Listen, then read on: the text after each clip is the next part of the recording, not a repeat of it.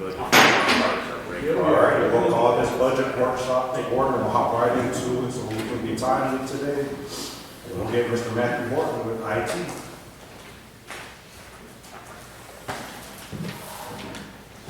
Alright, looks like we're on here. Good morning, everybody. Alright, so yeah, like I said, we'll get right into it. So I'm looking at the line item justification list here that basically lists everything. I'm just going to start from the top and roll my way down. So the very first item is our contract with One Who Serves. And as I mentioned last time, myself and Brian, one of the other engineers, purchased the company in November of 22. As the new owners, we're making a bunch of changes on the back end. As part of that, we're changing our invoicing system, contracts, billing, and all that stuff. And these change numbers on the sheet are a result of those changes on our side. So it looks like a significant increase. It's really not, because you'll see a similar decrease a couple of line items down. Basically what this is in addition to IT support services, we provide you guys with a bunch of software and hardware services as well, such as server backup, security software, remote access and management software, anti-ransomware, and things of that nature. And those used to be separated out into the dues line item, but with the way our new billing system works, we can't do that anymore. So we're rolling it into the main contract at the top instead. It's also been recalculated, but the recalculation is a difference of maybe plus or minus $100 to $200 for the year, so it's really insignificant. There is a slight change that's reflected in the numbers, and the reason for that is because we're going to be adding another managed firewall for Public Works, and that's a yearly cost that's also rolled into that number because their existing one is about to croak. But other than that, it's not real significant, and we haven't raised our rates or anything. So didn't want that to be scary looking for you. Any questions about that item? Look like it. Okay. I don't think anything is changing in the telephone item this year. I don't have anything noted here. We're not adding anything or anything like that. So Just out of curiosity, I had a question. sure. What do we have in terms of phone lines at the park that are $1,700? That is a analog line. I believe for the One line is $1,700 a year? Yes, they are very expensive. Is there some way we could go with a non-analog line? Yeah, we may be able to get service from our internet vendor through the cable line. I'm not sure if there's a particular reason why that line is analog or not. It might be because of a security alarm or a fire alarm, in which case you have to have it as an analog line. But yeah, nobody wants to support those anymore, so the cost just keeps going up. No. We could have, a conversation with Parks and Rec to see Yeah. how much they really need a landline there, because everybody's got cell phones now, and it's not like a lot of phone calls are made in usage there. Yeah. Or if it's a fire. But I think it we may can be get the that. fire alarm. Okay, Yeah, I if think that's it's an a- issue, we'll Yeah, I think it's a fire alarm But- slash possibly security system, but we looked at this before, and I believe Greg even had it quoted from a vendor to have that replaced, and the replacement system that operated off of, I believe, 4G or something like that was like 8 times as expensive. It was insane. So as soon as we saw that, we just said, we'll just keep it the way it is. We'll verify if it's needed for the Yeah. fire Any way alarm, around it, yeah. So- Is it a line in the concession stand? Yeah, it's the concession building. That's a lot for one line. Oh, it is, but I'm thinking even though everyone has cell phones, I would think that we could still. Yeah, I mean, it needs to be there because if there is an alarm generated, that's the line that it uses to relay the alert to the alarm company so that they can, roll PD or fire or whatever needs to come out. So moving on to the dues item, so that's where we see our significant decrease because we moved all that stuff up to the top. We have one decision package that would influence this item, and it's another thing I mentioned in our previous meeting. So our Microsoft Cloud services, we currently, that's where we host our email for the town, so it's on their stuff in the cloud that's not anywhere in this building. So we pay a yearly subscription for that. We want to expand those services. So currently, we just buy the email inboxes and we don't get the rest of the Microsoft 365 services. We want to expand to get the rest of those, which includes Microsoft Teams, which is a collaboration software that I believe the county and some other external vendors use. And with our current license level, we actually can't use it, and it prevents them from doing some meetings and things, which is kind of annoying. So we want to up that license level to give them that functionality. And we're also wanting to increase the license level so that we can add some additional security features to the cloud services, because they lock those features behind an additional license for whatever reason. It's the area that I'm most concerned about, so it's my highest priority decision package for this year. But since it's totally hosted by them, we have no control over it other than doing this. And it's I think the biggest attack vector that we have right now. Somebody trying to, fish their way into somebody's mailbox so that they can, steal protected information, or try to impersonate someone to steal something from somebody else. And these additional security features give us the ability to do things such as, lock down logins to a certain geographic area, such as Western North Carolina, where we're not expecting our people to really travel outside that area, except for, very rare circumstances. It gives us artificial intelligence-based login monitoring, where it's going to monitor the patterns of people's logins. And if somebody deviates from the expected pattern, it's going to generate an alert and lock down that mailbox for further review. So really good tech. We just can't use it until we up our license level. So that's why we're looking at an increase there. So our existing $3,500 a year cost would go away and would be replaced by an $8,600 a year cost. Now, the downside to this pricing, and the pricing of all the decision packages, is that our government GSA vendor has not gotten the final pricing yet. So everything I've quoted here is based on commercial MSRP. GSA licensing can sometimes be higher, sometimes lower. We really don't know until they quote it. But I think my numbers are realistic. So they should be relatively in line with what it's actually going to be, but there may be a little bit of variance. So just keep that in mind. I fully support going to the cloud with the services and stuff like that. But didn't we just recently upgrade a lot of PCs with Microsoft Office? Yeah, we're good on Microsoft Office for years, and this is not that. Oh, it's not? Yeah. Oh, okay. Yeah, so we have what's called perpetual licensing for Microsoft Office, which means like you own it forever. And in the terms of software, forever isn't really forever. It's until they stop supporting it. Right. So we got about 5 more years on it, I'd say. Okay. And when that time rolls around, instead of doing that again, we're probably going to look at switching it to a subscription model instead, so that we don't have that huge capital expense every 5-10 years.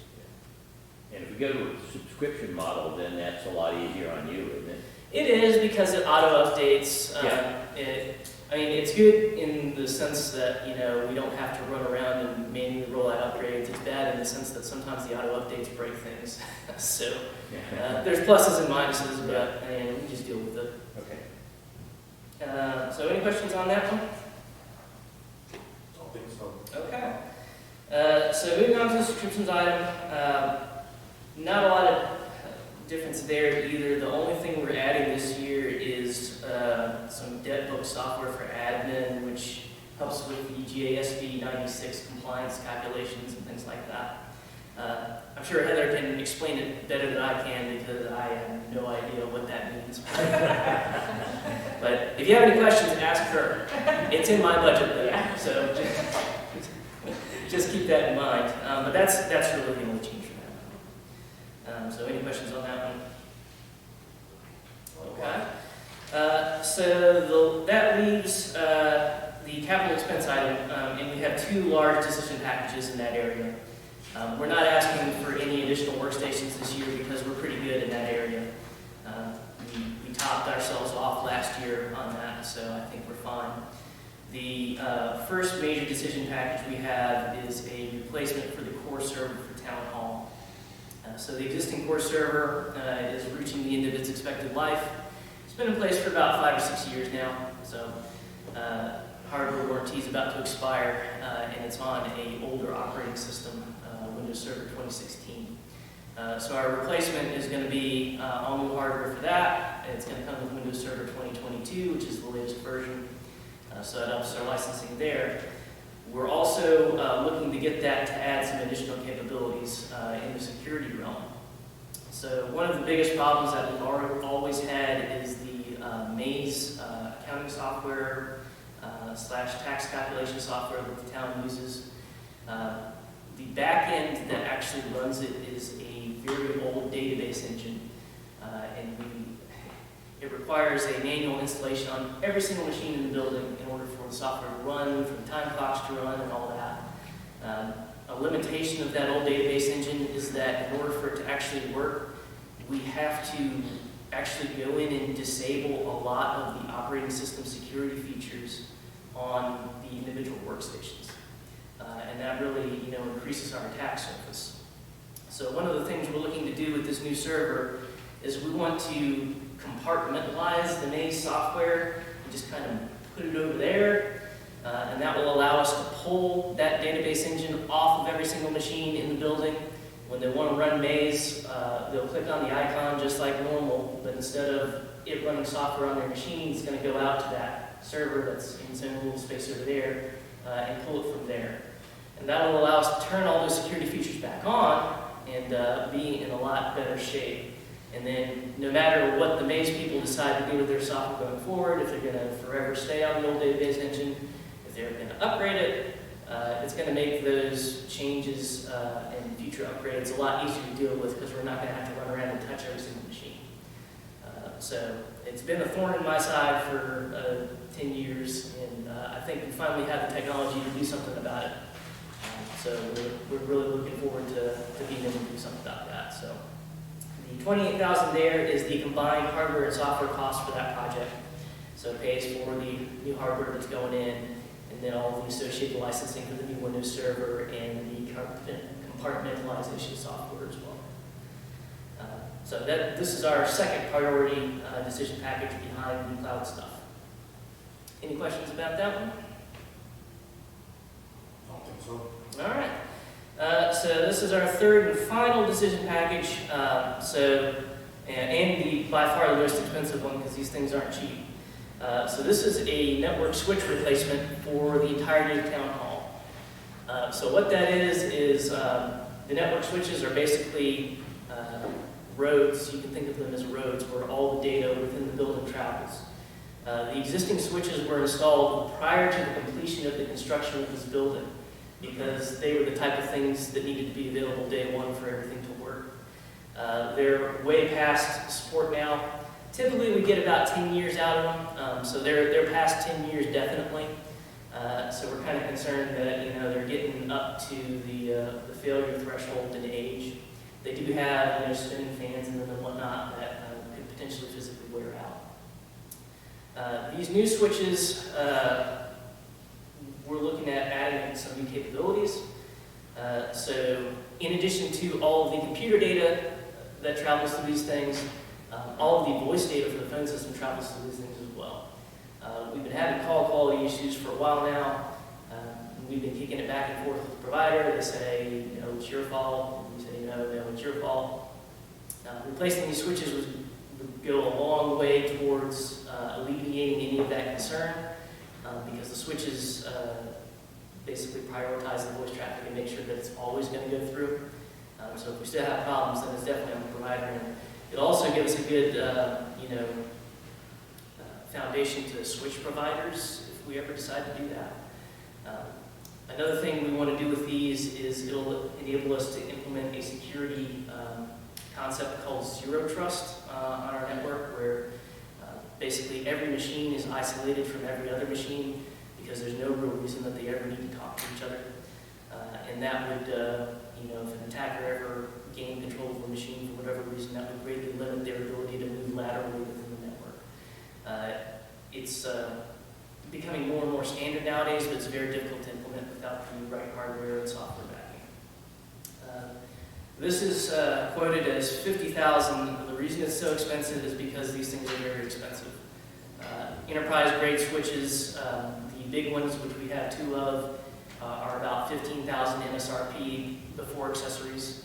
And those are what I would call midline.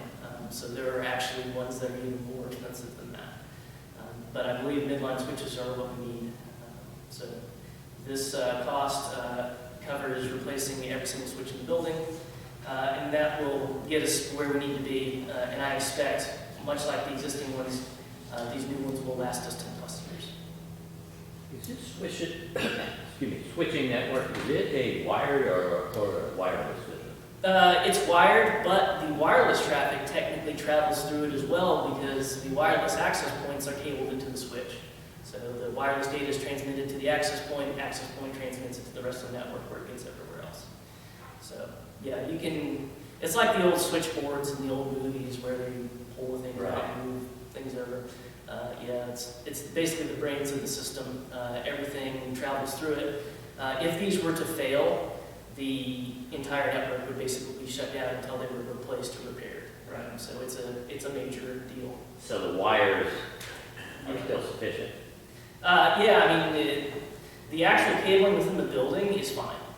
So yeah, it's not like we have to rip out and replace anything. These are just the boxes that actually handle the traffic. Right. How long would the system be down while you change those boxes? We'll do that over a weekend, so it's not going to be at a time when people are operating because there's some programming involved. We can do that, beforehand before we actually rip anything out, but it'd probably be a day. So we do it on a Saturday or something like that. All right, and that was all I had, unless you had any additional questions for me. It doesn't look like it. Okay. I appreciate it. Yeah, thanks so much, guys. Thanks, Matthew. Who knows if Greg is worried? When I text him, yeah. And I'll follow up on the phone line to see if that's a fire issue or convenience. I tell you, I'm thankful we have somebody like Matthew that understands that stuff. Everything he's talking is so far over my head. Yes. He's, and Matthew was just a staff person there, and so,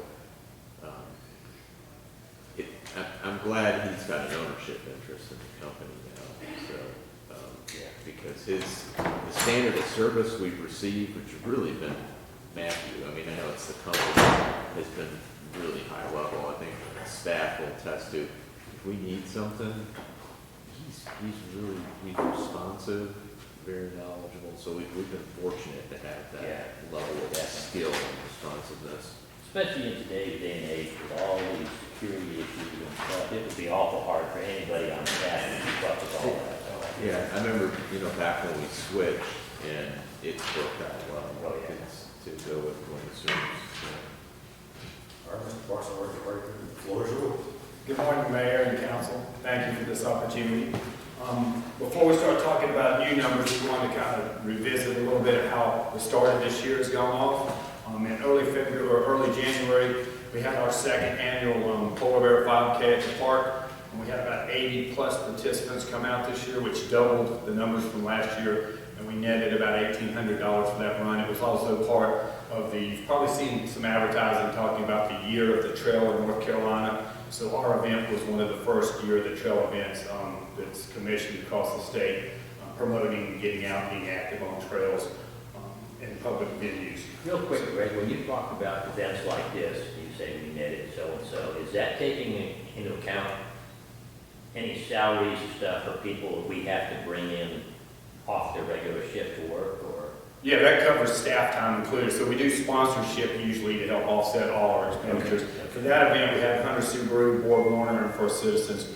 We're all sponsors to help underwrite the cost of the operation. Thank you. So then on February 10th, we had our father-daughter event this year. We were able to partner with Prescott Auto Reserve to move to that venue. Beautiful facility. We were able to handle 160 dads and daughters for that event. Probably have room to grow up to maybe 200, which is way above what we've served in the past. It was just a fun evening. We do music, entertainment, snacks, a great time for dads and daughters. And Optimum Cable was the sponsor this year, and that's their 12th consecutive year with that event. Sell out again? We did sell out, yes, yeah, and we think because of the size of that venue, after this year, we can push up to probably 200 couples. Our yoga program has been very, very popular this year. We've had 3 different sessions. Currently, we have 17 in our spring session. We just finished the winter with over 20 students, and we've generated about $4,000 off yoga with our 3 classes. We've got a great partnership with Laughing Elephant Studios that provides the instructor, and it's really helped fill the need for one of the community wellness programs. Summer day camp sold out in 1 day this year. 55 children, all 8 weeks sold out. We have a huge waiting list for summer day camp. Majority of our campers that are in camp are Fletcher residents. They get the first opportunity to sign up. We'll start camp June 12th and operate through August 4th this year. And I think so far, year to date, we've already collected $22,000 for summer day camp. There'll be a payment in April, a payment in June of May, and then a final payment in June for summer camp. We just finalized our numbers with Fletcher Youth Baseball. They've got 333 players playing this year. Practices have just started. Games will begin April 10th, and the season will run Monday through Saturday from April 10th till about June 17th this year. So we just need the weatherman to kind of be consistently dry for a while. Empire Lacrosse has their rec player league with us this year. They've got about 49 players participating with the rec program. They're here a couple of nights a week for practice.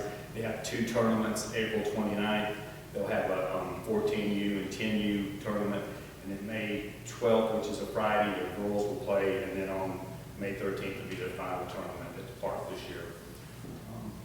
Then our Easter egg hunt right now is set for this Saturday, April 1st, from 12 to 2 p.m. We're having some weather challenges that we're hoping to work around by 11 a.m. Saturday. We'll offer 5 different fields for different age groups starting at 12 o'clock. And we'll rotate every 15 minutes, and there'll be 12,000 eggs out on the fields on Saturday.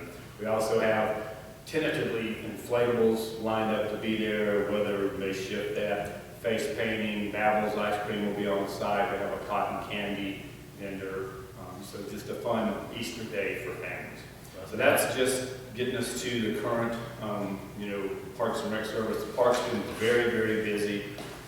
The Greenway section that was repaired, patrons love it. They're very thankful. We're seeing lots of dog traffic daily and lots of people walking and utilizing the park. Now that you mentioned it real quick, do we have clear procedures now on inflatables and? Oh, we've had those in place. Number one, they should be staffed or supervised. But yeah, the wind, based on what happened in Transylvania County, 10 miles an hour is our breakdown number if wind gets to that. So if with what they're calling for Saturday, there's a high probability we're going to offer that. So say at 15 to 25 mile an hour gusts. But whenever we have an event, it's clear whose responsibility is to make that decision. Right, our staff will make the shutdown. If it's our event now, the piece that is problematic, and we've revisited this, is we're starting to see more inflatables by families at birthday parties. So we tell them they have to have generators to operate it, they have to have it staffed, 10 miles an hour is the breakdown point, and it has to be supervised. So that's the one that is somewhat In that case, problematic. whoever the park attendant, it would be their responsibility to monitor. Yeah, and we check in and out weekend wise, and weather's always our first priority. Is there going to be some safety issues over the weekend, whether it's high winds or things like that? Thank you. So as we're going into the next budget season, for us, the impact starts with our part-time salary line. You'll see an increased request of $10,752. That's the impact to bring our teen camp program staff back. Teen camp was one of our popular programs going into 2019, and we made a shift and pivoted to serve the elementary communities because of COVID in 2020 and 2021. But now, as we look at our population in camp, we know we're going to have a demand for that 12, 13, and 14-year-olds again, so we would like to reinstate that program and bring back staff and support to operate middle school camp starting next summer. But didn't you have that staff last year? We did not have teen camp, no. We had regular camp staff. So this is the first time you're on? Yeah, well, we've offered it 2018, 2019. Then we shifted out during the COVID era and focused on the elementary. So we'd like to bring back the middle school program. So we've got a small increase projected in our overtime line of about $500, and that's a result of our last 4 events, community events, are larger events now, 2,000 plus people is what we've seen. So it's requiring more setup time, more staging time, and more takedown time per event, and having to bring in some more part-time staffing to help man those events with 2,000 people. But some of that is being offset by the sponsorships too, right? Right. Yeah. So as we move on through, we've got in utilities, about a $2,000 increase projected, and we're already seeing a Duke Power price increase. So we've just kind of amortized that going forward for the whole year, with that moving from $32,000 to $34,000.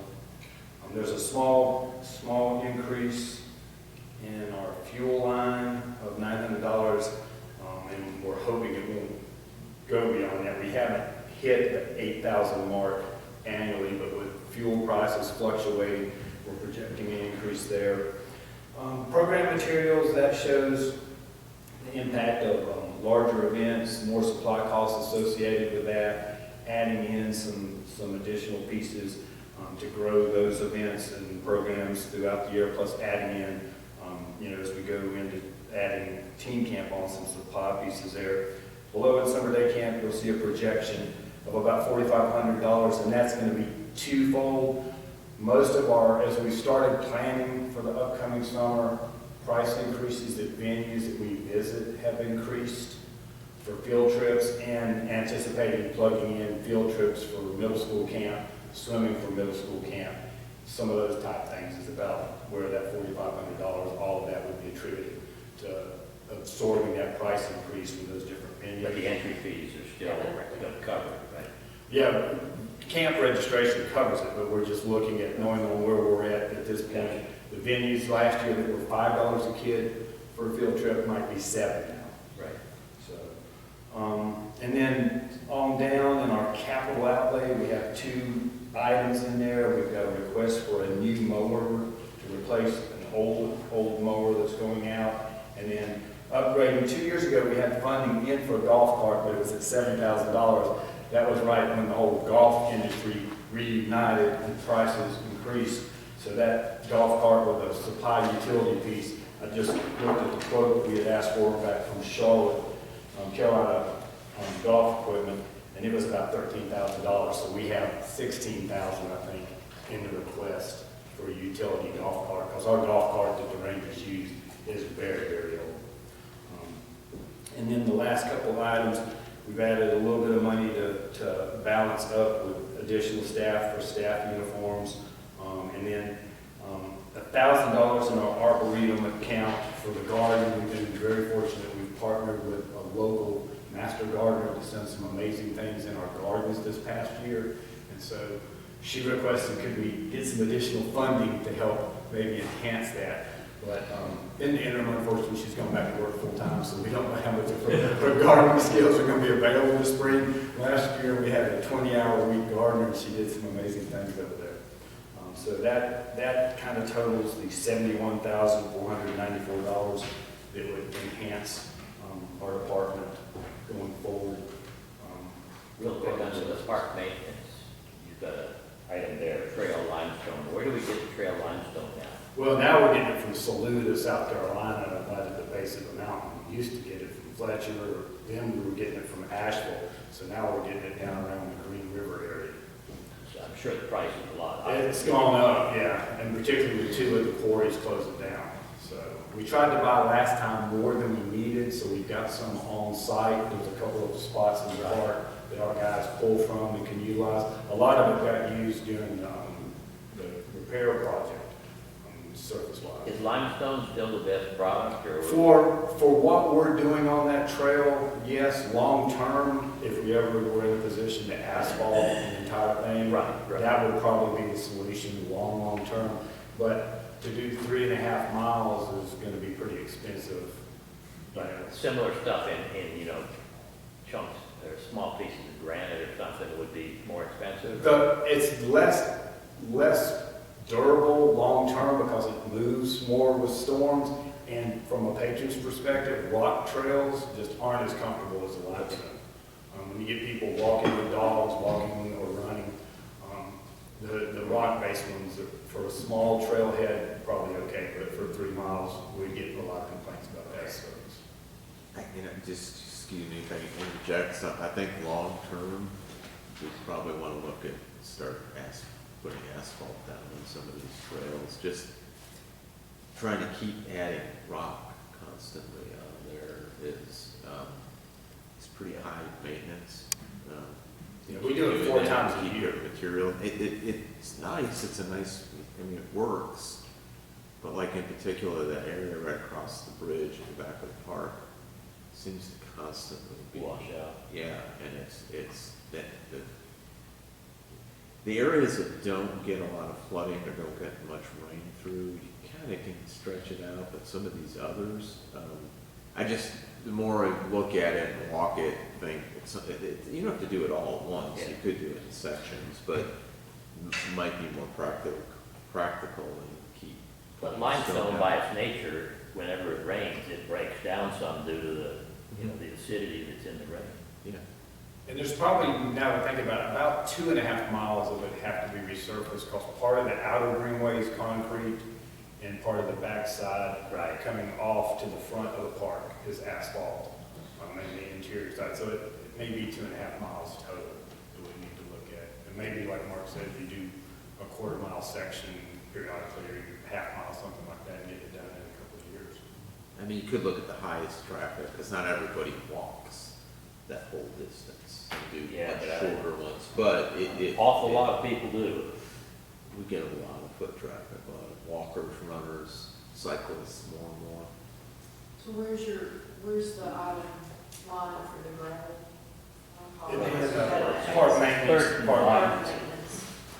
And that includes a lot of supplies that we fertilizer for the fields, wall field materials, a lot of different things in the park maintenance line. So you're saying you do have to do gravel 4 times a year? At least 4 times a year. And that's depending on, any time that we have a hard 3-day heavy rain, there's sections that we have to come back and elevate because of the wash. Do you go out to Sloan Miller, or do you get it out here in Henderson? We've been having to get it down from Saluda, Green Cove area, Green River, because we used to buy it all exclusively here in Fletcher, and that quarry's gone, and we were getting it from Black Mountain, and they no longer had it available. In regards to the camps, how many students do you have?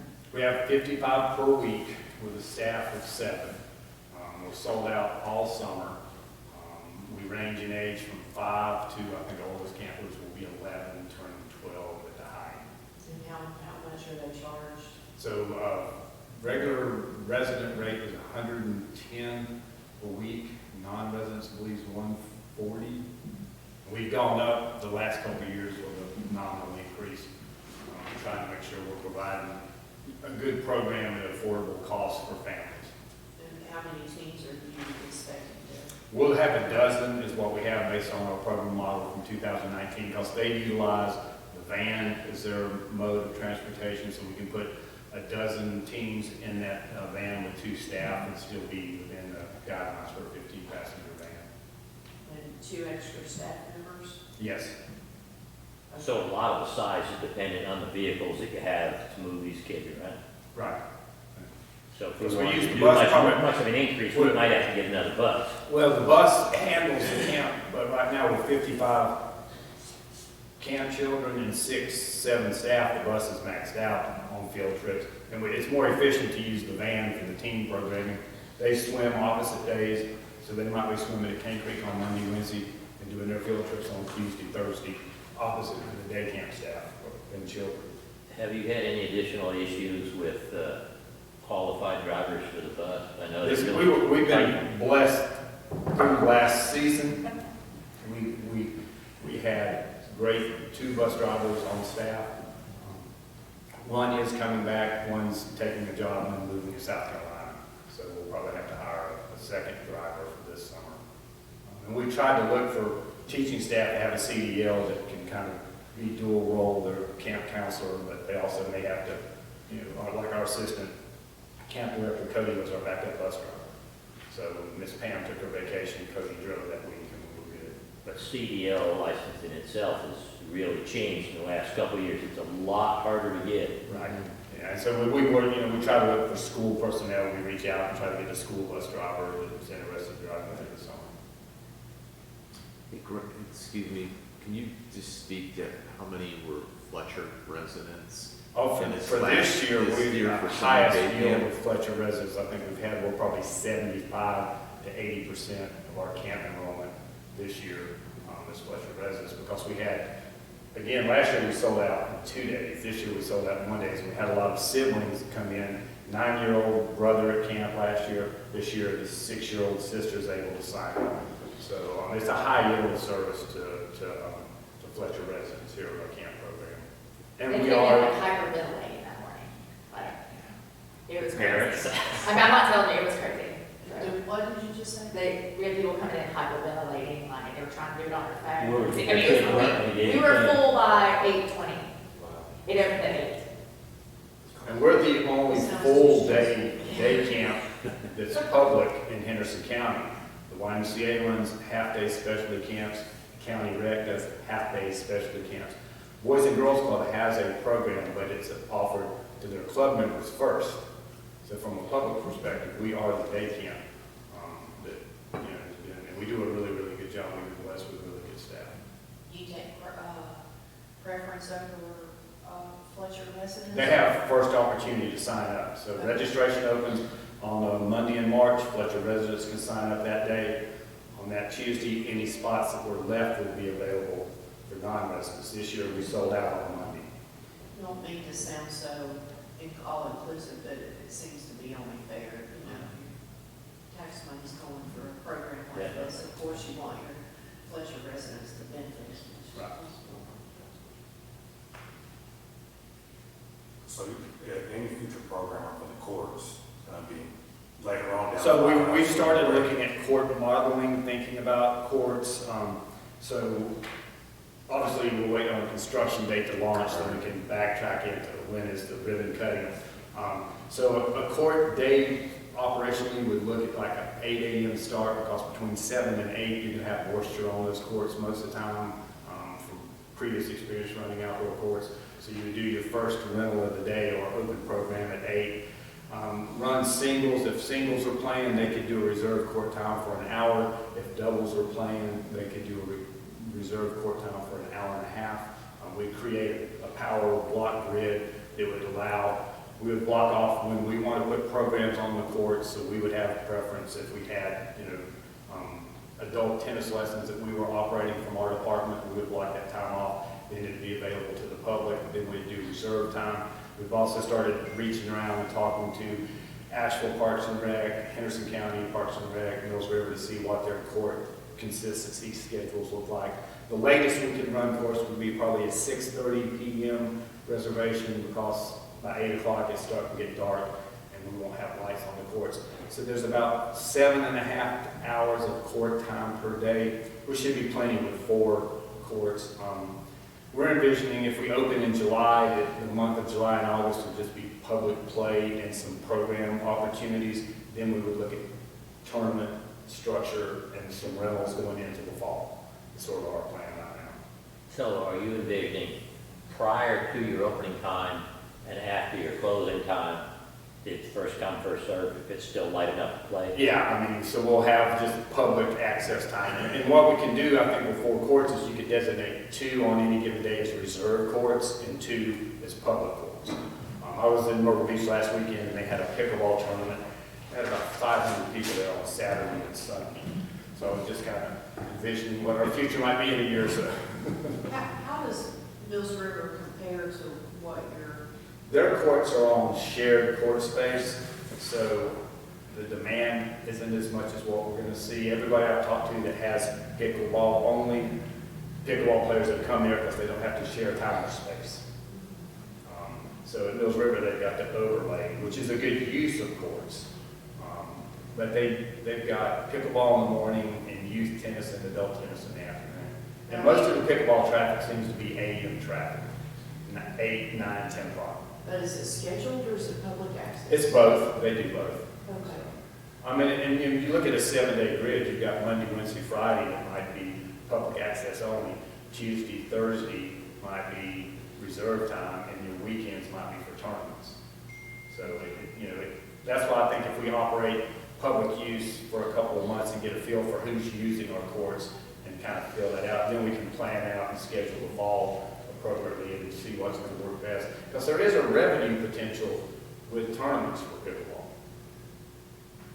Do you envision running pickleball leagues, or do you envision? I would rather partner with a pickleball association and have the people that do it all the time professionally rent our courts, and to start out that way, just because of the staff management that it takes to put a tournament together. But there's 2 or 3 pickleball associations in Henderson County already formed. Have you put any thought into how to make sure people that are non-Fletcher residents come in and dominate those courts? That's the challenge I see, and I think that's because of our proximity to Buncombe County and Henderson County, 8 miles or less. I think that's going to be something that we'll have to kind of, when we do the reserve pieces, I think we probably ought to consider out the gate a reserve fee and make it very nominal, maybe $2 for a Fletcher resident, and then offset for non-residents at a higher level, because I think you're going to see a lot of that reserve request come from non-residents. So that's something we're kind of looking at what models are for user fees. But you'll have the public. I'm kind of concerned, I just want to make sure that there's enough time for public access, because not everybody's going to want to be in a tournament or, Right. Do things. And I don't think the tennis courts is going to have as much challenge per se. So it's just going to be a matter of, creating within the 4 pickleball courts. Maybe there's always at least 1 court always available for public use, and the other 3 might be set up on a grid time where it's our programs are running, community, and reserve times. But when you start at 8 a.m. to 8 p.m., you kind of look at how many opportunities are during the day. And the reality is, from running previous courts at Jackson Park and YMCA, particularly during the summer, from 12 to 3 is dead court time because of the heat. So you can make that public access and not have a lot of issues. But when you say public access, you're still envisioning scheduled. Right, yeah, and we'll just have a daily schedule that shows, I walk up to court 1 and it tells me court 1's blocked Right. off for day camp from 8 to 10, 11 to 12 is public access, 2 to 4 is a reserve for Blue Ridge pickleball. When you're saying public, you mean general, any first come, first served? Right. When you're saying public, just make sure we're all talking about So the you'll same. have a board there at the, Yeah, that's what we envision, it'll have today's schedule. which court, who's on it at what time and all that. And you'll have to update it every day or something? Well, I think you can start off initially with a model that covers all 7 days, because you're gonna have, Yeah. divide it to program days, maybe on Tuesday, Thursdays, the days you plug in You could- program time, and Monday, Wednesdays, you have public use and some reserve time. Like maybe something you print off and you can just lift the lid, Right, post and it, pick put up it a back copy, down. yeah. Similar to like, if you go to any public pool, they have their pool schedule, and you can get a copy of that and have that so you know when last swim is and fitness classes and things like that. Because I've noticed that occasionally at the baseball fields, you just have a piece of paper, it'll have the Right, name yeah, on it. for the or something reserve. just to- Yeah. And that's, with you guys with baseball, we know we're in a long block Yeah. grid of use by the league. Now, also, you're talking about tournaments. Our park gets slammed on the weekends with traffic. I don't see that would be. In the fall is feasible. when I Okay. envision tournaments. I would not do spring tournaments Yeah. or summer. But in the fall, when we have a drop off, then we could easily plug in some tournaments. And with pickleball, because a lot of it's retirees, you can start a tournament on a Thursday Okay. and go Thursday, Friday, Saturday. It's kind of a different audience that is in that sport. Do you have a question? I wanted to address the holiday decorations. Do you have enough money to We- move that up? We do, so for us, again, we decorate interiorly in the park. So the lights and things like that that we put in there are geared around our Christmas in the Park event. So we can add, for us, we can add in some more LED light fixtures, but there's some power connectivity that's a bit of a challenge. We have field 4 has power access, Field 5 has power access, and the concession stand, that general concert area there is where we can run power connectivity. Then we're jumping all the way over to Steelcase Shelter for power plug connectivity and down by the fitness pad. So as we're trying to lay it out, when we try to look at where an event area is to display it, to make it connect, and then you kind of got a gap. A couple of years ago, we did put some stuff over on the Steelcase side, the fitness side, and we did the drive-through Christmas experience. Last year, we chose to keep everything close to the Christmas in the park with the ice skating. Well, I appreciate you decorating the park, but we have residents that have reached out to us. It's not just me anymore. I think we've gotten a couple of emails that have expressed, concern that we don't have anything downtown to look holiday-ish, and so I appreciated what you put at the signs and at the clock. That was a lot better, but I'd really like to, and I've got a couple of ideas about maybe a lighting contest or something that would help, because I understand what you're saying, and that if you don't have power, you don't have the power, but surely there's some other things that we can do on like all of the lamp posts or something, because the green garland, you can't hardly see it during the day, much less at night. So I know that you can't bear the brunt of the responsibility of decorating the town, and I do have a couple ideas about that, but if we could do any type of flagging or anything that's holiday-ish, that would be wonderful. Well, Or probably the even best sustained solar, thing would be, I think the best sustained thing for the light pole situation would be, can we find some nice LED type Christmas lights Yeah. that can be attached if there is power connectivity to put out, so that they can come on with timers and go off. That'd be great, or even if there's any, solar type lights of snowflakes or something. Or a red garland or something that Yeah. stands out from the pole. Yeah, because it's just a stark difference from other, and we all know that our town isn't like a traditional downtown like Hendersonville.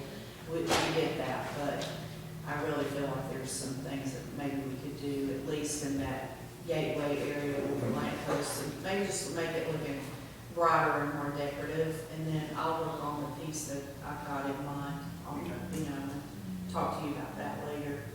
And I think maybe make a big difference.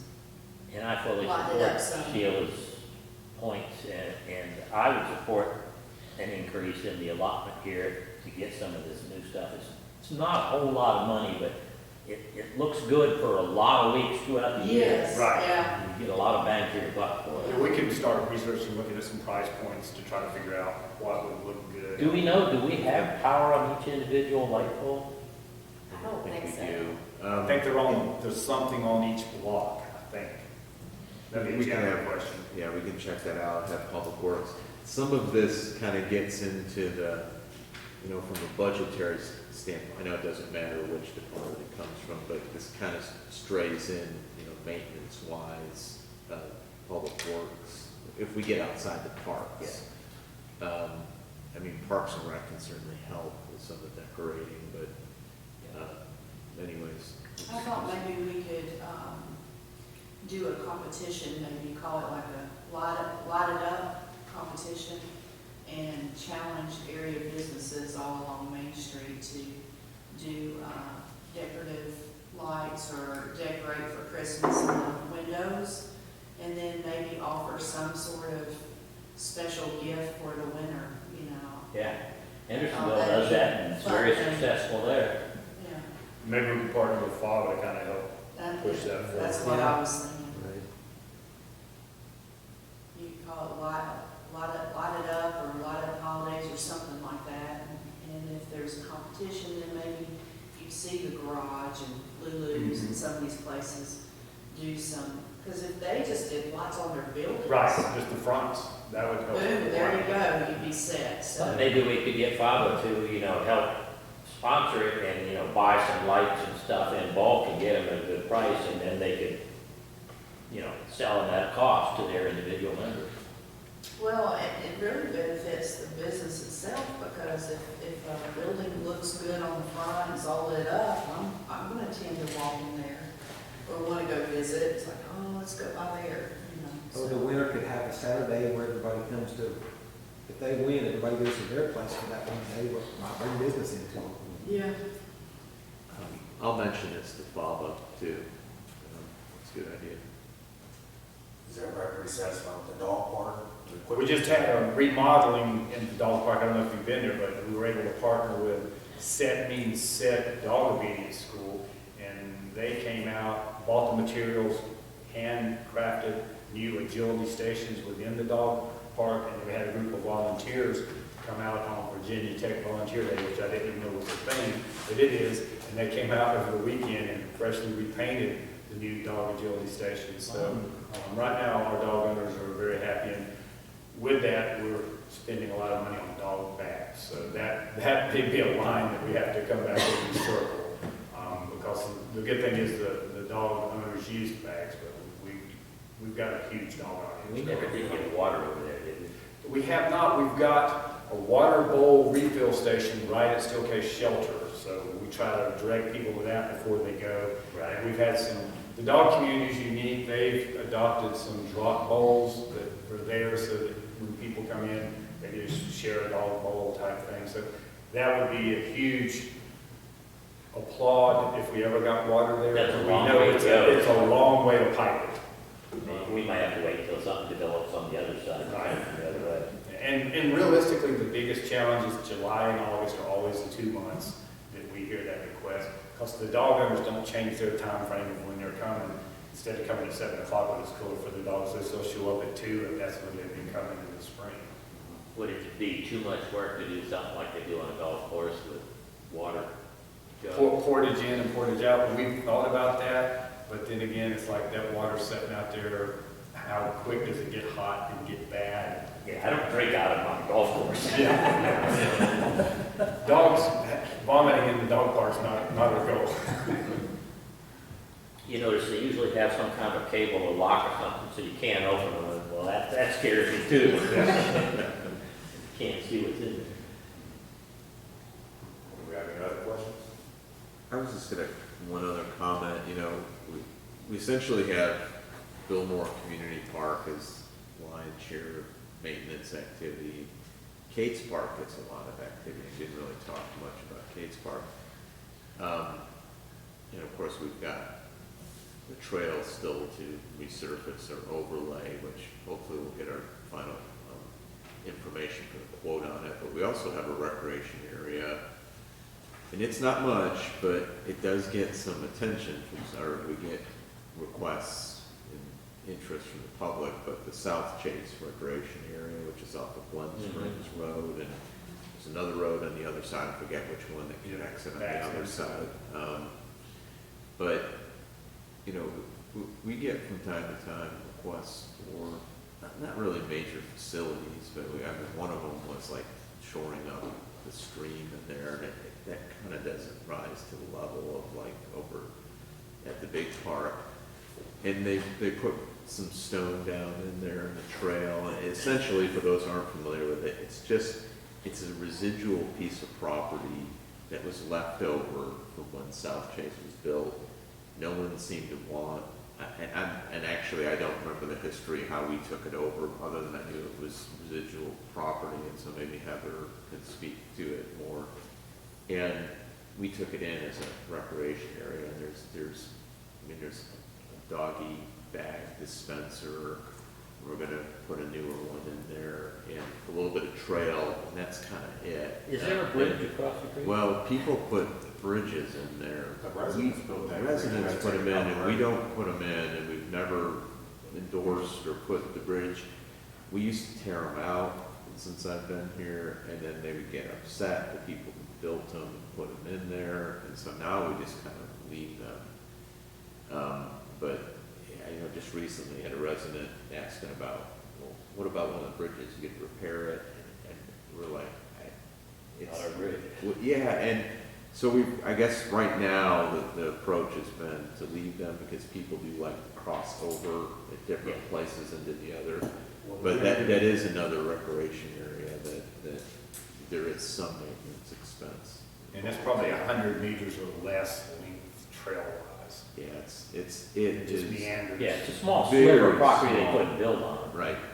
So do we have any liability if somebody gets hurt on the? Well, we've got liability in all our park facilities. So, yeah, to answer your question, sure, there's some liability there for that.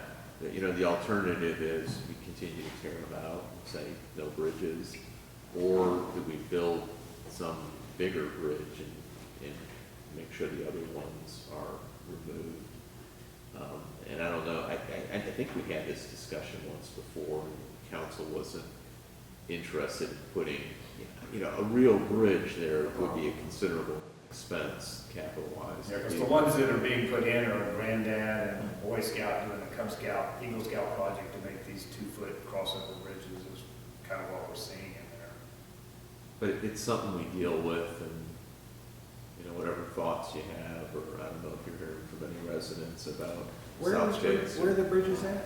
So if you go to this little recreational area in South Chase, if you walk You know into where the it's at? trail, okay, if you go down Glen Springs Road and just follow, well, I'll have to show you. Well, if you drive down Glen Springs, you'll see a doggy bag dispenser thing. It's a little wooded area, and it's right in a bend of the road there, and it's just a long, narrow strip, not that long, but just a narrow strip of land that you can. There's a little trail that goes through it, and if you want to continue on the trail, you do have to either cross a bridge or jump the bank to get to the other Coming side. down. And bridges probably are The less than last, 2 feet long cul-de-sac and maybe road. 2 feet wide.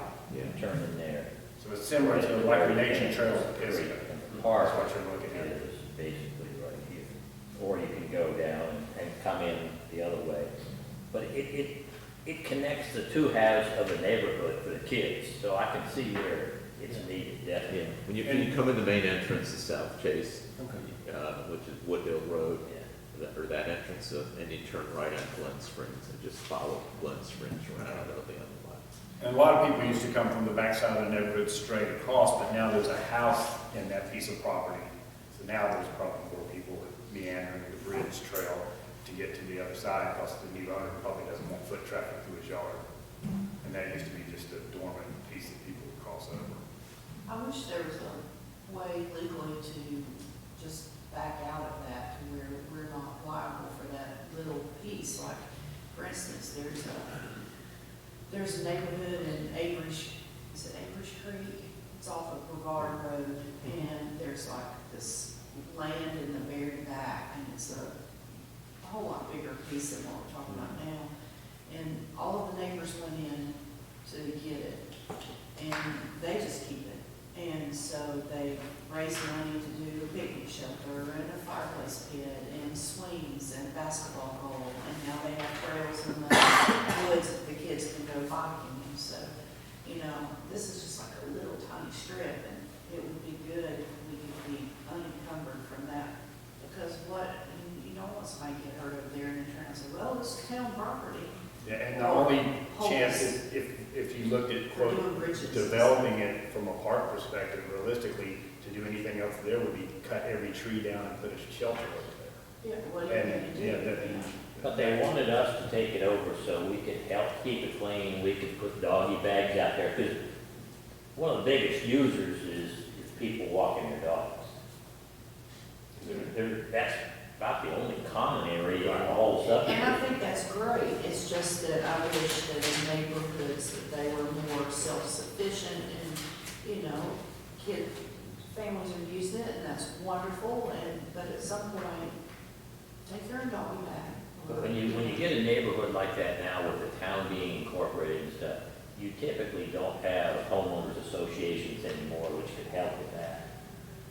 And if you don't have a core group of people that step up, it just goes, you know, it just collects old trash and stuff like that. That's one of the reasons why we're there, is to help. If somebody dumps garbage there, we can clean it up.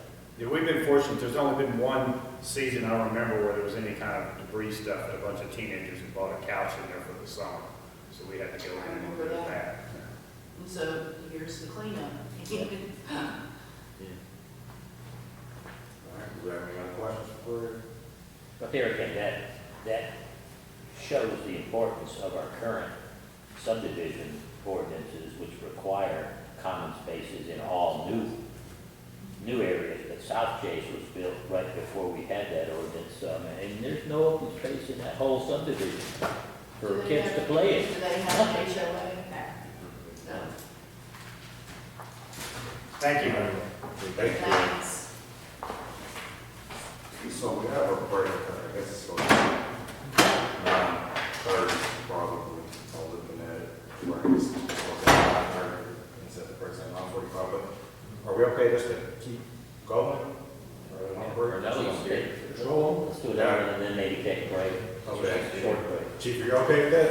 Yes, All I right. figured somebody would be having to get rid of some coffee by now. Surprise, yeah, we can do it. You figured what? Someone would have to get rid of some coffee. Good morning, Mayor, Council, Manager.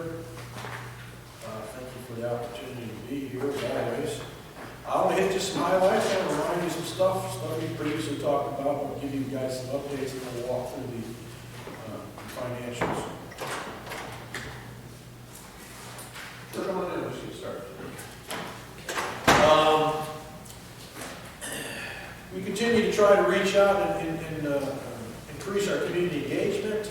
Of course, like everything else we talk about, staffing plays a role in that, and once we get up to speed, we'll be able to do more than that. But back in 2021, we had, speaking of social media and our Facebook, we had 1,200 followers, and today we're up to 2,600 followers, so we more than doubled that. That's not always a good thing, because some of the followers, some of the followers I wish we didn't have, but the point is, people are paying attention. We're trying to be seen. We're trying to communicate. We put some crime prevention stuff out there, and we try to be transparent, let people know kind of what's going on. We report on some significant incidents, and people have taken note of that. I expect that we'll continue to see that grow, probably a slower scale, but I think it will continue to go up. This last fiscal year, all of our officers were certified CPR. As far as I know, that has not been done before in Fletcher. Everybody at the police department has CPR, and I assume most of you know this, but we've already saved a life just about 2 months ago.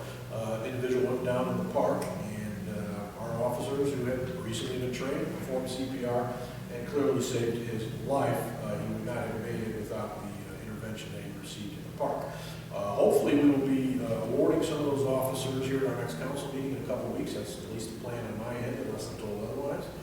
And I do believe that victim will be here that particular day. I've reached out to him, and it sounds like he intends on being here, so wonderful stuff. This last fiscal year, we have increased our detective division to 3 detectives. We have a sergeant and 2 detectives now, and we try to get, through my reports, try to get as much of the big cases to you as possible, but you might recall, within about a 5-week period in November into December, they handled several significant cases. We had a sexual assault. I probably haven't reported on that one too much, but we had a bona fide sexual assault. We had the carjacking from the truck stop, where the individual jumped in the car after trying to get behind the counter and locking the doors of the truck stop with people inside. He jumped inside that car with the children in the back. The children had to be pulled out of the car as he sped off. And he crashed on a couple occasions, injured somebody else in the crash, and later on we found him deceased. So you probably recall that, but a very significant investigation. We had a suspicious death investigation that we worked as a homicide. Took a lot of resources. Eventually we determined it wasn't a homicide, but took a lot of resources, did a lot of search warrants. We did find evidence of other crimes that this individual was later charged with. We had the robbery, if you recall, I don't remember what street it is, off of Jackson Street over there, where he knocked on the front door, and the lady answered the door, and he demanded her keys with threat of harm to her. She didn't give up her car keys, took her car keys and stole the car. And then we reported, we gave out some awards recently about the rash of breaking and enterings we had, where we identified the offender charged with 7 different breaking and enterings. And it was all those cases that I just talked about, highlighting, happened within a 5-week period, and all those cases were solved successfully by a group of 3 detectives who worked pretty much nonstop. And I'm not going to stand before you and tell you that it's always going to work that way. We're always going to be 100%, because that's not true. But it just makes a difference having those 3 detectives, so they're making a significant difference. and they've also finding time to be out patrol, supporting and supplementing our patrol division. And when they hear something that's high risk or something hot that goes off the radio, they're leaving their offices and they're out there helping. So that's been a great addition and a great bonus to this past year. I'm sure you're all aware of our fundraiser we did, No Shave November, where we raised over $5,600, and we'll be looking for a charity we can give to, and we'll try to do that again as November rolls around. That went very well.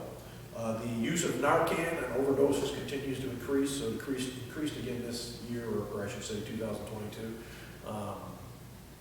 Not by a significant amount, but we are seeing a constant increase, so we've had to administer more Narcan. So far this fiscal year, we've collected 29 pounds, which is equal to 21,800 pills with our drug take-back, so that's pretty significant. There's a lot of people with pills in their house, I guess, or carrying pills around that they need to do. That's 29 pounds, and we haven't even got to our event here coming up in April, so I'm sure that'll increase significantly then. We just completed a full inventory of our evidence room. We had somebody from the outside come in and assist us with that, and to summarize, we're in pretty good shape. The evidence that we're taking in presently is being brought in and documented very professionally, being handled very professionally, and so that's the good news to report. Some of the stuff from years gone by were disastrous and a little more unprofessional and difficult to manage. There's some evidence we have to keep forever, and so some of that stuff, is a little more challenging to go through. But the good news is today, what we're processing today, and how our officers are dealing with that is very, very well. I won't tell you that the inventory was perfect, but I was happy with what I found. Nothing that I'm concerned about. Evidence is always high risk. Gets people in trouble, liability-wise. People get fired. People get arrested. Chiefs end up without jobs. Those type of things. So centers around mishandling of the evidence function, but our evidence function looks pretty good. There's going to be a few suggestions made that we need to tinker with a few things, but nothing major. So I think we're in good shape there. I did receive a report from the outside consultant. I haven't reviewed that report yet. I will review that. If appropriate, I'll send that to you, so you guys can look at that as well. But Do we have complete that? Several months. Took several months to get through that. Go ahead. Do we have capability to store, if we have a big marijuana bust or something? That's been a big issue in the past with fresh plants and how you store them. That smelled lovely back here. Oh, yeah, people have put on the United States, it gives me a headache, that doesn't take, every time we went to this inventory, every single time my allergies is active, I was back there. So, yes, it's not fun. We have some storage space, so the space isn't an issue really. I guess it depends on how big of an operation we're dealing with. There's always other places that we could, other agencies that are very supportive of us, we work well with if we needed them.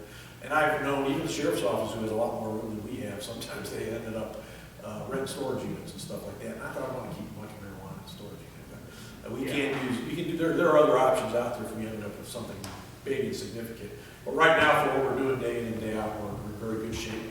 And some of the stuff we need to do moving forward, there's things we need to do, which I think I'll get into shortly with some of my budget requests. There's things we need to do that will clean out a lot of the old stuff, and there's a lot of stuff we're sitting on we don't need to be sitting on. It's just we ain't got the time and personnel to manage it and get rid of it. So if we get rid of some of that, we'll just have that much more room. But it's really in good shape, and at any point in time, if you guys wanted to see it, just make an appointment so the person with the key is present, and we have to show you what it looks like. If we take in, we do some kind of investigation and we have some handguns or something, what eventually happens to all that stuff? Typically, there's a couple of, we get court orders to get rid of them. If it's something we can return to the owner, we would return it to the owner when it's appropriate. You have to have a judge sign off on a court order for firearms. Oftentimes we sit down and we've been getting credit for them. We can give them to a gun company or retail outlet. They'll end up selling them off to somebody else, but we get credit for our guns. So we can either get our guns free or get a discounted rate. That's typically what we've been doing with them. We are not allowed to destroy them yet, but I know they're working in the legislature presently as we speak We're trying to get that as an option because some police chiefs don't want to hang guns back out, put them back in the street, they'd like Yeah. to destroy them. And some guns are so junky and don't function properly, they need to be destroyed. So that's something we can't do presently, but to work on. So if we can't get rid of it appropriately, and these retail establishments don't want them, then we sit them, which again takes up space. Right, thank you. So that was a big deal and something we just completed literally just about a week ago when we finished it. Do we still have a lot of space in the evidence area? Well, sufficient space. I don't know that I would say a lot, but sufficient space. And again, we get rid of some of this old stuff that we don't need to have a whole lot more. So that's something that moving forward we should work on. There's several things we've been doing, trying to be responsible of our funds and make sure we're using them responsibly. Talked about the increased Narcan use. We found a resource where we can get Narcan. It used to be quite expensive, but we get Narcan for free at this point. Hopefully it'll stay that way. I've created a new, I started coding overtime, so I created a new spreadsheet. So we code all the overtime so we can see where it's going, various reasons we're using overtime. So if it comes to the point where we're either not using it responsibly, we need to cut that, or maybe we're using too much of it. I can look and see where we should be cutting, where we should not be spending overtime. We'll talk about body-worn cameras here in a couple minutes, but we've submitted 2 grants for body-worn cameras. They're both through the DOJ, so if we're lucky enough to get any of them. I doubt we're going to get 2. We would probably get 1 because they're both through the Department of Justice. And then we also put in a grant for a side-by-side gator that we can use so we can be more active in the park. Certainly during special events, but also just patrolling, getting back there on trails where, typically it's difficult to get to, or if you have an emergency back there, somebody injured, missing a child, or whatever. Our golf cart is out of commission presently, so we have submitted a grant. I've not heard back, but we are hoping that will go well. So that's just some of the highlights. Things have been going on for the last year, and then I will go ahead and jump into the budget.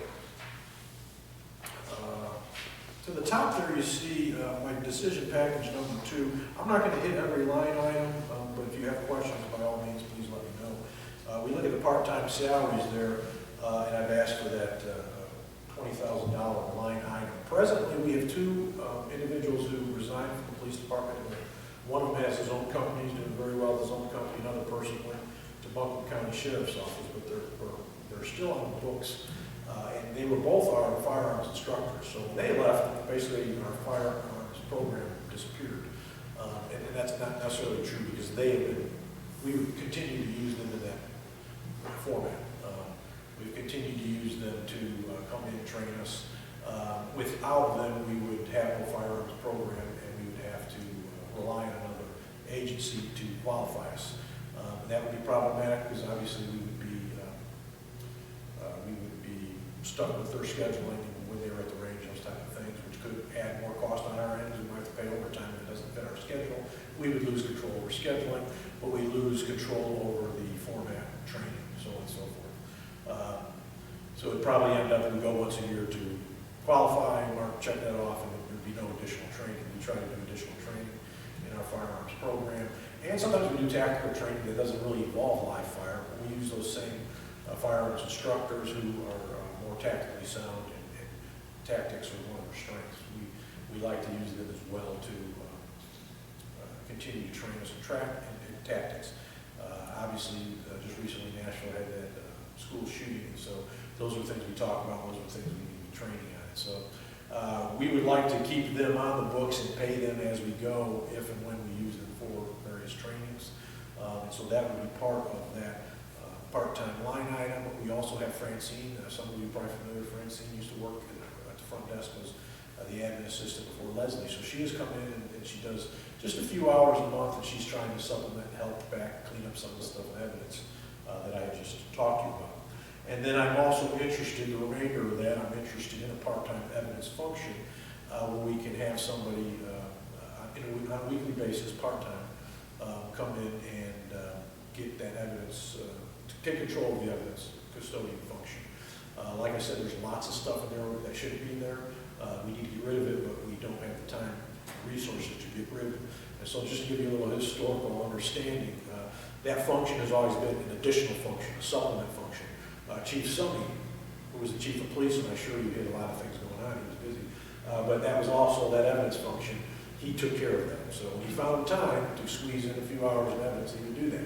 After Chief Summey left, and it was Lieutenant Barral who took over that function. He was the detective lieutenant. His priority was investigating cases.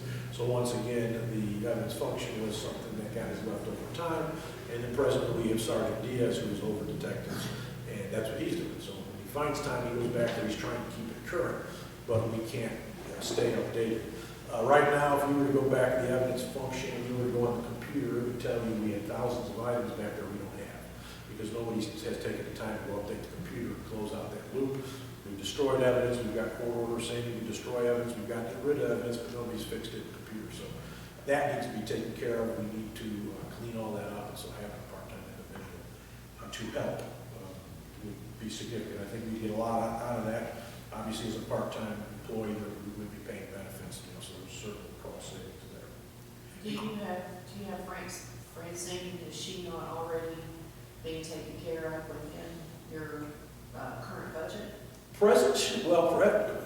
Current budget, yes. And what is happening is we're using those salaries, we're not paying for the officers we don't have. So once we're fully staffed, that'll be gone. We won't have that. I appreciate you clarifying. Yes, we won't have that flexibility once we're completely staffed. And the same would be for the two officers who resigned that we use for our firearms instructors. And then the evidence room currently, Sergeant Diaz does, you said? Yes, Sergeant Diaz is one who monitors it. Any more questions about that? I'll use my glasses here.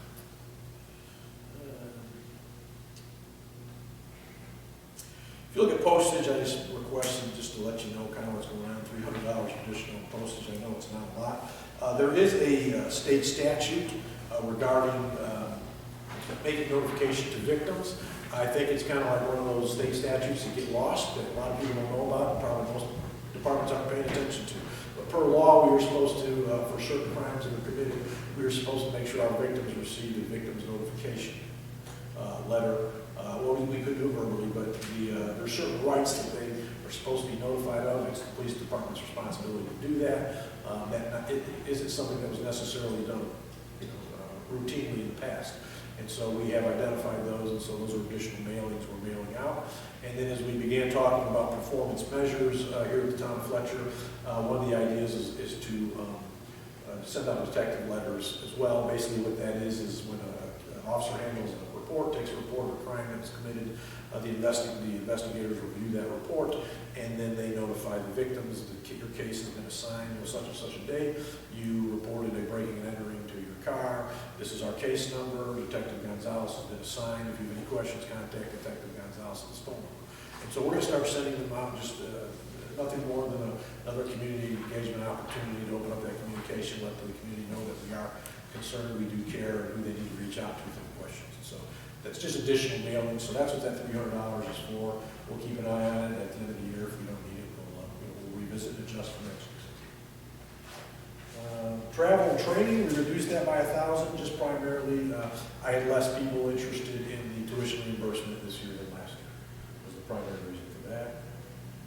Fuel expense, you'll see an increase of 5,000 for fuel expense. All I did was take the average of what we spent on fuel per month, and then I looked at how many cars we actually have on the road, and then I looked at what it would cost when we were completely full and we had those additional cars, and that's what it came to. It doesn't look like we're going to spend all our budgeted funds this year on fuel, which is a good thing, and so hopefully that'll be the case next year, but we want to certainly make sure that we're covered if we need it. So that's that on fuel.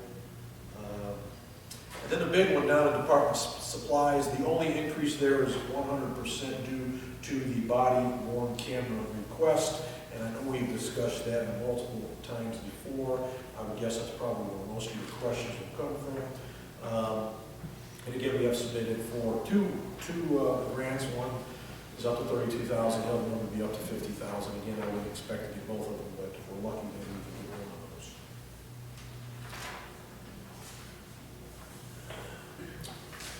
So that total cost is for 5 years. That gets us all the equipment to redo all the body cameras, so all the not body cameras, in-car cameras, all the in-car camera systems would be brand new, and they would integrate with brand new body cameras. So that pays for the licenses, that 5 years.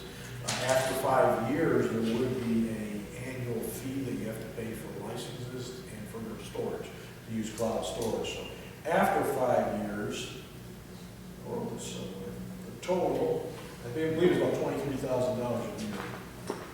And after, It's in the decision package. yes, it's $23,052 a year after the 5th year. Of course, if something breaks and you need to be camera or something, there might be some increased costs there, but you'll know you'll be paying $23,000 a year just to maintain that service and license. Just out of curiosity, how do you determine what system, what brand to buy, what system to buy? Oh, very good question. I probably should have had that covered already. So we were basically trying to get 3 quotes from 3 agencies. And so, you know, there are the companies out there that you hear about a lot, that a lot of people use, so word of mouth, we've been asking around. And so we took the company we presently have, and then we took the 2 most popular companies that we're aware of, we hear of, that are used in this region. And those were the 3 we were using. And the numbers that I quoted you were actually the highest bid we've gotten so far. So we've got another bid, so it could end up being cheaper than that. Were they all in the ballpark though? Pardon me? Were they all in the ballpark? Or the big Well, difference? see, what did I tell you? 234, the other one was 205. Okay. So, you know, $20,000, that's extra $30,000. You know, so it's nothing to laugh at. So I gave you the highest one, you know, so there'd be no surprises. But if there's a possibility that it could be lower. And so that's kind of what we're doing. We are actually having difficulty with the third, trying to get a third quote. He was really kind of doing the salesman thing, and he wanted to have all these meetings. He refused to give us numbers, so we kind of threw him off the table. Yeah. So he's kind of lost our business, so we only got 2 now. If we need a third one, we would have to go out there and, Just give it to us straight, we don't have time for that. yeah, and so we got tired of dealing with those. We just said, you're done, and we're not going to entertain you anymore. So we got 2 quotes right now, one being the 234, the other being the 205. Right now, I'm leaning towards the 205. Yeah. Are there any particular standards that need to be, you need to make sure they meet certain standards? Now, that's a very good question. I think the standards more or less are going to be in the use and how we're going to use them, what our procedures are. What you do with the product after. Yes, when you're going to use them, when you have the right discretion to turn them on, turn them off, when those officers have to have them on, you know, what are you going to do in sensitive situations, if someone wants to talk to you who doesn't want to be recorded, all that stuff, storage, how long you can keep them before you delete them, those type of things would have to be worked out. There's a lot of research, there's a lot of stuff out there to help with that. So the body cams that we're getting, they actually store the data on the camera until you download it, come back. Yeah, but it should download automatically, so the officer won't have to do it. When they drive back to the station, there'll be something back there that'll automatically download. Right now, that's a big problem. Something will happen and we'll have to, I think I mentioned this before, something happened. And then we had to wait, like, the guy was on his days off, we had to wait 4 days to see it because it didn't download. So we actually had to bring him in, take it out of his car, and manually do something to get the thing to download versus it just doing it automatically like it should.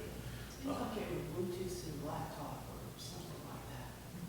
Yeah, there's something, I don't know if it's a laptop, but there's something when they get to the station, should automatically, what we have now should automatically download, and most of the time it does. Yeah. But because it's so outdated, every Right. once in a while, it just randomly will not. We did an upgrade a long time ago. I know we're looking at replacing it all, but to wirelessly download the in-car Well, camera. I like the comment in there that you put that the officers recognize the benefit of these things. Yeah, yes, they will. We just had a tasing here Sunday, and we had a tasing guy twice, and neither of them worked, but, you know, they need that, they want that stuff recorded. They're out there trying to do the right thing, and I'm not gonna stand before you and say we're perfect, and we always do. You know, under stress, sometimes, you know, bad things happen, or we say something we shouldn't say. But they recognize the importance. They want to do things the right way. They want to be professional, and they recognize this, having that helps them and protects them. When the fellow was tased twice and you said it didn't work, was he on drugs or? No, it didn't. No, the first tasing was Just curious. basically missed because it was a fluid situation. They're kind of fighting, and so one of the prongs hit the car instead of the person. And then the second officer showed up as he was trying to run away, tried to tase him as he was running away. It was his thick clothing. So the contacts the prongs hit the clothing, but never got close enough to the skin. So it was nothing, it wasn't, nothing wrong with the technology at all. It just was the circumstances. And we know the tasers work. What was it about? Oh, yeah. I I can show you a video of it. So it was like 1 o'clock in the afternoon, I was in my office, and I hear this like scream. Like I thought somebody had been like kidnapped or something. Like Susan here or something. I think Mark. Attacked in the building. We're running through the building. We think something bad has happened. And so I run down the back stairs, went to the exercise room, and they were tasing the new officers. And the girl, Sydney. I probably wouldn't have shared that story. But seriously, I mean, it does work. I've never heard anybody scream that loud, by the way. We've done that many times, I've never heard anybody scream that But loud. they volunteered for that to just. Yes, so I believe, prior to me getting here, it was, and maybe now I'm gonna share too much. Like I said, I want to see what you did to me, I'm gonna tell that story. Prior to getting here, I believe it was mandated. Taser recommends it. Taser basically says, you know, the company, you need to know what this is all about, so you respect the technology, you need to feel this. And I got here, I said, that's a bunch of nonsense. Nobody shoots me so I can carry a gun. They're not gonna tase me. And, you know, it's not law, you don't have to do it. I didn't think it was necessary, you know, so I was somewhat against it when I got here. Previous to me being here, they required them to do that. But what I found after I got here was that it's almost like a passage right, you know, it's like that Spirit Corps where they, you know, welcome aboard type of deal. Everybody wants to do it. And so it is voluntary. It is voluntary. I make sure they understand you do not have to do this. But so far, everybody steps up and wants to do it. And so we've continued to allow them to do it. So if any of you want to volunteer to do it. I'll take this off right now. Yeah, that's why, no, I'm good. But I agree with you. You might want to watch it, though. You said you wouldn't want to watch it? That would be today. I wouldn't want to do that. No, thank you. No, thank you. Anything else on that? I know that's a pretty significant chunk there. You recognize the importance of having it. What I did not mention is there is an option to do paid year leave, paid 5 years if you chose to do that. I mean, it seems to me to be a lot easier just to pay it and be done with it, but if it was a financial situation, you could, they will break it out, each company will break it down into 5-year payments, just so you're aware. So for instance, this year would be $50,641, and then year 2 through 5 would be basically $46,000. And if we get one of these, are you going to put together some kind of point paper or something that would explain to the public what the rules are in distribution of the video? Well, that's the I'm state. hearing a lot of questions from you. Yeah, well, the state law is very, very strict. It's very clear in the state law. I don't really get to do what I want to do with it. There's sometimes, there's some stuff I think you should see, I'd like to show you, so you have a better understanding.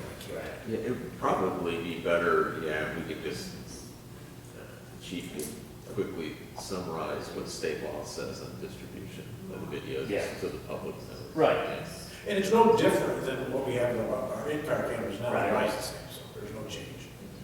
So, Are there mental health resources too? I think we ask this every year, but are mental health resources sufficient? for our guys? Well, interesting you brought that up. We're working on a joint, or we should be, we have another meeting next week. We're working towards a joint grant with Henderson County for, I don't know if you're familiar with the group Sheepdog. They're somewhat known in western North Carolina, this region, and then I think they got a foothold in Arkansas. But nationwide, they're not that known, but they're a bunch of veterans and a bunch of first responders. And so they have a couple of programs that they're trying. So we're going to participate in kind of a pilot program if this works right.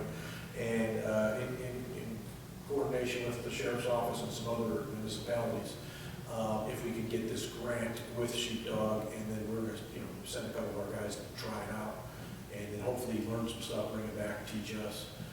That's the goal. So we actually discussed that last week. I have another meeting next week. So that's just another resource. There are resources out there, and we're pretty, without knowing the ins and outs of the police department, how we function, that one of our values is teamwork, and we take that pretty seriously, and so we talk about stuff a lot, both good and bad, and if somebody steps in and is doing things they shouldn't be doing. We try to address that up front so it doesn't become a bigger problem. And a lot of times that leads to mental health, because that's why they're maybe not responding as they should, or maybe they say something they shouldn't, or maybe they handle an incident on the street, maybe not the best way. And a lot of times it's because of the buildup. They've had, a couple of really busy weeks and some rough calls in there, and all of a sudden you see that come out in the way they handle somebody on the street. It's not necessary. And so we try to, from a management standpoint, we try to stay up on that, recognizing that it's not, you don't necessarily have a bad officer. Sometimes you just have somebody who's had a rough couple of weeks, and you just got to give them that perspective and reel them back in. So we take that teamwork thing pretty seriously. I mean, we have 3 values, but that's the one that gets talked about the most, to be honest with you. So, Just out of curiosity, when something happens nationally that makes a lot of news, do you quite often sit down with your officers and discuss it? Yes and no. I guess the no would be not as much as I should. I know in times past I did much more of that. It's extremely important, and it needs to be done. And interestingly, just the video came out yesterday, the body cams from the Nashville shooting. Everybody really needs to see that, because they did an outstanding job responding to that. They were all about business and didn't put their well-being in the front. They put the community in front. So everybody needs to see that. I have not done that yet, but I think we need to make sure that gets done. We need to do more of that. I have in the past done a lot with that. I guess just being busy, maybe overwhelmed with other things, I've kind of failed to not do that as much as I should. So it's definitely important. It makes a big difference with ongoing training and development, and adds a real life to what they do every day. Anything else on the? I was going to ask, so what's the status of that LAP program, I think it's called? Will there be any future costs with that? No. Actually, we just finished, we had training yesterday. We had training last week, so we just finished the training on that. So basically, it starts today, just coincidentally. So no, basically, it just gives our officers another resource. And they're already asking those questions, but it puts it in the forefront of their mind why they're asking those questions, and when they get responses to those questions. And if you don't recall, this is about domestic violence. When they go on a domestic violence call, there's a set list of questions that should be asked. And if the individual... Excuse me, Chief, what's it called again? A lethal assessment program. Thank you. Lethal assessment program, thank you. So if they answer yes to so many questions, the goal is to connect the victim with the resource immediately while we're still at the house. Call Safe Flight, introduce them, get on the phone together. So that's something we, Safe Flight was here yesterday, we just completed that training. So something that they should, and I don't expect it to be used often. Our guys are very good already at, if they recognize a need to provide service or get somebody else involved in another agency, they do pretty good at that already. But this will just be a reminder, give them an extra tool to use when needed. So, good question, and very timely, because we just finished yesterday. Sounds like a good resource for you all and above. Oh, yeah, absolutely. You mentioned watching some video that shows how everything's done correctly, and is that a video that's available? Sure. It's on the news. Yeah, it just shows the officers moving quickly, basically to the sound of the gunfire, moving quickly through the school. Early on, they're checking rooms, the doors are unlocked, they're checking rooms, clearing those rooms until they hear the gunfire. When they hear the gunfire, they blow past all the rooms, as they should. And they went right to that gunfire to eliminate the threat.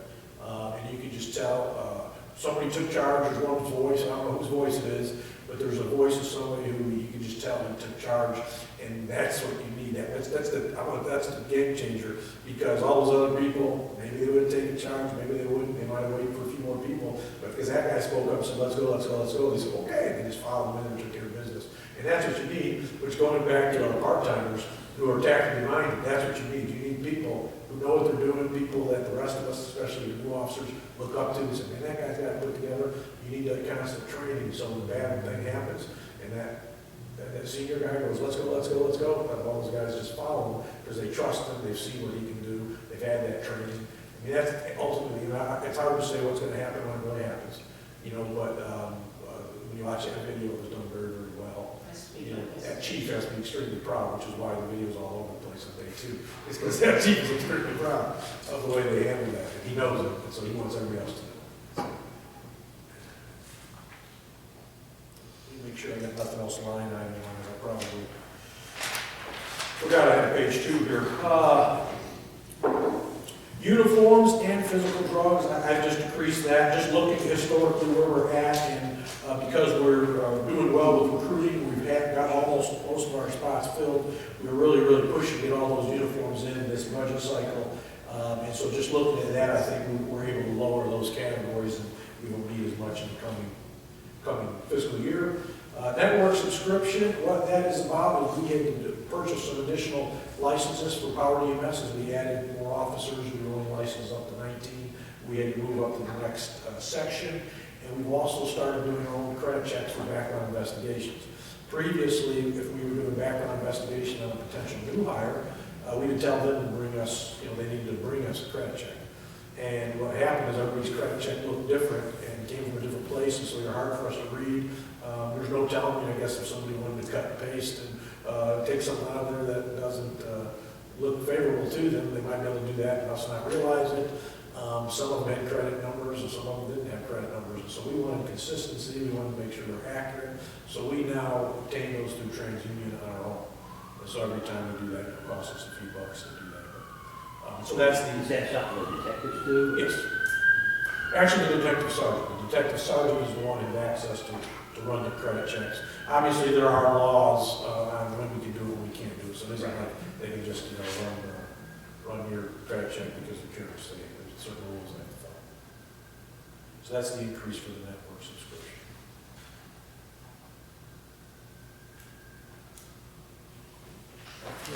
Anything else, budget-wise? That's all. Well, as I conclude, I know you appreciate you appreciate our people, you appreciate the officers, I know you see what they're doing. I just ask that you be mindful of them as you make the budget decisions. I know an individual who has 2 seniors in high school, and both of these seniors in high school work for Chick-fil-A, and both of these seniors in high school make more than some of our officers. That's embarrassing, and that should disturb everybody in this room. And I don't give you just getting by service. I don't allow officers to just to provide that type of service. I expect much more from them. We're talking about adding performance measures. I challenge you to find a police department around here that uses performance measures. It's going to be very difficult to find them. We're looking at doing, through the league, we're looking at doing a risk assessment on our police department to make sure we're more professional. And that would save you money insurance-wise. I'm pushing those guys constantly. You see the good work they do. So just be mindful of that. I can't speak for the rest of the town, and I'll set myself aside as well. I'm not talking about myself, but I'm talking about those officers out there. The high-risk stuff they do. They're held in contempt often. They had to fight with this fool a couple days ago on Sunday. And then to have a senior in high school be making more money, and that's not good. So I just ask you to be mindful of that, the decisions that you guys make. So we lost 2 officers. One of them has his own business, is doing well. You think money was the reason for the other one leaving? Partly for sure. Yes, he would tell you that. He's told me that. I don't think that was the only reason, but that is part of it. And some of them, right when I got here, we lost several. And there's no question. So there's no question that's part of it. So we now are doing pretty good with recruitment. We got a name for every spot. So it's very exciting. So the next goal is going to be retention, because some of the young guys are going to come in, they're going to get a little bit of experience, and then they're going to start going, well, if I was there, I can do that, I can do that, I can do that, and I can make more money, and that's going to be the next issue, is the retention part.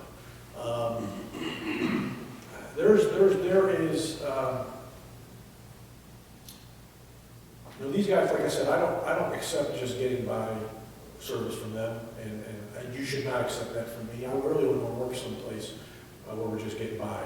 We want to make a difference in the community. You're going to see here in a couple of days when you get the next letter I sent out, or the next monthly report. I'll have a couple of letters attached, some letters we got from the community. There's stuff in those letters that's not the officer's job. The officers don't have to do those things. They choose to do those things. And you've seen it. You've seen the above and beyond. And just remember, we cannot demand commitment. You can never force commitment. Never, never, never. We can force compliance, this is what you're gonna do, and if you don't do it, then there's consequences. But if you want someone to commit to the mission, really care and do those above and beyonds, that requires commitment, and we can't force that. They voluntarily give it to us, and that's what we want. Just this morning, I was reviewing evaluations, and one of the one of the officers wrote that he enjoys working for the Fletcher Police Department. He likes the direction of the Fletcher Police Department. He thinks we have the potential to be the best police department in this area in all aspects, basically what was on that. And I agree with that. I think we can do that, but it does come with a cost. If you want professional people, a lot of we've had these, you've heard the stories, we've had these staffing issues, and a lot of it comes down to, we've passed on those people. We could have filled the holes a long time ago, but this isn't Fletcher, we don't want these people in our community, this isn't Fletcher, this isn't Fletcher service, this is not who we want, so we passed on these people, and the officers are willing to do that. They'll go out there and do the extra work because they want to make a difference in the community, and so I know you guys appreciate it, you tell me all the time, I want them to know you appreciate it, and so I just be mindful of that, and if I'm out of line with this, I apologize specifically to the manager and Heather, they had no idea I was going to say that. And to be honest with you, I had no idea I was going to say that until I was sitting back there and these things are running through my mind, but it is heavy on my heart and I wanted my 3 minutes. Well, that's 3 minutes because. So anyways, any questions about anything? Well, I was just going to make a comment because something's been on my mind too. I think we might have done a disservice a couple months ago when we tabled that market study, the 2.5% raise, I think it was $65,000 for salaries and fringe benefits. I think we have a 4% COLA raise proposed for this year across the board, right? Yeah, that's what Mark was. Yeah, I was gonna talk to y'all about that, and a component to that. Right, that's like $1,000 or $2,000. I really think we need to revisit that 2.5% raise, that $65,000, if I remember that I correctly. think that was in, And then I know there's other issues, I know that you brought up too, Bob, with just fixing it in general. I think inflation, everything else going on, I think we really need to prioritize that and get that done. That 2.5% raise. But If I could just say, I appreciate you, all of you. I appreciate being here. I'm very happy to be here. I've told you that before. It's a blessing to be a part of Fletcher. Like I said, I don't want to be somewhere where I can't make a difference. I'm not just here to get, So if I am too motivated and I need to slow down, we need to have that conversation. I'm glad you said that's something I have written down about staff rates. I really think we need to revisit that. That was a huge disservice on my eyes, that we did not do that. But I do appreciate it. Thank you very much. Thank you for your time. Unless there's something, you have more questions. On this salary increase rate, would that help bridge that gap you're talking about with the? What salary increase? Well, you says for this upcoming salary increase. It's the 4%. Or for the 4%? Well, anything obviously is going to help. And I've mentioned this before, I don't know if it's been in this audience, but, the raises we get annually are good raises. We get the merit, and then we have even the traditional, between 1% and 2%. You add that together, those are good raises. The problem is we aren't a good foundation to begin with. So if we get to that foundation moving forward, we should be okay. People always want more. That's human nature. The 4% certainly would help. I do think if you go back to the recommended pay study as well on top of that, I didn't need a pay study to tell you our guys were not making enough. And I don't know exactly what the pay study says. I haven't seen it. So I'm guessing is what it might say, but I'm willing to put money that says some of our guys at least should be making more. I think the two of those together would make a huge difference. Do you have that foundation somewhere that you can show us? I haven't seen that pay study or the foundation myself. Well, when I first got here, I did my own pay study. I called everybody. Obviously, a lot has changed since then, so it wouldn't be accurate. I could show you what that looked like. But I've heard a lot in the meantime. You hear about Hendersonville got 10%. So I know other places have done things in the meantime. And I watch every day I get, I mentioned this before, I believe, every day I get an email of news articles from across the nation, reference policing, and so I cut and paste if it comes out on pages to stay current. And so this is, you're getting this everywhere. This isn't just a Fletcher issue. You're getting this, but if you look at other regions of the valley, we shouldn't compare regions because they're just different. We're very low paying if you look at other regions, but we need to compare with our region. And so you got some at Chick-fil-A making more than some of our starting officers, and they're out there getting screamed at and having to fight with people and putting their lives on the line. That guy that they did CPR and saved his life, and you think he thinks they're worth minimum wage? He's walking and talking because of that, and I mean, we gotta keep things in perspective, and I also recognize, I'm not ignorant to the fact that you're dealing with the whole town, and you have all kinds of responsibilities in the community to deal with. I'm not ignorant to that fact. I wouldn't want to be in your shoes after making those decisions. But it was weighing on my heart, I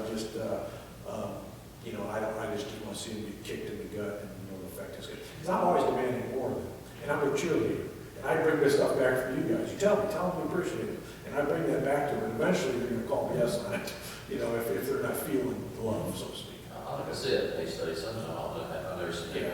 If it first way, we would probably do that. I'm kind of curious myself. In your research, are there certain positions that I'm need more attention right I'm now? not worried about me at all, get Right, me squat. right, but are there, like, Of course, I'd maybe like. the entry positions are Yes, the your most sergeants, critical? your sergeants and your officers, yes. The entry, you want people to be attracted, you want people to be attracted to us, and you want to be able to pick and choose so you can take the best of the best without having to wait and run short for 2 years. You want people coming here and you say, no, I don't want you, this guy's sharp, he's the only one, he fits Fletcher. Can't do that unless you have a multitude of people applicants. And then you want people to stay here. I think we got a good environment. The community is very supportive. I've said that many times. I think we have a wonderful environment. Again, we focus on teamwork a lot. We're trying to increase training. There's lots of stuff we can do that we hope to do. Obviously, it takes time, it takes growth. So I think people get here and they would like to stay here, but I think, of course, they got to be able to pay the bills. They have That's to. the bottom line. Yeah, when you look at other places and go, and I talk about, not accepting just getting by service. There's other places around here that are okay with it. Mhm. And, if they're making more, they get to work less, they don't have all this performance measure stuff that the chief's making you do. I mean, why not? I would hope that you would always feel like you could speak your heart and your mind. Well, I appreciate it. Again, I have no intention of doing it now, I can't do it. No, I was sitting back there thinking about it. It's bothered me a little bit lately. I just know that they're doing good stuff. And like that officer said who wrote that on his evaluation, you got the potential to be the best. That's my vision. I mean, you can't put that on Facebook because it's kind of arrogant, but that would be kind of my vision, is just to be well known and be, and we already hear that. We already hear, I think in one of the reports, we were asked to review somebody else's investigation of the case because the district attorney wanted a second opinion. So Fletcher got the ball because people trusted us, trusted our opinions. You hear good things about people talking about Fletcher, and that's what we want. Because it could be just the opposite. And when you talk about finances, if we have, you need trained people, you need professional people, committed people. If you're just getting by, you're accepting people who are just willing to get by, those are people who are going to cost you. Those are people who are going to do stupid stuff to get us sued. They're the ones who, again, there's no guarantees that what's going to happen today or tomorrow. Even our good people, bad things happen to. But you pay in the long run. If you're willing to accept mediocre work and you're willing to accept people that are less than professional and you're not wanting to train them, you just want to get by. Reliability just. Oh, absolutely. Those are going to go out there, they're going to make bad decisions, they're going to hurt people. We go back to that incident in June, and obviously that was a nightmare, and it continues to be stressful to us. I knew it was going to be bad, it was going to be a long haul, but I never worried about those officers. When I got that call, and I said, who was it? They told me who it was. I wasn't worried about them doing something wrong. Before I ever even got out here, I was already like, all right, okay, they're good guys. And the whole issue, the whole incident was covered up with other officers too, from county. The one more question in regards to your training, what range do you use? You said if you didn't have that component where you could continue to pay someone to do some tactical training and range or whatever, you said you have to go, I guess, Justice Academy or somewhere once a year. So where is it that they're training with? Presently, Graham? AV Tech is what we've been using. Okay. Yes. There's been a couple times when we've had to scrounge and we've gone to Justice Academy, but AV Tech is what we've been using. And then the instructor is at AP Tech, or I probably misunderstood. We, On the our two part-time- firearms instructors? On the part-time Yeah. decision, you said you wanted to retain Gray and West. Yeah, they basically, and then there's Daniel Barral. Basically, we reserve time at the range. So they'll give us, they'll reserve the day for us. So we have access to AV Tech. AP Tech, And so we schedule, like right now, we got a couple days scheduled in June, and then we got a couple days, we got several days throughout the last half of the year. And we schedule them ahead of time, they lock them in, so those are our days of Indy Tech. So then we just gotta have a instructor there. So we reserve the range. Is that where you feel like you're getting the most tactical training? It's much nicer range than the Justice Academy, yes. Okay. Then Graham West was the person you were referring to that gives a better tactical training, or? Yes, he's very good at tactics, he understands the tactics very well, and he's internal, he's one of us. So we can customize things necessarily, other departments might do things a little different. The priorities might be a little different, and so we customize, he looks after us, our needs are. My own opinion is that we should probably start with the police department and do a good study to figure out where pay increases are warranted, and, who gets them, how much, and really put some thought in, not just raise everybody's pay by a certain amount. We need to first even the playing field and figure out which positions need it the most, and then once you know that, then you can look at how to spread it for the rest of them. But I think we're all on the same I said, mindset. can we do that? Can we do that after the 2.5% vote? I agree, with the mayor right here, 2.5%, we overlooked that, we started something right there, and I guess somebody said it's working a little bit of the way. I was 100% supportive of that myself, so I think. That 2.5% is for everybody in town. But the- staff, right? but that doesn't address the problem. The base. That just gives everybody more. I mean, the first thing you should do is address where the worst problems are. Right. To me, it makes no sense throwing money at something, but where you're not really addressing the problem. We can still address the problem after too, because what, $6,500? Yeah, 65,000, I think, for all the fringe, for 2.5%. My suggestion, if you really want to look at it, is kind of thinking a little differently, is if we did a full paying class, because this, what we didn't do was a full paying class, it was just a Right. market study. Yeah. Kind of that quick, broad thing, to kind of get us into the overview of the market for a pay plan. One of the consultants did talk to me about eventually if you want to consider moving, your sworn law enforcement officers off your pay plan, and you have like 2 pay plans. I think we got- And that way, because what's happened, we're on a pay plan, everybody has a pay grade. And then when you start moving, you gotta create some type of equity within your pay plan, because that's what everybody is on a grade.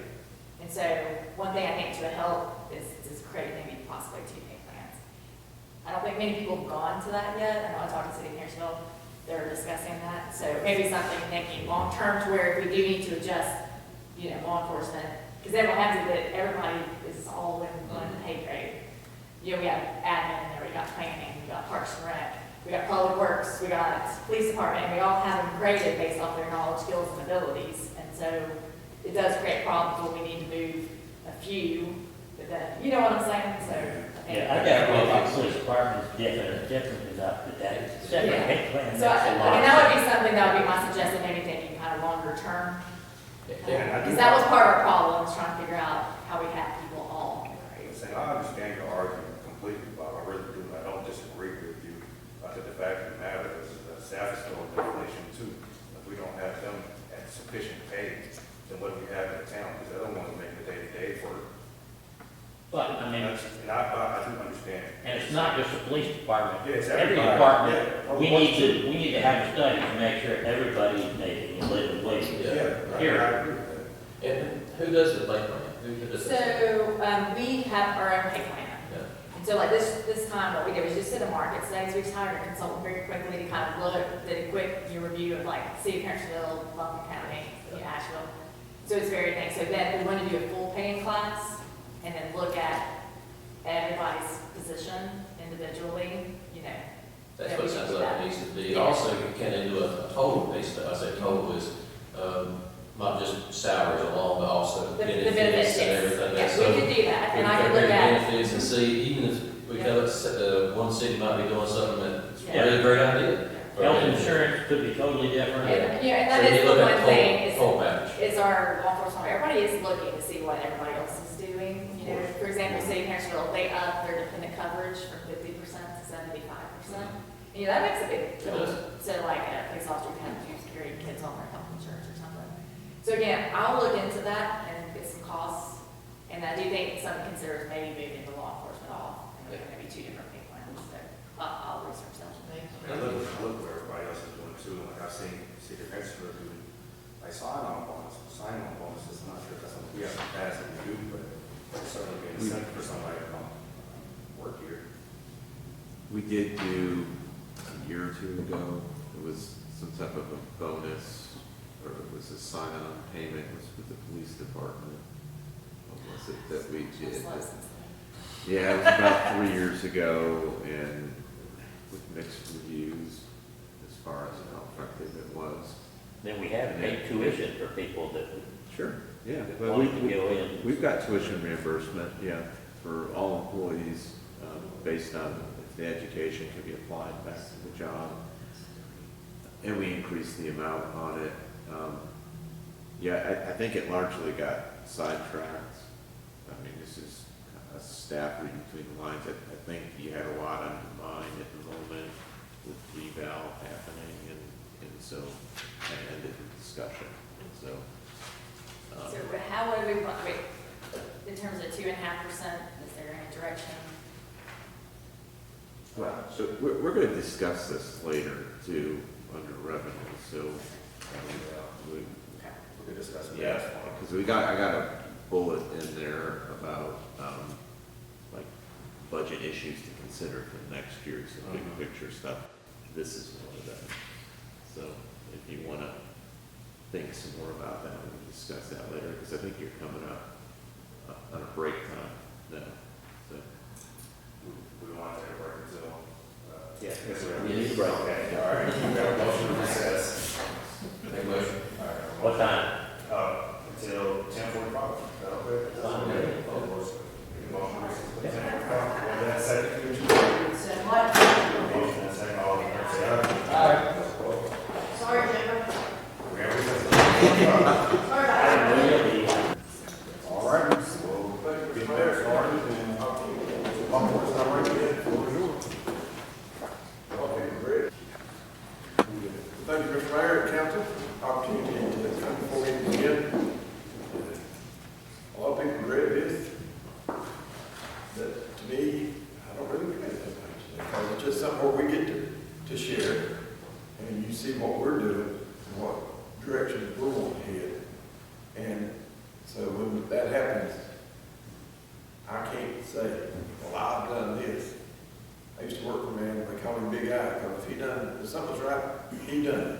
If something's wrong, you done it.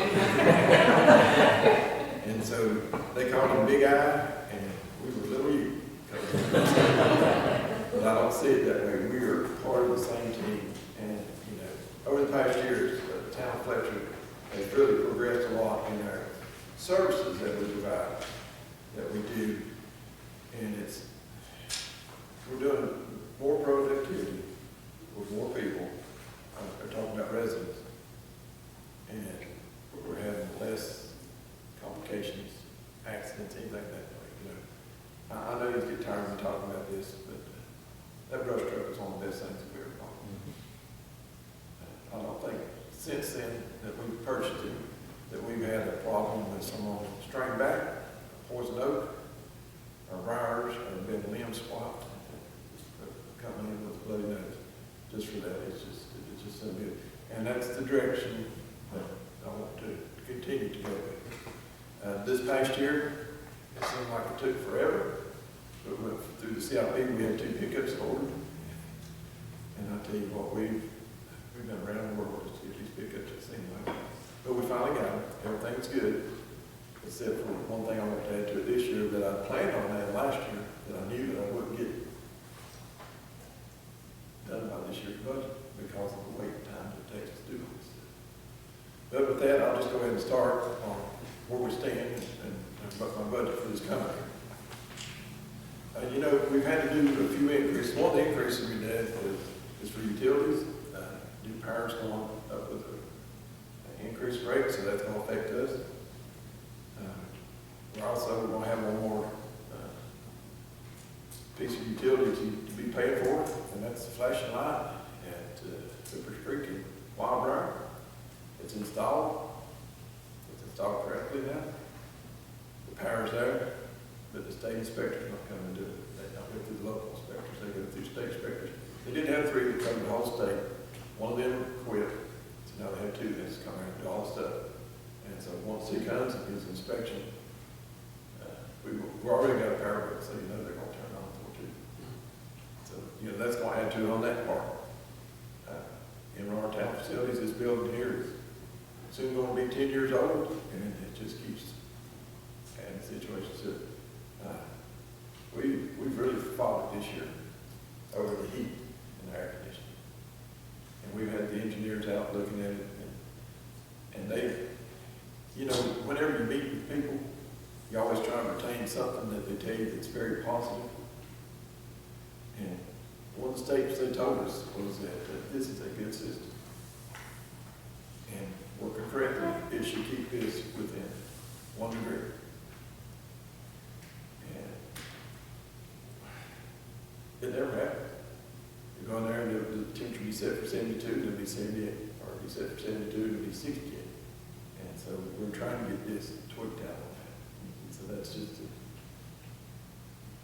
I don't know what they'll say, that's just part of doing business on building the size. You're gonna have problems with it. Are the problems all over, or is it just certain areas are much worse? It just depends on which day it is, Bob.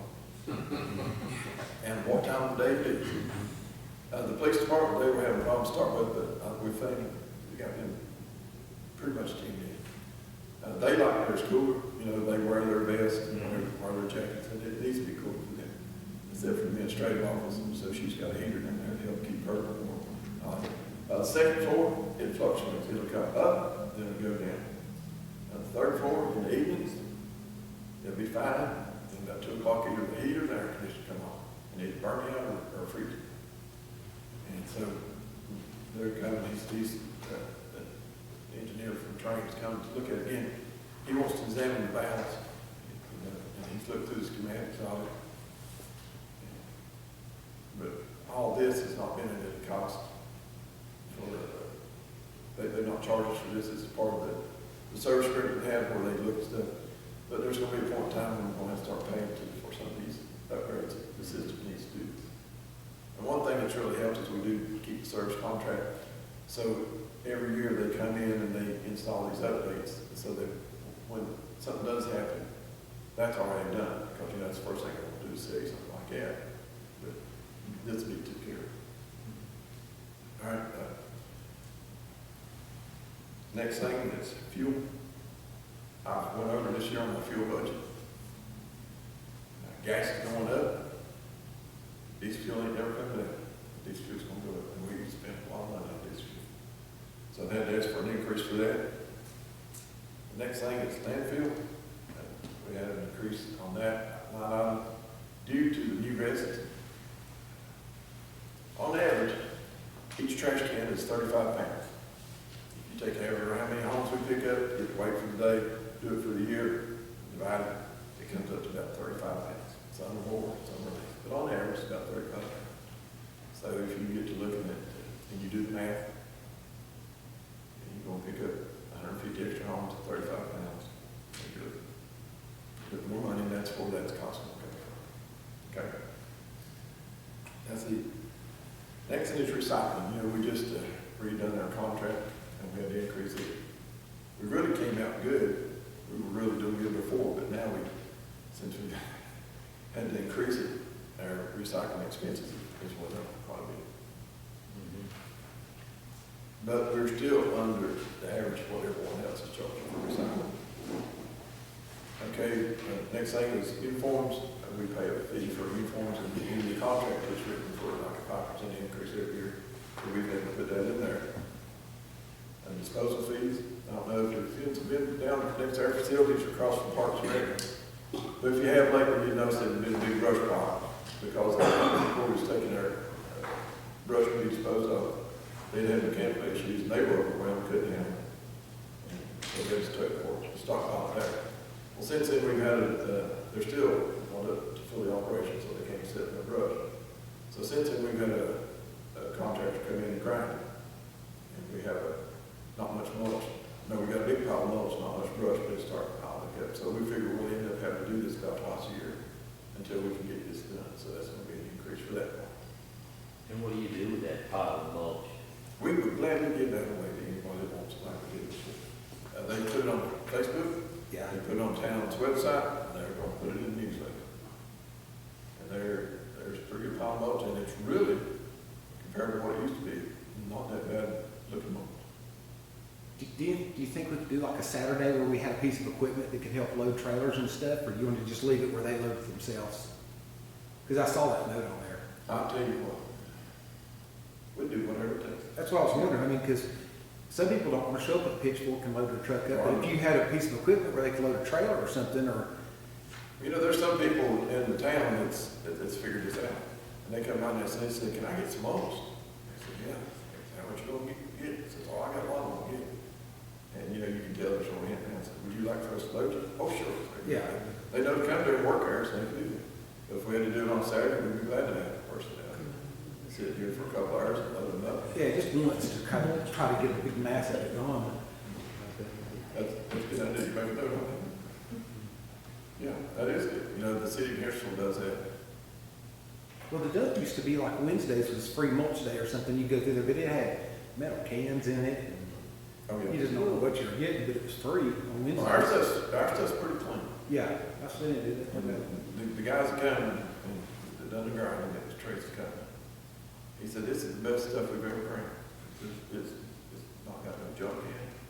There was 2 little bags that they separated out, and one of them was a paper bag with just some leaves and stuff in it, but they didn't want to grind the paper up, and another one was a plastic bag with some leaves and stuff. So we got rid of that. That is a good idea. Maybe So we- you feel like it's pretty clean? yeah.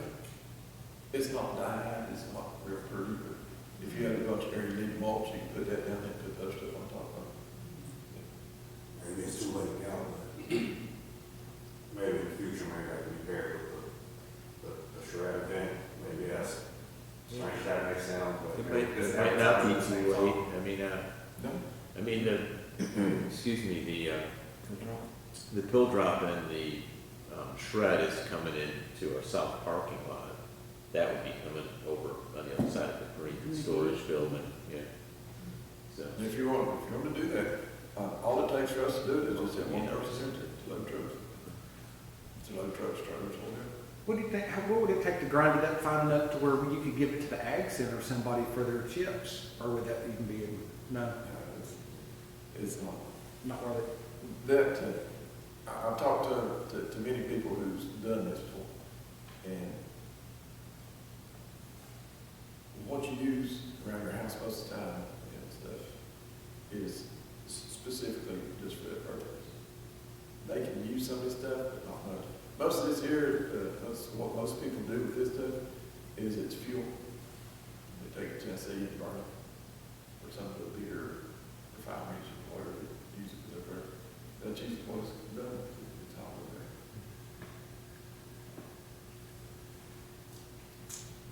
But yeah, if it's something you just want to do, we'd be glad to have somebody down there that day. We could open the rear gate. Just put mulch. Just sign up there, it says free mulch. Somebody come get it, you know. That'd be great. Even try it out once a month, Yeah, we could do that. just once a month, and then, you know, you see a huge need. But I would bet once a month would. I don't even know if you need that much, maybe 2 or 3 times a year to start with, and if it works, then maybe go to once a month. Well, this is a busy time right now. so- Yeah, just once a month during the busy time. That's true, yeah. Local mulch yard around there may not do well. A bit good too. Yeah, okay. One of those things that we're going up is an M&R of equipment.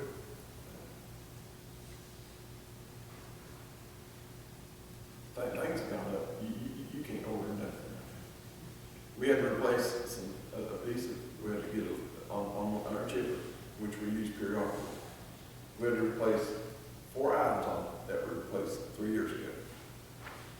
And it cost 230-something% more to buy the same parts today as it did 4 years. And that's a pretty wearable item that's probably gonna be gone in 3 years again. Yes. like teeth on the blade or something like that? It's the bottom feeder, and it's the bearing in there, and where that thing hammers, it just beats on it. Do you think it'd be efficient to buy 2 of them if it's going up that much at a time? We might do, well, see, we don't use it that much. Yeah. But it is good. Yeah, if the motor breaks or something, we decide to get a totally new one, then you've Yeah, got you a got part. parts or something that won't work. And that's what we're looking at for the budget. I do have 3 decision packages that I'd like to discuss with you. The first one is pretty simple. It's the dump bed for a pickup that we purchased. And what we're looking at for this one here is just a simple dump bed with a Tommy gate that will lower down to the ground. And when you go out, we use it a lot for picking up stuff, objects, black goods. You know, your dishwasher, I can throw a dishwasher in the back of the truck, I'm saying, ain't no problem. But you get a freezer, you get one of these new washing machines, sometimes 2 people really have to fight with it. So that's just it's a convenience feature, but it's also a very safety feature. So dumping and lifting at the same time is not a problem with that? Now, that tailgate swipe down, and when you get done, it comes back up and latches. You can dump gravel out of it, it's, when I first seen that, I thought, there's no way. There is a way, and it works pretty good. And then when you load that item up, you just pick that up, it roll it up, right in there. You're saying it's just a lift, They call it Tommy gate, don't ask me why, I guess Tommy invented it, it's the only thing I can figure. Tommy gate? And so what it does is the pickup, you pull up there, and the tailgate on the pickup will open and slide all the way down to the ground. It's like a lot of delivery trucks. You slide that up on there, pick it up, all right. So you don't need to- That's why I was wondering if you dump gravel, if it would just hit the Tommy gate. No, it'll swing up in there. It's got the Swings all the way down if needed. It'll go all the way down, or when it's closed, it'll open up at the bottom. So you- Nice. So it's yeah, never seen it. That's the first Yes. question I've got on the decision package. The second one is a gator-like vehicle. Utility train vehicle. We have a golf cart down there that, since we purchased it, we've replaced the batteries in it over 6 times.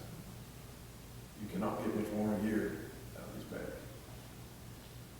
And we use it in the wintertime, not especially as much, but in the summertime, we use it quite regularly. We pick up trash. The way we have to do it before we mow, we have to pick up trash 1 day a week on 25, just from all the trucks that go through this haul stuff and blows it off. And so we go out with the golf cart, and they'll set one out and sort of leapfrog, and we'll jump in it, drive past the next one, get out, start walking, and we just keep doing it that way. If not, we have to take a pickup or something. Because you think, well, you know, walking's good exercise, it is, but when you carry, 4 or 5 bags of trash that you pick up off 25, you gotta keep up with it. Also, another thing we do with it is we do a lot of spraying with it. And we mount the sprayer in the back of the bed of our golf cart. You just go around and just spray it. You got a wand on that thing, and it just really works good, but it won't last. We tried using it the other day. We come up this way and made it as far as Greenville, and it had been charged. So you don't have a gator? No. So the gator that I've seen, that's strictly Parks and Rec, and they don't share? Yes. They keep it busy? I mean, I'm just being straight up, that it's You're not like, convenient to ever use that. a lot of times it just depends on the days and what's going on with it. And that's what we've got to do here recently, is we try to find a day when they're not using it Right. to do that. But the problem is, a spray, when we're spraying, just for instance, it's very specific. It can't be windy, it can't be wet. If there's a heavy duty, you gotta wait for it to dry off. So that the time that it may sit there for them, we can't use it either.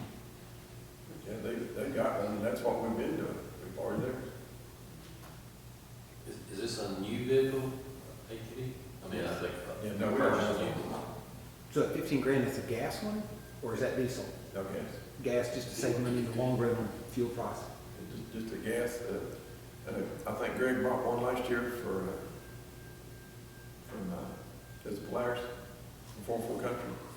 And it's 14,000, or About 14,000. I was figuring 15,000 might be a little low, I was figuring about, probably closer to 20 for clothes. Well, when I called got a quote, he said 15,000 shoe cover. But you know what? Usually. And these are simple enough that your guys can do a lot of the maintenance on? Yeah, and our guys, they'll do everything. We may just have to get parts from them. We'll take care of it. Okay. The third thing I'd like to talk to you about is the decision package. I'd like to present something to you first, if you don't mind, please. What's going on? Railroad And, no big maintenance, There's a truck sitting over here. Are they replacing the ties? Yeah, they're replacing ties. They've had traffic backed up here. I got phone calls Friday night where they That's the had the third traffic time backed it's up gone right down. here because the thing just kept coming down all day. once in a while, it'll go down like that, and it appears nothing's going on, and then it'll be fine. Yeah. I'll go over this with you. I'm sorry.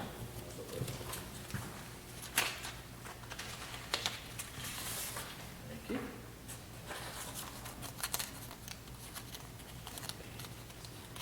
And you're good? Or do you want this? If you want extra, yeah, I've got that.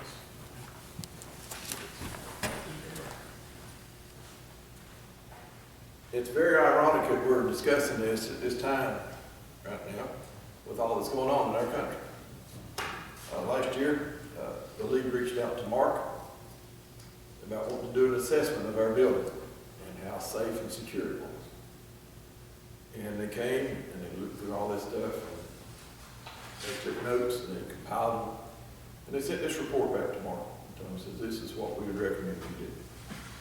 And there's several items in here that they're talking that needs to be addressed.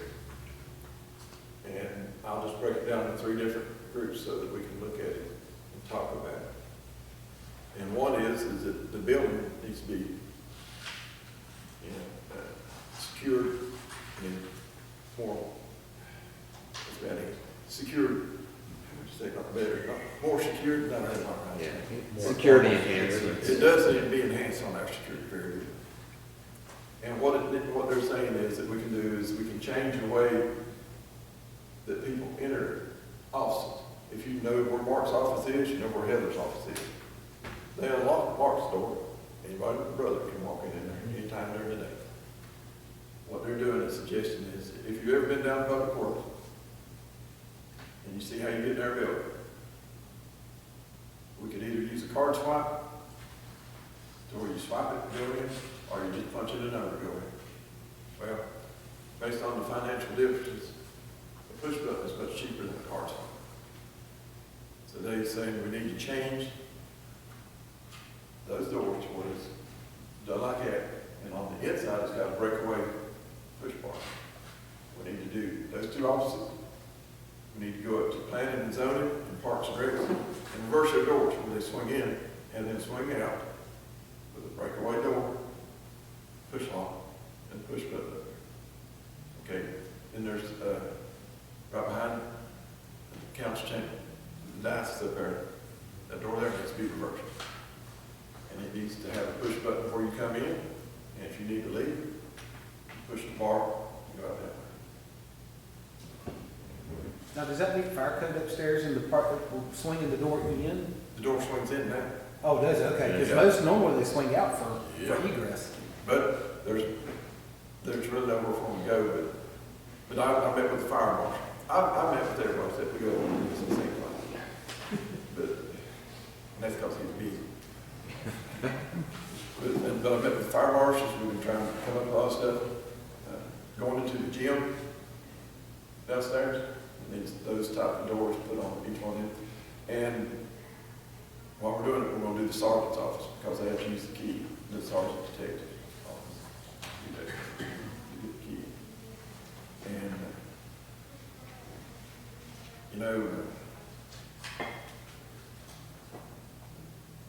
the only good part about this is that every door that we mentioned so far, except for changing the door jambs where they swing the opposite way, it's pretty much just take off the lock put the new one on. I have to give credit to whoever designed this building. They have this thing called a control access key. And that means I have a key in there. And I can take, and this is what they do at the board of elections. They don't come in and change any door knobs. I take our lock out with that control access key, pull it out. He comes in and he puts their key in with their control access, their lock in. And that's how it's changed. And so that's going to eliminate a lot of cost on that for us. All right. The second thing they was talking about was into the reception area. And that is where The admin here. yeah, the admin and the reception area. And that is on each side, you know, we have the swinging doors. They need to be done away with and build up and put a solid door with the same type of lock and mechanism for it. And when you do that, they're talking about putting something across the front of the counter. Keep in there, and then it would have a slide through with a speed glass. And it's not bulletproof glass. It's a thick plexiglass. And, you know, it won't stop a bullet. It'll slow it down. What's the cost difference in bulletproof versus? I don't think so. You didn't know if you could even get it. Trying to fit that in there. I would bet it's magnitude larger. So I've got estimates on all this. To change the doors, to change the hardware, the doors, swinging around, and to get these two new doors, and to change out Eric Rufus, Platinum, and Greg's door, to where it be a door just like that. It's got the 3x33 glass in it, instead of just a real little cheap one that they got in there. That's right at $20,000. And that was in the fall election. It could go up. To change the hardware and install new hardware on these other doors, we're looking at somewhere close to $40,000 to $45,000. Put the bulletproof glass in, not bulletproof glass, put the bulletproof, or the slow down bullet, plexiglass, that's right at $45,000. We're looking close to $110,000 to $125,000 to do this. On this decision package, I've only got one in there, and that's the bulletproof. I keep calling it bulletproof. It's not Bulletproof. Plexiglass. Bulletproof. The plexiglass in there. And the reason that is because at the next council meeting, I've got a proposal we're going to bring before you about going ahead and get started on this and change these doors around and change these locks. If that's what you want. You know, the chief spoke earlier about the what happened at Nashville. I don't know if you've seen the video. The person that came in, doors locked, come through the front door with his gun and just started shooting and shot the door out. And shot the glass wall through. Literally crawled Yeah. through the door. Yeah, just squat down, went right through it, just come through there. You know, what we may do may never be used. Who's to say? You know? But it's Probably better to have it. you know, it's a sad time, that's what's going on. Because people come to this counter here, and they feel very relaxed, and they feel very open to people that we deal with here. And when this happens, it changes the atmosphere of how people come to the office. So, you know, this is a recommendation that the league made to us. And Mark and I and Heather, we discussed this, and we just want to share it with y'all. See what you others think about it. So you said the next council meeting, you're gonna bring up changing the doors, I guess the locks and everything. Is that out of this year's budget, and then next year's budget, you're working on the counter? Is that how you're doing it? Yes. Two different budgets? But now I don't have it in my budget this year, so it'll be a budget for me to get this started. We're trying to do it in phases to get a significant part done now. And the reason not to wait is it's a safety issue. And also to split up, you know, some of it's a cost, but more of, we want to attack this as quickly as possible. And we wish it was faster to do this, but Jabo's been working on quotes for a long time and trying to get numbers back from vendors to do this work, and it's been a tedious process to do that, like a lot of things. Trying to get. Could we use some of that the stimulus money we set aside? Or? Well, we can use fund balance, and we're freeing up monies that's going to go to fund balance. That's going to be designated for capital projects. That was the recommendation, but I mean, we've got more than adequate reserves Right. aside from that to handle this. I mean, Heather had an agenda, a couple, you know, we had one that she had presented a couple of months ago about, you know, we're over our fund balance policy about moving some of that towards our existing debt. So there's adequate reserves. I see on the back of this, it talks about safety grants, which it looks like it's passed now. Is that something they do each year, do y'all know? Yeah, and we'll put it's a drop in the bucket. I think the max is $5,000. No, so it's not. Oh, wow. Yeah, it doesn't. And, you know, you want to spend $6,000 on paperwork, it Yeah. seems like. I mean, we'll put in for it, but it doesn't cover It's not hardly any of significant. this, yeah, or a very small part. So the 90 would cover what? The 90 that's proposed in the budget, you're saying would do everything, but It's to change the door locks, it's right at $45,000. To put the bullet resistant price in, is about $45,000. To change the doors, to change 3 doors, install 2 new doors, is right at $20,000. So we're looking anywhere from $110,000 to $125,000. So what do you get for the 60 you recommend? Which one, right now? That decision packet 3, That would be the blacks.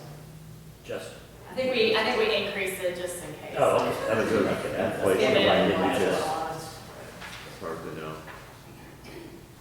And what we're gonna ask for on this is just to do the doors and change the doors around, just the hardware, and physical part of it on the doors. Is it just changing the door itself or the whole jam? The whole thing. We gotta reverse the door. Yeah. but you can't use the same door once you reverse it. Except for the 2 doors up in, Planning and Zoning and Parks and Rec, because they've got the big glass in it, Right. which will change it. So we'll put a door similar to that. Do we have any cameras in the common area? We have a camera when you come in the front door. We have a camera in the hallway, right outside the community room, but that's all we have. And we got a camera coming in the south entrance too. And who has access to it? Does the police department have a direct feed to it? They do, and quite a few staff can Right. monitor Right. the cameras. Okay. Other staff besides police. I agree that it's, the one you talked about, putting in the plexiglass is gonna change the whole mood in there, but I think it's time we need to do it. it's a shame. But It I is, don't it's sad. think that we would ever regret any measure if something like that were to happen. I just hate that it would just slow it down. I wish that it was thick enough or something to, to stop. Well, our goal is, I guess, in doing this is to make sure it's secure, someone can't just come back and into, staff areas. They're at Yeah. least delayed long enough to give the police the Yeah. time to respond. Or it can give you a chance to get it. Yeah. Yeah, it's take action. Well, and the doors on either side, that's, it's like you're saying, it'll change the whole, environment in there, but it's very meaningful. Anybody can just go through those swinging doors. Do we need 2 doors in there, or would 1 do? We can do one door. And it'd be cheaper to do 1. Just put a wall straight across. Still have to fill that area in somehow, but Yeah. Yeah. Yeah. So to match. I don't know, I would go in the one on the right. I think I would go with the one on the right. Yeah. That's usually the one I go in, it seems like. Yeah. I know that sometimes Mr. Rifkin back here, he's the one on the left because he's meeting someone about, they come and set up somebody. I tell you, our decision a long time ago to put the police department in town hall was a good decision now. So, Do we have any other questions, comments? Thank you, sir. Well, thank you, and I do appreciate the time that we had before we could do this. And, you know, this, not necessarily just what I want to do, but sometimes we have to do what we have to do. Thank you. Well, we appreciate that. You obviously take the time to do your homework, and that makes a difference with us. You know, Bob, sometimes it's so frustrating. The company that done our doors, see, you just can't go get a key made in any door in here. Yeah. Because it's a patent and there's a license and everything with it. So the company that we dealt with was out of East Bend, North Carolina. And I have no idea where it is, but they would not return my call. So I contacted a local locksmith that does work for me. And he helped me quite a bit on this. He deals with Slade, who makes these doors. And he said that we'll have to give him a letter to where he can access it and change things over for us like that. And he will be able to do the distributing for us on this part. So that will make our life a lot easier. Was that American? Or the American lock here in town? No, it's a guy out of Flat Rock, Carolina Mountain Law. He does all the work for the county. That's how I got to meet him. When they started voting down here, he's doing all stuff. He explains all things to me, told me what's going on. And it's been very beneficial for us on that point. Or it has for me. But thank you for your time. we can't appreciate you enough, or express words enough how much we appreciate that it's part of everything we do. I got to get done. Oh, one other thing, then I'll hush maybe one more thing. I'm like Columbo.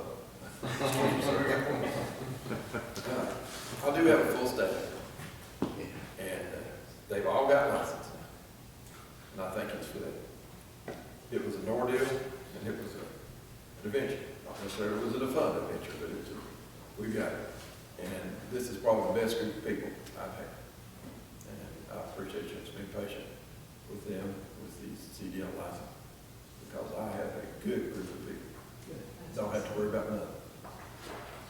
Well, they have good leaders. Yeah, I was just getting ready to say, a lot of that has to do with who's leading them. Absolutely. Yeah. We hear a lot of great things about you and your leadership. You can't believe everything I hear. That's what I Thank you.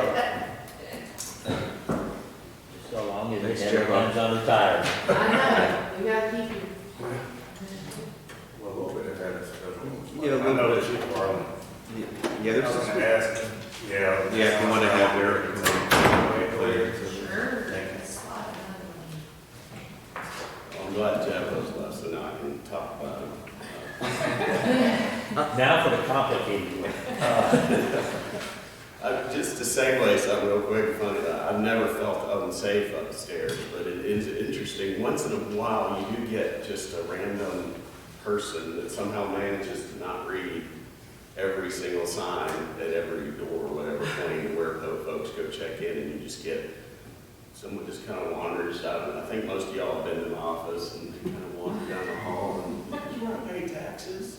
You made a great effort to get all the way down there. And, the most recent, the one, I won't say I was scared, but the most interesting encounter I had recently was some gentleman found his way upstairs, asking an innocent enough question about trying to find out where he could find historical data on like old families in town and records of this graveyard or that graveyard. It was one of those, truly I had no answer, but he segued into like a story where, you know, I'm at my desk, you know, nowhere to go, but he just starts talking about this special psychic connection that he had with, I forgot the exact details, but it was one I ran down and Westfield shared. So now you want a button under your knee. So you went to the seance, right? You have a balcony. I I have don't know a why balcony, you're but complaining. that door locks from the inside, not the outside, so anyway, but, it's like my skate patch. But anyway, I won't keep you long. My budget historically, as you know, is more or less intense than some of the departments you heard from this morning. Basically, it's largely stable. Heather, of course, has done her magic in putting forth her calculated increases to some of the HR-related items. There's basically two things on mine that almost balance each other out. Just recently, in council a month or two ago, you guys approved a resolution supporting a 20% match on that planning grant that we're going to get for Greenway, King Creek Greenway extension. So these things are always estimates. McGill had done the estimate for what that project would cost, came up with about $70,000, so 20% of that is $14,000, so that's what I'm requesting. And we'll officially have to do a request for qualifications for that project when we get going. I mean, in my mind, I'll sit here and say that I hope McGill can do it because they're practically like part of the family at this point. So obviously we'll be looking to make sure that any proposals, submitted to us are within that, program budget. But it'd be something if we get caught by surprise or any increases like we're familiar with, and I'd certainly keep in touch with Mark and Heather about it, and you guys too, to let you know if there were any surprise increases. But our 20% of that would be $14,000, which Heather put my grant expense line item back in from a few years past.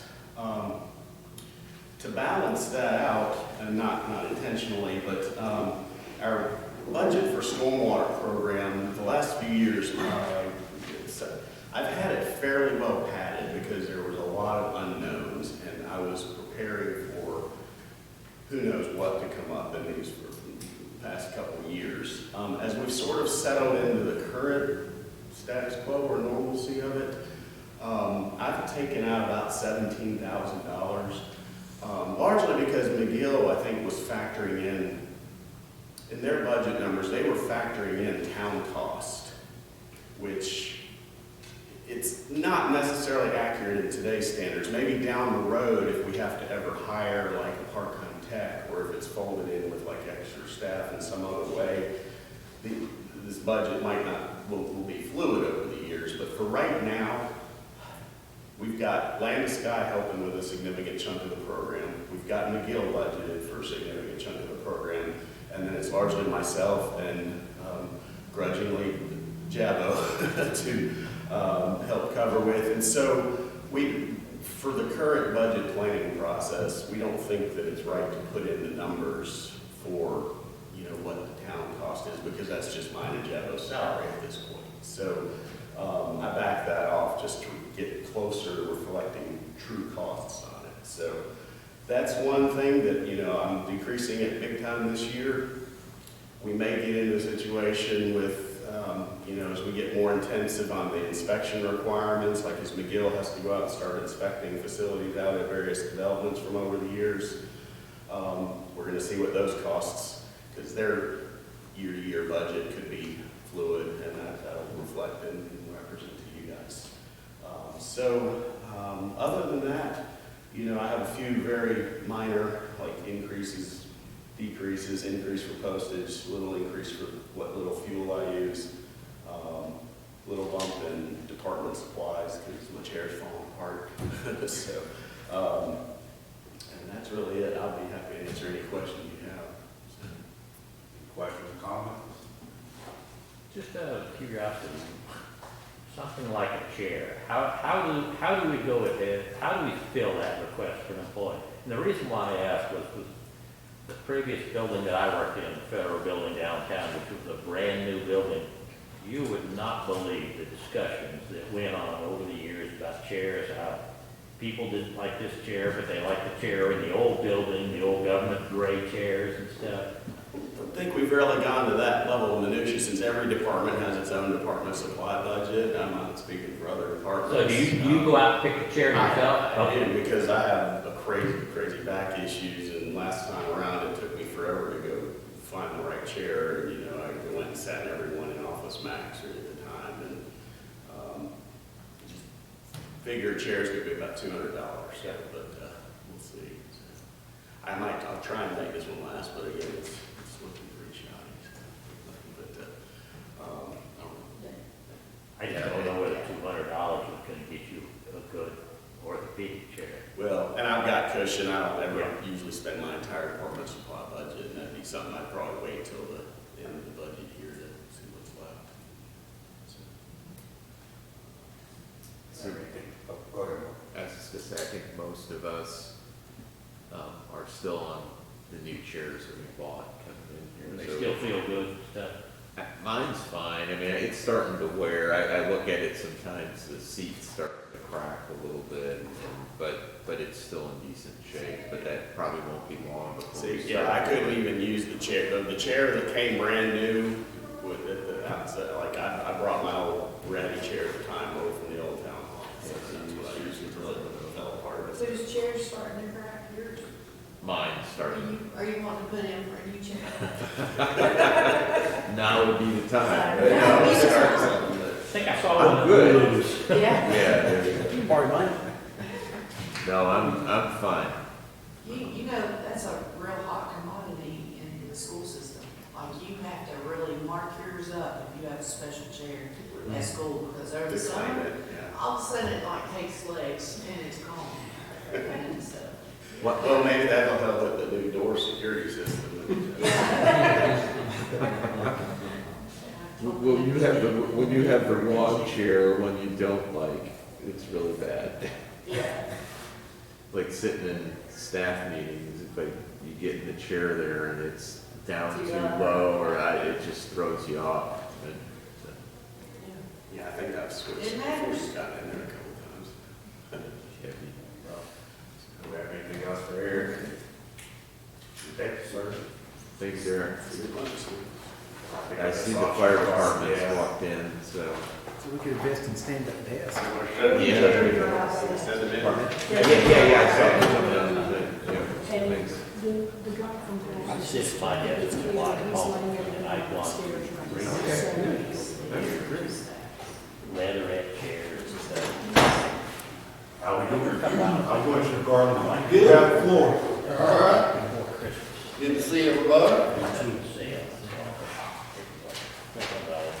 I think I'll start off just kind of recapping the 22 year.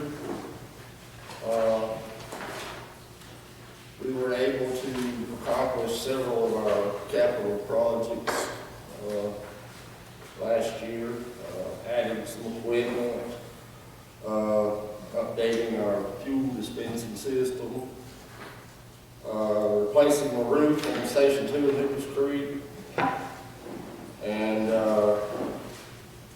expanding our fire prevention programs and receiving state grants for firewalls. That was most of our capital stuff for last year. Call-wise, if I can find my page here.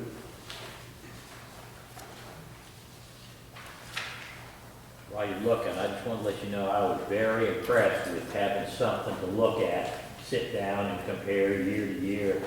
I really like what you gave us. Okay, I appreciate that.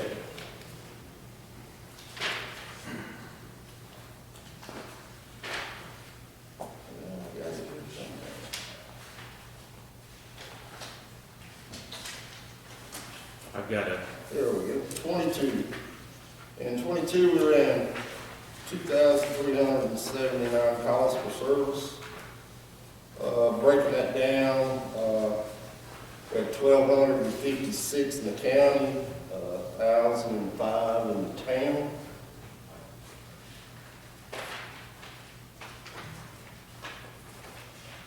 Also, we had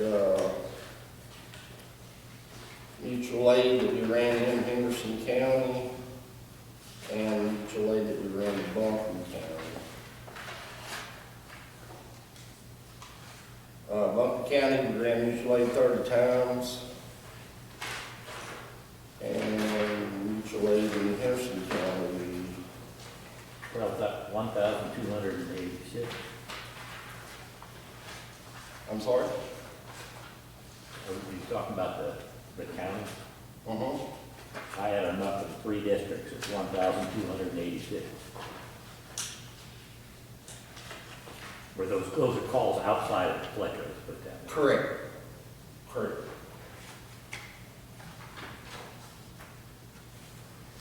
Oh, I see Henderson County mutual aid is 83. Just to kind of give you a brief snapshot in the past, in 2019, we ran 1,987 calls. We ran 936 in the county and 938 in the town. Then in 2020, our calls dropped off due to COVID. We ran 1,800 total calls. We ran 961 in the county and 735 in the town. That's one thing that surprised me when I looked over this and started adding up some of these numbers. Almost 60% of your service is not for the town of Fletcher. It sways back and forth. It does. It seems like some years it flips to the county, and then some years it's more to the town. So it's kind of And it also surprised me how small a percentage of the work you guys do is actually fighting fires. right. A lot of it's wrecks and medical calls and public service calls.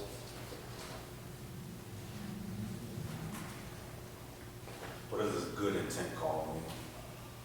It's a call where you would say we got dispatched to a car fire or a structure fire, and then when you actually get there, there was really nothing found as far as a fire.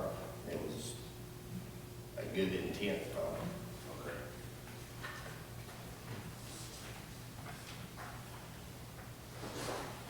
Currently, this year, in calls, we're 3 months in, and we're at 540 calls.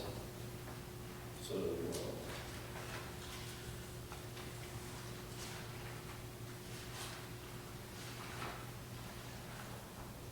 as far as the 23-24 budget that we're working on, the summary page kind of that we included in the packet is pretty much sums up what we're really trying to focus on this year. And that's pretty much county-wide for the fire departments. Everybody's facing the same difficulties as far as staffing and finding people that are wanting to become firefighters or EMTs. Buncombe County has really stepped their game up as far as what they're starting their firefighters at, and it's unfortunately it's taken firefighters from Henderson County and they're moving to Buncombe County, which you can't really blame them. They're going to go where they can make more money. So we're having to go back and evaluate and try to find ways to entice people to stay here and have their careers in Henderson County. So that's kind of what we're focusing on, is the restructuring of our pay, and also keeping in mind that we still have to do our capital projects and invest in our equipment, our trucks, and our buildings. So it's a balancing act to try to do all that and still, like I pay taxes too, so I don't want to, I don't want to raise the taxes up so high that I'm, so keeping all that in mind, it's kind of a balancing act to be able to get it all to work out. I know this year, Mr. Clark has took on a lot of our budget this year as far as the trying to work out the salary side of it and come up with a new pay scale and career steps, and hoping that we can draw these people in. And right now, we've got 8 openings. I think in Henderson County, there's 20, close to 25 openings in Henderson County. So if Asheville's doing it 15 to 18, we're at 11, 15, what would be your goal along that? Well, I think at 15 an hour is in the way you figure the firefighter pay on the 24 hour, comes out to about just under 50,000 a year. And I think right now we're trying to, we're at 37.1, I think right now is what our starting pay is. So we're looking to balance in between that somewhere and be around the 45 range. So we don't want to take one huge step, that's a big step to go from 37 to 50. So yeah, we're kind of, I think, looking in the 45 range to hopefully entice some people to stay in Henderson County. Are you gonna have to make any special changes because of the big subdivision going out there on Taproot there? Operational wise, as far as trucks or stations, no. I mean, it's going to increase our call volume. Yeah. It's going to happen.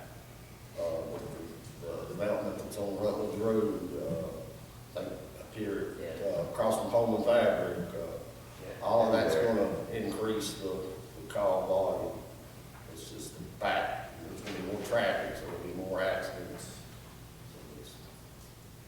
Just out of curiosity, what is the rough feeling for the percentage of the times that your people respond to accidents that are tied to the I-26 construction? We probably go to the interstate, I would say probably 2 or 3 times a day, minimum.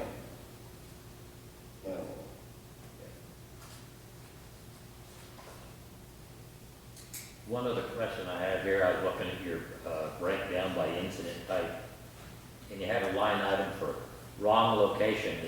Last year it was 16, and this year it was 8. Is that coincidence, or did something improve? It's probably coincidence.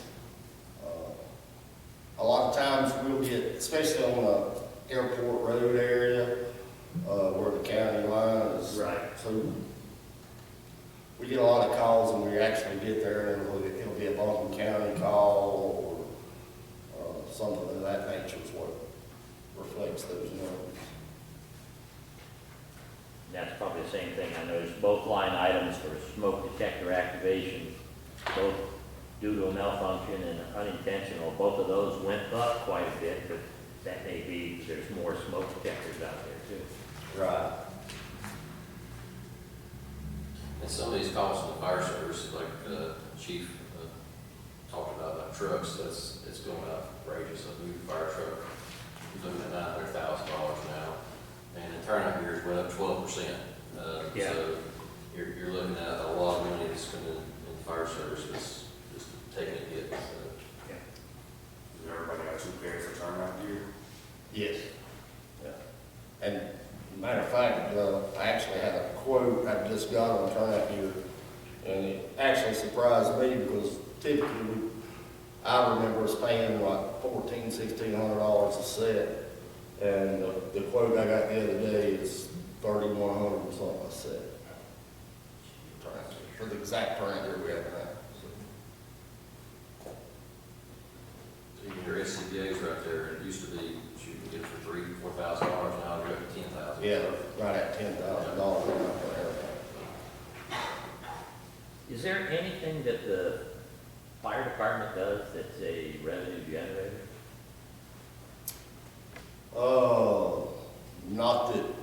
Not that we do now.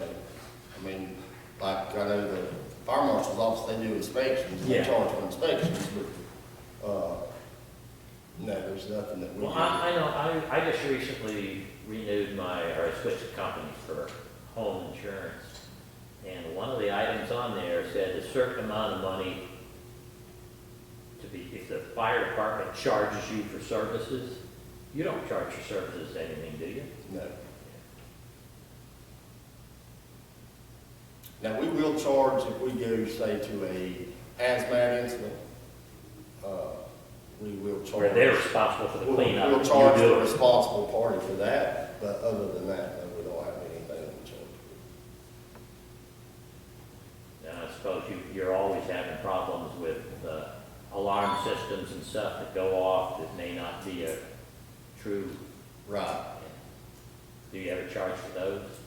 No, we don't have any kind of, Mechanism to do that? right. I know a lot of your larger cities do that. They'll After a have, certain amount of You'll false get- alarms. yeah, you'll get 3, and then after that third false alarm, they'll start charging you so much per response. Right. So equipment-wise, you feel good about what you've got now in terms of? Yes, currently, right now, we're in good shape. I mean, actually, let me hand out, this is just a list of some of the capital projects that are in our next 10 years. So these are some that you're budgeting for? Well, they're on the books, and then the board would decide when they want to actually proceed with them.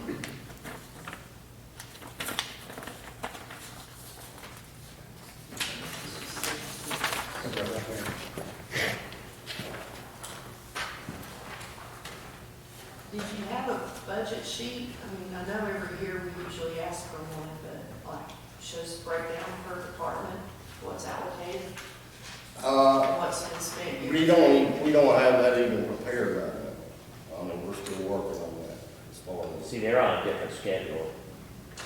They do their budget at a different time of year than we do. Well, I would just like to see. your- Man, whenever we get it, I'll be glad to bring it. I mean, Fiscal year start July 1. Yeah, it's like, Okay. I guess what you're saying, you get prepared for the Henderson County get the permit. Correct. So that's where you still work. right. And we were talking earlier, is the Fletcher fire rate the same as the county rate now? Yeah, it's a 3 district wide. Okay, I think you're talking about the rate that. yeah. millage. The You're percent talking about millage, yeah. The, Oh, the millage, yes, it's, currently right now, it's 11.5 in the In county. both, yeah, okay. Correct. How are your mental health resources over there? How are the mental health resources over there? I think we're doing okay. We've got an EAP program and things like that, so. Good.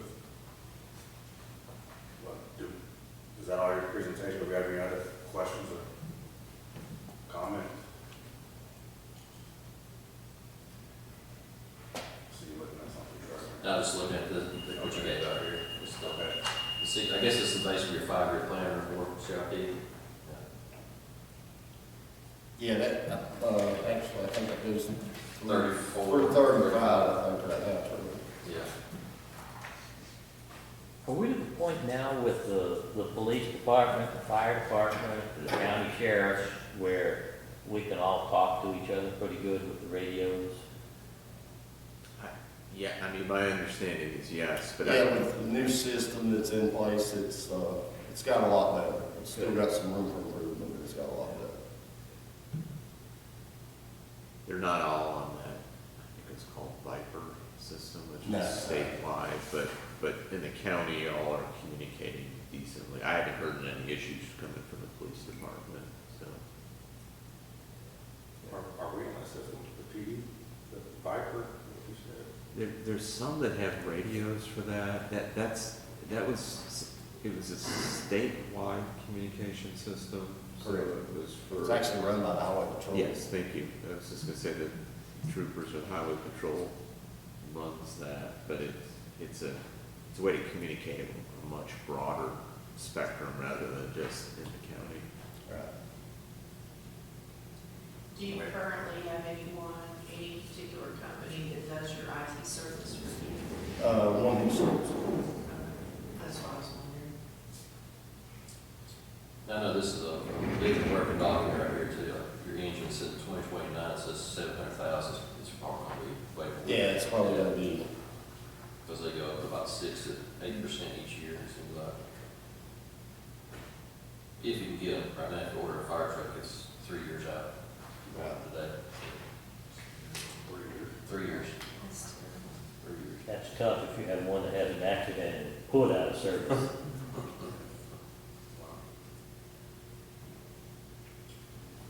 Do we have any other questions, comments, Chief Corley?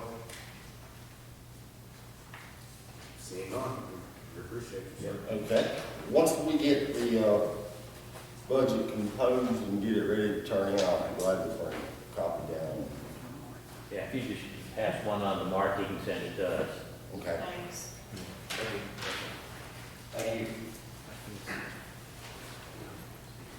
Just a little bit ahead of schedule, we want to go ahead and go to one we can, or if we want to do government work, I know it's usually pretty quick, right? It's well, everything's Is everything set set up upstairs, ready to go. Okay, House let's is go all ahead. set up. Yeah, let's just go ahead. And with mine, there's not gonna be a lot of change anyway, you've probably seen it, because I didn't ask for anything. Yeah. Yeah. You're like Eric, you know. I'm ready to go while it's getting hot.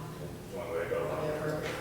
All Okay, right, so recess, motion to recess? yeah, we have a motion to recess until 1 p.m. So we have a motion, we have a second. One second. A motion to second, all in favor, say aye. Aye. Opposed? We're on recess. All right. We'll go ahead and call the back to order. I'm sitting manager, the floor is yours.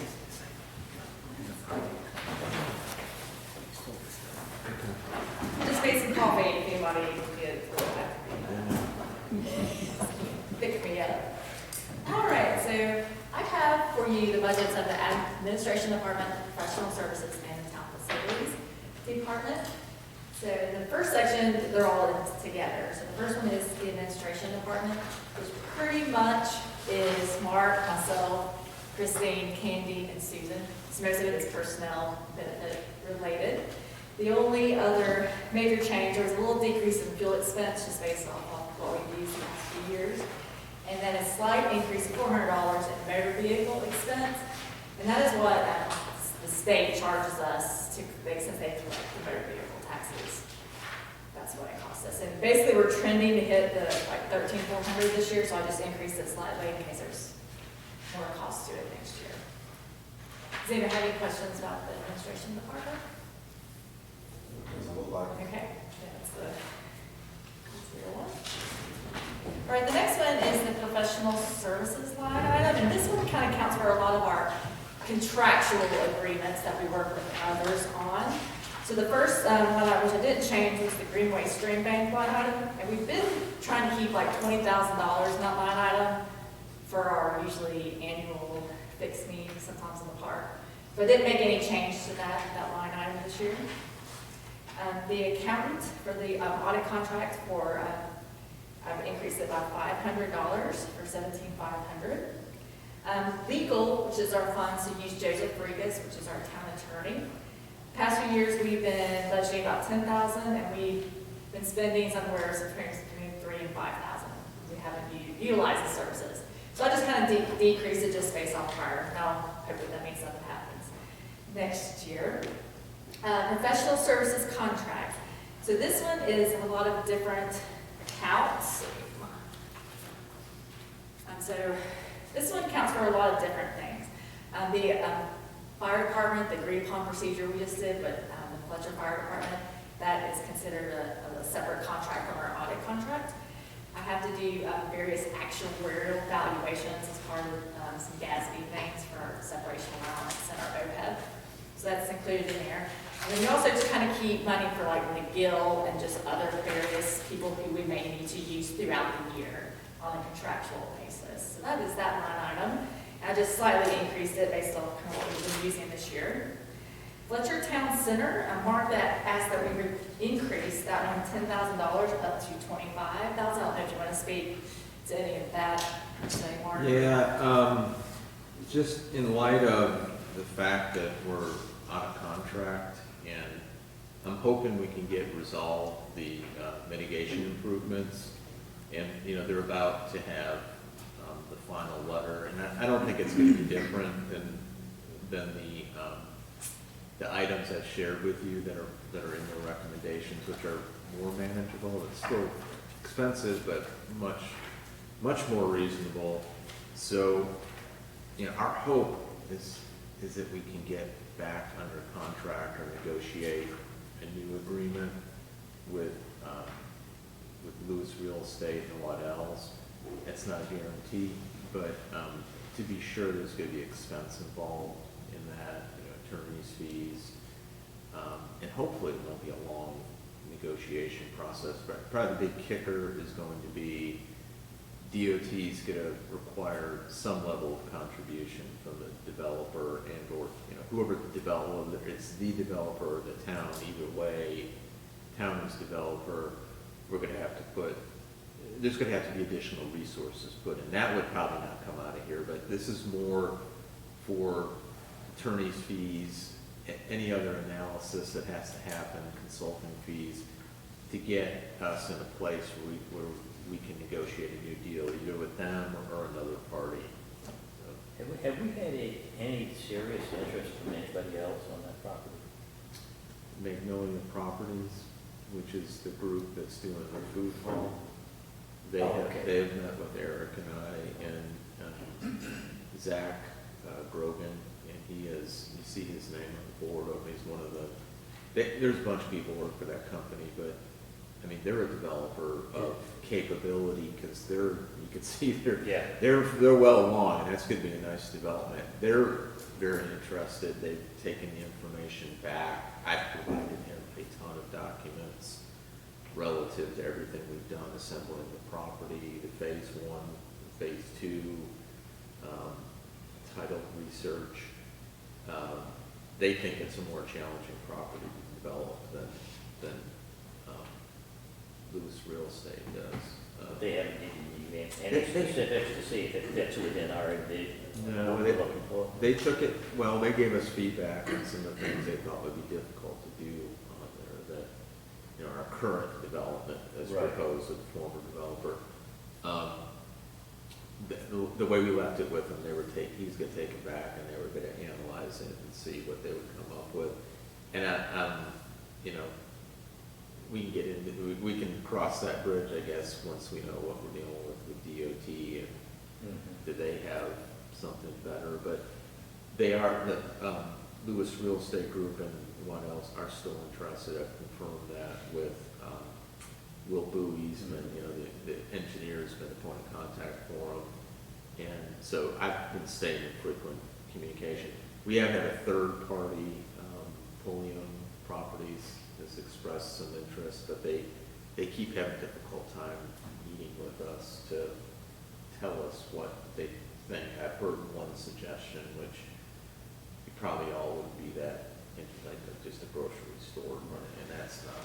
No. Did Magnolia give you any indication on any ideas they had, like suggestions of what they would do with that? They think you could do mixed use on there. They do think it's more challenging because of the drop off. He didn't get to the point of articulating, well, yeah, we can do a restaurant, we can do this type of shop, and those are our ideas. It didn't get that far. And I think he was cautious to do that because I think they want to look at it. Plus, you know, when you're kind of negotiating or sometimes people don't want to Tip their hat. yeah, of everything that they're thinking. We gave them a copy of the site plan and, you know, because it's all public record now. I would of think what, you know, our former developer was doing on there. I would think, you know, mixed use with people actually living there would be great for the place they're opening right across the street. I mean, if it's stuff that people frequent a lot, like a restaurant, some type of shop that you go to fairly often, then yes. Mr. Bo, what help us with that economic development this weekend? I mean, this week as well, Raleigh. He said, yeah, that they were still interested. Good. Because you can't help but go ahead and throw that out there. We do have an opportunity to see on them. So I just mentioned, hey, are we still on your radar? He said, absolutely. Yes. So, okay, thanks. That's very nice to know. But But it's good to know you have others' interests. Oh, definitely. And it keeps, keeps the pressure on if they want to re-engage, because they've invested a lot in this project. Theoretically, if somebody came with a real good offer, we could jump ship real quick. So, yeah, we'll keep those plates all spinning here. It goes to the best party for the town, so, but, yeah. Sorry. All right, you're right. It's a good highlight. All right, the next line item is economic development. This includes our economic incentives, as well as our contribution to the Economic Investment Fund, as well as our annual contribution to the partnership. There was a $5,000 increase requested from the partnership. Gosh, for many years, we've been paying $20,000 a year, and they're now requesting $25,000, and then $25,000 into the Economic Investment Fund. And then our two incentives are currently low impact technologies and campus prints. Currently, that would they may ask for an incentive next year, so that's the reason why that line item went up. Apple Country Transit, they are seeking $13,142 contribution for next fiscal year. This current year, you guys authorized $7,500. Just to let you know, $7,500. So we can work through however you guys want to handle that. And then the last one is elections. Given if we do have elections this fall, I guess we can see what happens when they go into session today and through the spring, or what they're going to do with elections. But I reached out to Ms. Head, who's the elections director, and she basically told me to put in not that much money to hold the elections. What's this cover, it's 55? So I asked her, she didn't really give me much. It's like the cost of doing the elections, so the ballots and anything that they prepare, and I guess it probably helps cover their staff costs as well as being here. But also, I tried to ask her, oh yeah, we use our facilities. Yeah, discount or something. Yeah, it didn't really go very. So unless you want her to maybe come speak to you at the council meeting, I don't know. So that's a thought. So that's what the amount they put in for. I'm not minimizing the amount, but my guess is that's mostly direct supply costs and probably not labor and that, because that's, to run the whole election. And, maybe some of the part-time poll workers also, but no, we had a good point, Trevor, about we wanted to be good partner, and I know that's important to y'all, but to make good use of the public space here, but also, the other party to be cognizant that there's wear and tear and there's impact. And they did pay for carpet cleaning in here, so we could get reimbursement for it. We got reimbursement for the carpet cleaning, Yeah. and they had cleaned the vinyl too, but they didn't want to pay for the vinyl up here. We pay for that. Yeah. Why didn't they pay for the vinyl? I really use don't this know. part. They workers up here. But that's when we did get reimbursement for the carpet, but not the vinyl up here. And this is the first time Jambo had this cleaned when it was done this past January, because we've never had a professional clean before. But it was just showing wear and it was dirty, so, yeah. Does anyone have any questions on professional services? I think so. Okay, so we'll move on a few more pages to town facilities, and as I call this, is the catch-all department. Has a variety of different things in it. I'm requesting a $1,300 decrease in postage, and this is just based off kind of, again, prior, just watching the past 2 years. Even though the cost of stamps have gone up, so I think $5,000 would be great for that. Utilities, again, like you've heard today, Duke is, preparing a rate increase for 3 years, starting January 1st of 2024. So I have increased that line by $2,000.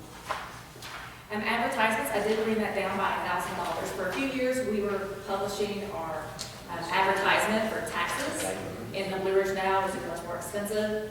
Now everybody's going to the Metro Lightning, and the cost has dropped dramatically, so which is good save for town money. So I decreased that by $1,000.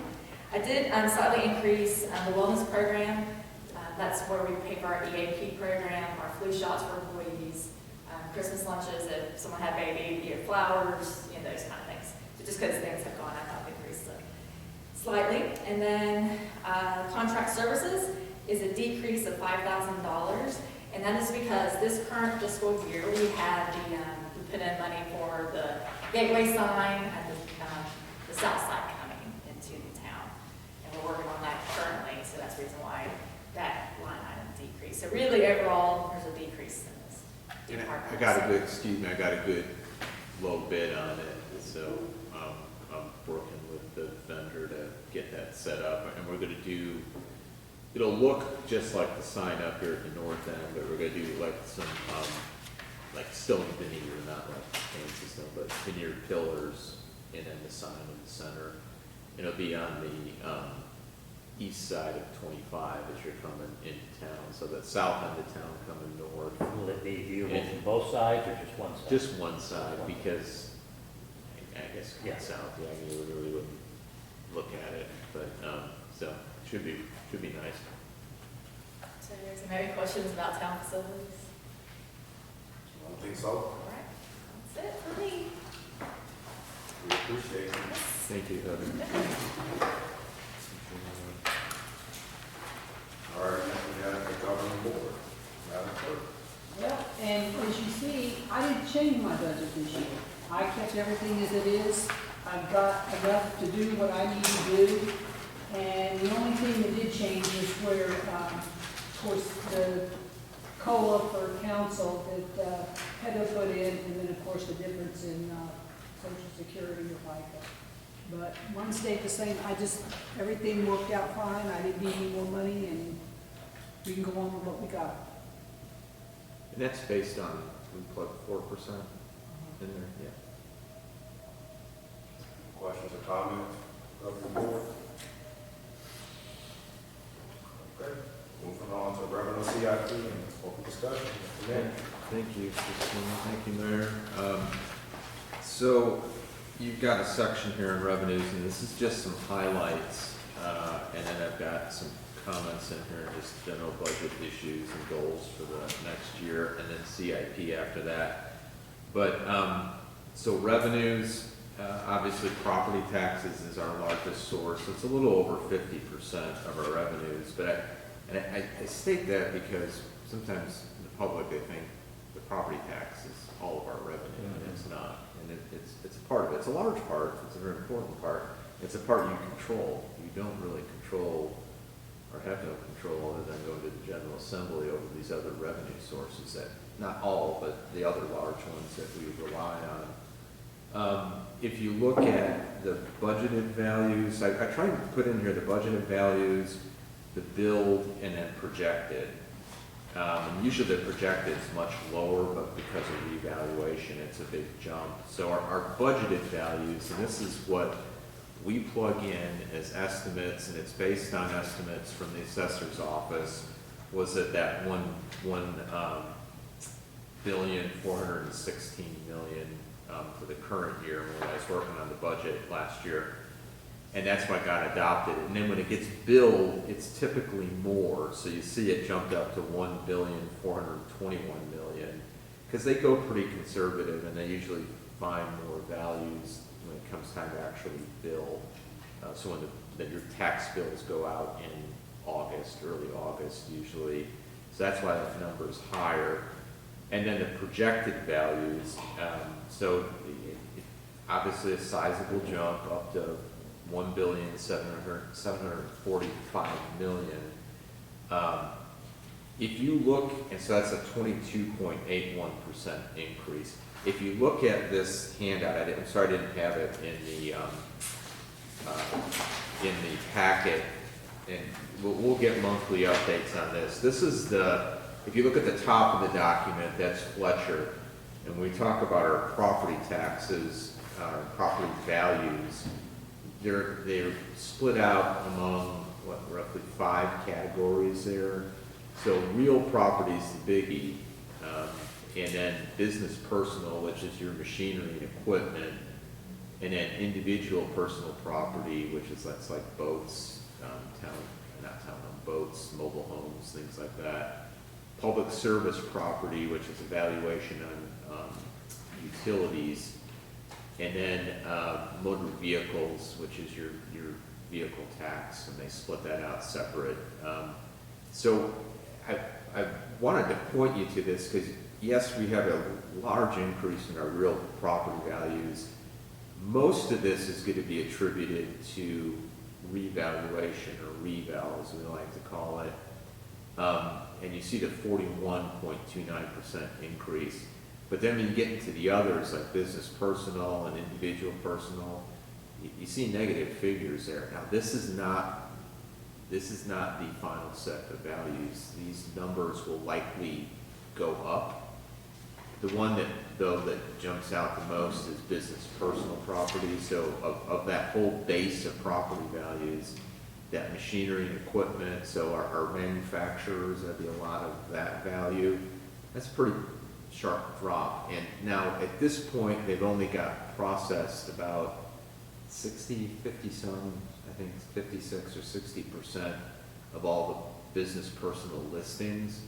So it's going to take more time for the tax assessor's office to finish that. So this is very preliminary, but it could impact, if our business personal stays down, and one concern we have a little bit on this right now, even though it's still a little bit early with them processing those business personal listings, is Continental leaving, and so we're trying to get some data from the assessor's office to see how much is that low figure right now maybe attributed to a little bit of a hole from that. So I think it's not going to impact it hugely, but it is going to impact it in some significance here, especially since we have new manufacturers. As long as they do indeed go in there, they're not taking over the whole building, right, the whole property, but it is a pretty significant estimate in capital investment. And when somebody first goes into a building, that's when your business personal is the highest. Yes, yeah, that's right. And it'll take a couple of years to do the whole investment. So, we don't get the immediate benefit of those tax values. So, Nobody else took a hit like we did. Yeah, right. If you look at the other, and this isn't everybody. I just printed the page. It's got Fletcher's values, but yeah, we're and normally this time of year it might be negative, the business personal, but it'd be like 2% or 1%, not 33%. So. And I didn't look up the value to us, but I do know it was around $447,000 they paid last year. So we just have to figure out how much actual value levy that is. Yeah. So. She sent us, I haven't had time to go to scrutinize it, but the tax assessor sent us a spreadsheet that try and discern what part of that was Continental Tevis or Continental leaving. So we're going to have to look, because I've asked them for help, because it's real important when you go to reval to try and get some decent estimate of what's new construction, what's new values versus your existing properties that are coming forward. So you can back that out when you do the revenue neutral calculation, which is what that rate would need to go down to in this case to make it revenue neutral as far as where it was prior to reval. And there's a formula, we'll have to plug it in. It's not an exact science, but it is helpful. So I anticipate we're going to adjust the rate back. We don't know because it's too early in the budget process still to see if we do that. Can I present a balanced budget to you that addresses expense needs, or some of its wants but needs within our expense budget? So that's just a little bit about the property values. And when we get a little bit further into April, we'll have, basically by the April 15th valuation, I'm going to need to plug something in and work with Heather on doing the revenue neutral calculation and see what it is, and start working with that as a target when I present a recommended budget to you in May. So I'll let you know what that next value is, and then once we start running some numbers, what a preliminary revenue neutral rate would be. But it's gonna be really challenging, I'll just say, it, just be upfront, trying with all the requests, and you don't fund necessarily all the requests, I don't mean to characterize it that way, but it's tough to do that and then go adjust the rate back that far. So, and it may not be as far as we think, so maybe it is doable, but I know we're getting a lot of, and I mean, I'm getting phone calls too, and people talking about it, it's, you know, and that's fine, you know, it's good that your constituents are communicating with you and you know, your thoughts and position on it. So we're being very mindful of that, just to let you know, as we work through this. But just some other comments in here. I got some bullets through there. Just a reminder, we get these monthly about the middle of the month, so the assessor will continue to do that. About the fourth bullet down, I talk about residential construction activity. Sycamore Cottages is pretty much built out. They're working on the last houses there, so we're still getting some new business as far as residential values coming in that, you know, helps, but also the cost is probably, quite frankly, more for service than the new revenue. BSC Holdings, Eric has got information, so that BSC Holdings is the one building on the property off to the north here on the former Rutledge Airs. That's the, I think it's 160 some units on there, or no, excuse me, 211, but it's probably going to be below 200 townhome apartment and single family villas. They are looking to start site work. I think it is coming up pretty quick here, and that looks like they will indeed be starting on some of the site improvements this spring, summer. They're getting very close on some of their permitting. And then, you know, we've got the 2 single family home developments on Rutledge Road. So that those together are, 164, 90 single family home units, and then another in one development and 74 in the other. So that's, you know, that's helping with some of the new value, new levy, if you will, property taxes. But, you know, over the long haul, our expense generally outpaces the revenue that you realize from it, unless they were like really high-end homes, and very few of them. And then the next thing I want to mention was, when we bill for property taxes, that next bill, we typically have billed for, it's been around 100,000. It can range anywhere from 50, 60 to over 100,000 a year in actual tax levy that we wind up billing. So that gives us a little bit of a cushion, if you will, on our property tax revenues. So right now, I had in there, we were at 58,937 above budget right now as far as what's billed. You know, we collect 99%, so that's pretty good money in there as far as revenues. Okay, and then our next largest source, and if you want to go back and talk about any of this, just stop me or I'll circle back. Our next largest source of revenue to our general fund is sales tax revenue. And thankfully, we're in good shape right now. You know, we're halfway through the year. We're over 130,000 to the good, almost 131,000. And that puts us 11.8% higher than projected for budget. So that'll help going into the new year. Now, we don't have we should be getting it any day now. We get a document from the league that gives us advice on how to calculate projections for sales tax and some of these other revenue sources. So we're in good shape there. Utility sales tax, which is our third largest source of revenue to the general fund, we're at $39,650 to this point, to the good on the budget. That puts us 11.2% higher than projected. Still have 2 more quarters to go. That gets distributed quarterly, and it's weather dependent. So it's a excise tax on natural gas, electricity, and telecommunications. So that, right now, we seem to be on track, and hopefully we'll be above budget. But that's good news, you know, our property tax, obviously we have reval and a lot of things to work on, but, you know, our values did go up significantly. Sales tax is looking good at this point, and utility franchises is, or it's called utility sales now, it used to be called utility franchises, in good shape.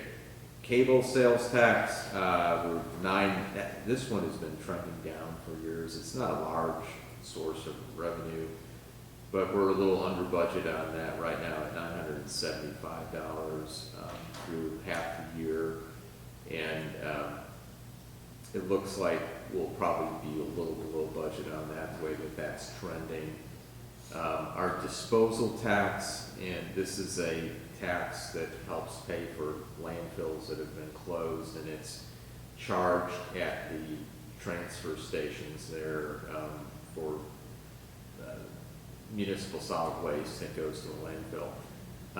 And more, Yeah. so is the cable, so that's like cable television? It's cable TV, which you're seeing less and less of Yeah, that's what now. I was gonna mention. That's why it's That is shrinking. continue to- Yeah, and you know, your satellite, there's a feed, the satellite TV provider, so DirecTV, you know, the other ones, The whole Dish. people are cutting the cords. Yeah, and Yeah. just think about how much Yeah. think how much we, I used to always have, or for years had direct, now we went to YouTube TV, and so everybody, so many people are streaming stuff now for TV, and movies, and so you're gonna see that continue to decline unless they do something different to address it or raise the rate on these other sources, the ones that do provide it, collect that tax. Okay, thank you. Yeah, so the disposal tax, we're on target right now, a little bit above budget.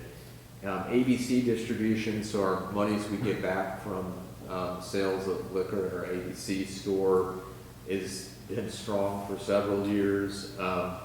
Our budget this year was $270,000, and right now through 2 quarters, we're $67,500 above budget. So that's good, and we don't know on our remaining 2, but typically when I get that budget estimate from the ABC chair, they usually hit that or go above it. And so, you know, right now,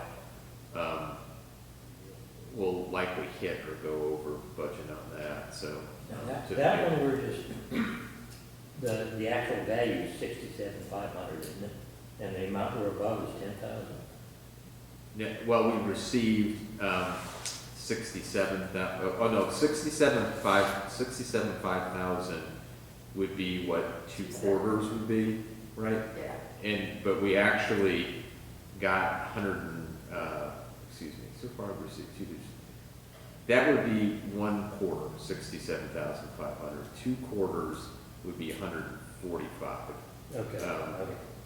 We received 2 totaling 145. That's 10,000 higher. So if you 67,500 times 2 is 10,000 less than 145. So that's what it's saying. We're above budget, 10,000 to the good right now. So that's good. It's been a strong source of revenue for us for years, and I don't know, at some point it's got to plateau over there, you would think. But it's a, I don't know how to value it. Apparently it's a really well laid out liquor store or ABC store, and they do well. It's been run historically well. A lot of people like using that store, so it's been a good revenue. I mean, there always is additional people moving into the area, which is going to cause the liquor sales to go up. Does the store fall under the town? Yeah. How does that work? It's not a store, but they're standalone. Yeah, it's Kind of like a They're fire. considered a component Thank you. unit. Yeah, It's all Component unit. component So if you unit. ever see the board, you point the board, and so some of their information actually goes in our financial statements, but we really don't control that. So it is kind of like the fire department. kind of, only we get money back from them instead of us paying. for It's it. a little different than the fire department. The fire department's a contract. Yeah. With the ABC board, they're technically an extension of the town. There is a direct, I mean, you appoint the ABC, the whole chair, board. yeah. Yeah, and the board hires the store manager and staff. So, and the revenue, there's some discretion on the revenues. A lot of it is set up by statute. It has to go back to the state and these different sources. But there is some that, and we've set up an arrangement with them how we get a certain percentage of those revenues. And that board pays the employees? Well, yeah, out of the revenue of of the store. So Yeah. that's how they're I'm paid. trying to figure that out. Yeah, no, they're paid based on the liquor sales. And their board has terms?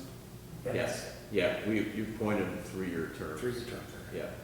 It's almost like they're a standalone, but all their profit comes back to us. But not, I guess not all, I guess some of the profit goes into a fund, and the fund pays for salaries and.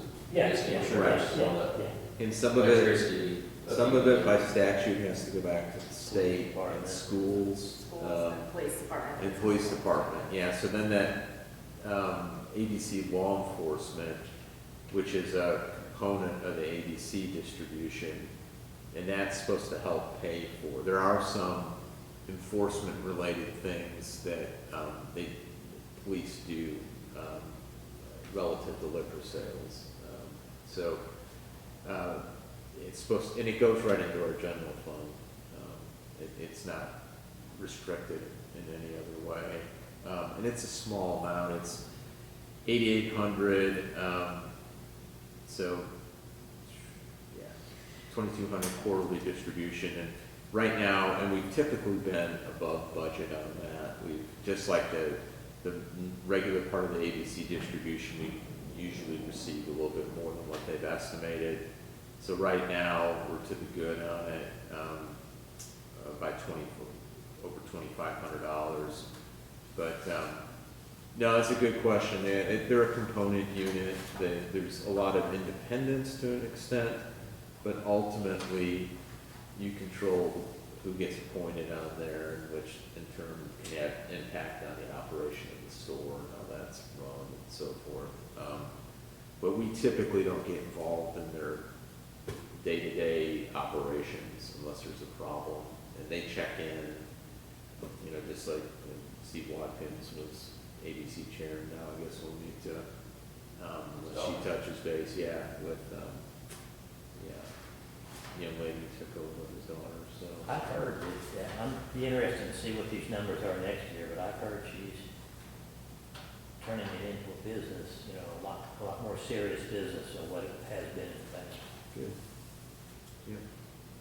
So, land use permits, so this is, these are permits that, Eric Rufa is primarily responsible for with various things with our land development code, zoning permits and other things. And, we're a little bit under on that right now. And then recreational activities, and again, these are just highlights. I'm not trying to go over everything in here, and Heather provided some good calculation of where we're at year to date, but these are just some highlights. So recreational activities, we budget 95,000 on it. We've collected 61,000 already. So we're on target right now for reaching that. You heard Greg mention earlier about some of the outstanding summer day camp fees, and at least when we put this together, we were at 25,000. So you add that in, plus our rentals for the shelters and ball fields, we should be on track to get that, or maybe go over on our recreational activities revenue line. So those are some highlights. So right now, we're in good shape through, past mid-fiscal year as far as our revenue collection, which, sets us up well into the new year. And unless we get news from the league that some of these state share these other revenue sources, are gonna track, real negatively, but I don't anticipate we're gonna see a drastic decline on those.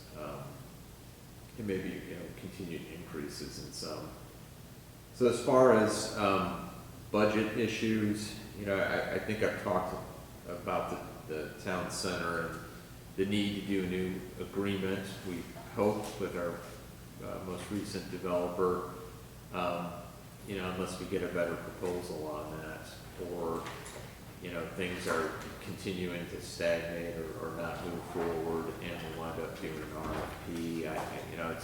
It's early to say right now, but our goal, or at least right now mine, unless, you all want to go in a different direction, is to let's get the mitigation improvements, see what DOT is going to ask for as far as contribution on it, and see if we can re-engage and contract with our former group, a deal that's acceptable to y'all. So some unknowns there, but there's a lot of interest in this property, and it is it's got some challenges, but it's a very developable piece. So, capital projects, I had a bullet on here, an item about capital projects to consider. So last year, this past year, you authorized us to use the money, our ARP allocation on salaries and fringe. We've done that, transferred the funds. As I spoke to y'all, and I think this is important to you, we wanted, at the end of this fiscal year we're in right now, to do a fund balance designation for the equivalent amount of monies, which I don't think you'll have a problem doing that, because right now we're to the good, and we came into this fiscal year with good reserves, so we'll be in good shape to do that, and then be thinking about, and there's no rush on it, you do the fund balance designation, but the Cane Creek Greenway extension is a good suggestion.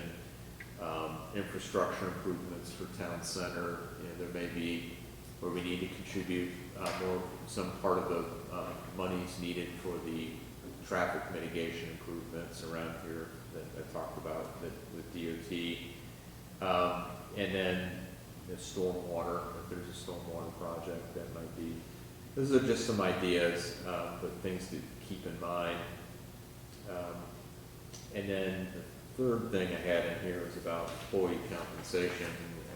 I guess we can pick up, if you want, that discussion you had from before on where we're at as far as cost of living adjustment.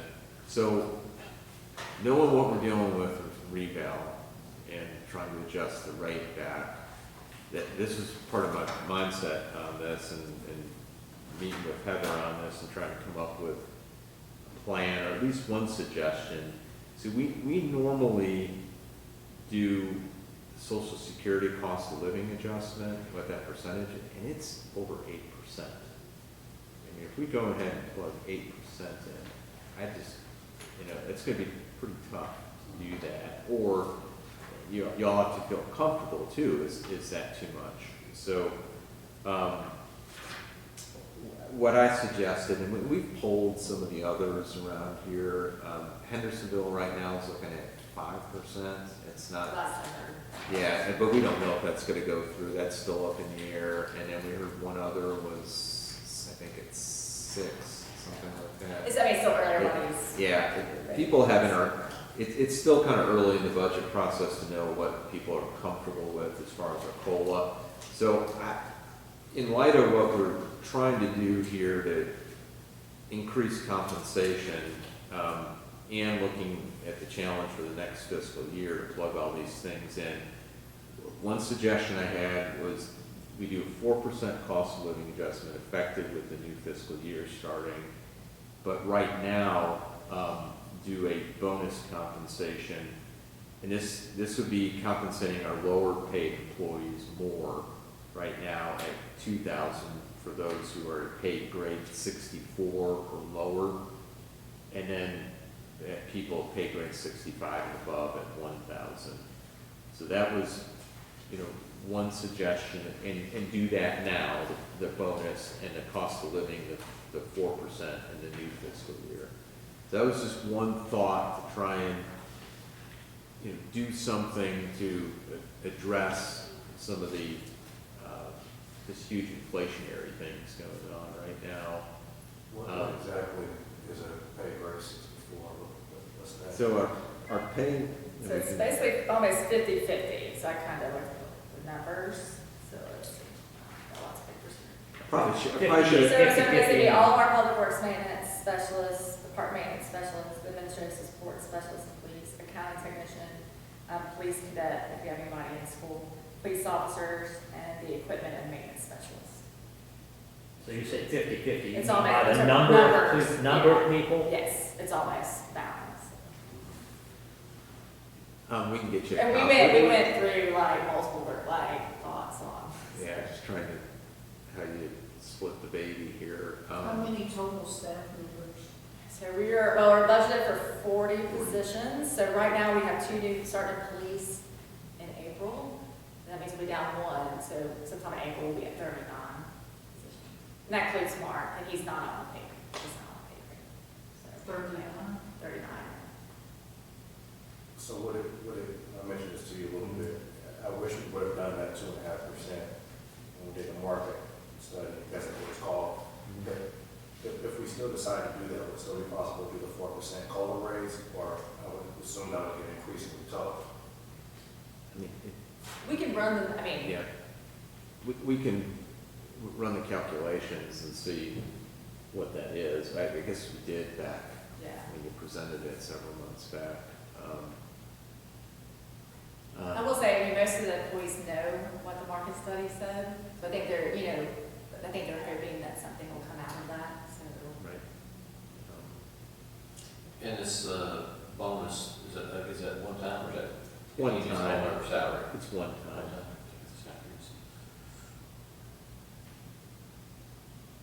So it's just trying to something a little different too on this, and I guess one, taking advantage that our reserves are good to handle that. And secondly, it doesn't build our base budget up higher, for the new budget year. It makes it a little bit easier to do. So that was some of the thought process of why. we're doing that. Could we, I think Trevor asked earlier, can we see that market study? Yeah, basically, it really wasn't, it was just a quick overview. So basically some Excel spreadsheets, and then they just did like a one-page report to you guys. That was a big February thing, so. Be nice to have that positional pay, set work. Because usually when you do like a big paid class study, it's a big document that Yeah. you live in each group, so. This just looked at benchmark positions comparative in the region. It wasn't trying to go through every position and say, like a true paying classification study looks at what the position does. Are they classified properly based on what they do? And then the other part is to pay comparable for that position in market. And this just, our Yeah. market just looked at a market pay comparison to see where we were on benchmark. Benchmark are these kind of standard comparable positions. I do understand that, Bob said, that there's a larger problem when you fix the base salary to begin with anyways, but just in my perspective, there's probably an immediate issue here. People aren't being fairly compensated right now. That we have an immediate, this Band-Aid for that 2.5%. Trevor mentioned at lunch, the way they handle cost of living is completely different than the way we handle cost of living. And what he was talking about might be worth considering. You want to explain the whole thing Yeah, out? it's a little different than other places, most places do percentages. For us, we do, of course, we do a merit raise. A merit raise is based off a percentage. Cost of living is basically, we figure up a set number of amount that's going to be in there, and then you divide that equally amongst our employees. The reason why we do that, which don't take much of a mathematical genius to say the fire chief's going to lose the most, but it's not losing nothing. Like the glass of tea costs the same for me that it does the firefighter on the back of the truck.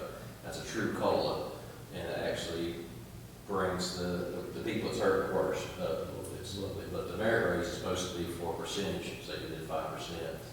Of course, Mark's 5% would be more than the person on the grass, but his responsibility is 10 to 100 times more, so he deserves that. And that's what I was telling, that's what we end up doing, just to help the lower. If we went to something like that, that would make that problem that we have now with the lower levels being underpaid, because they would always, the lower ones would, compared to what they were making, they'd be getting a bigger increase.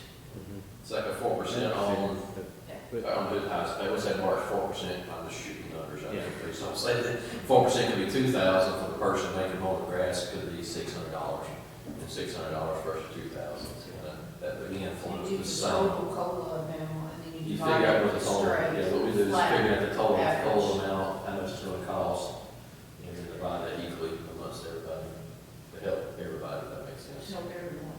That's just something that we do, and that's something That's a very valid point. Or we could do some kind of a hybrid in between too. We could say 2% goes straight across the board, and then 2%. That is something I've been thinking about. 2% Like, you know, in the is middle of split the this night, other when way. you can't sleep, and, you know, that was one thing I was thinking, I was like, you know, could we do something that we move the whole range, right?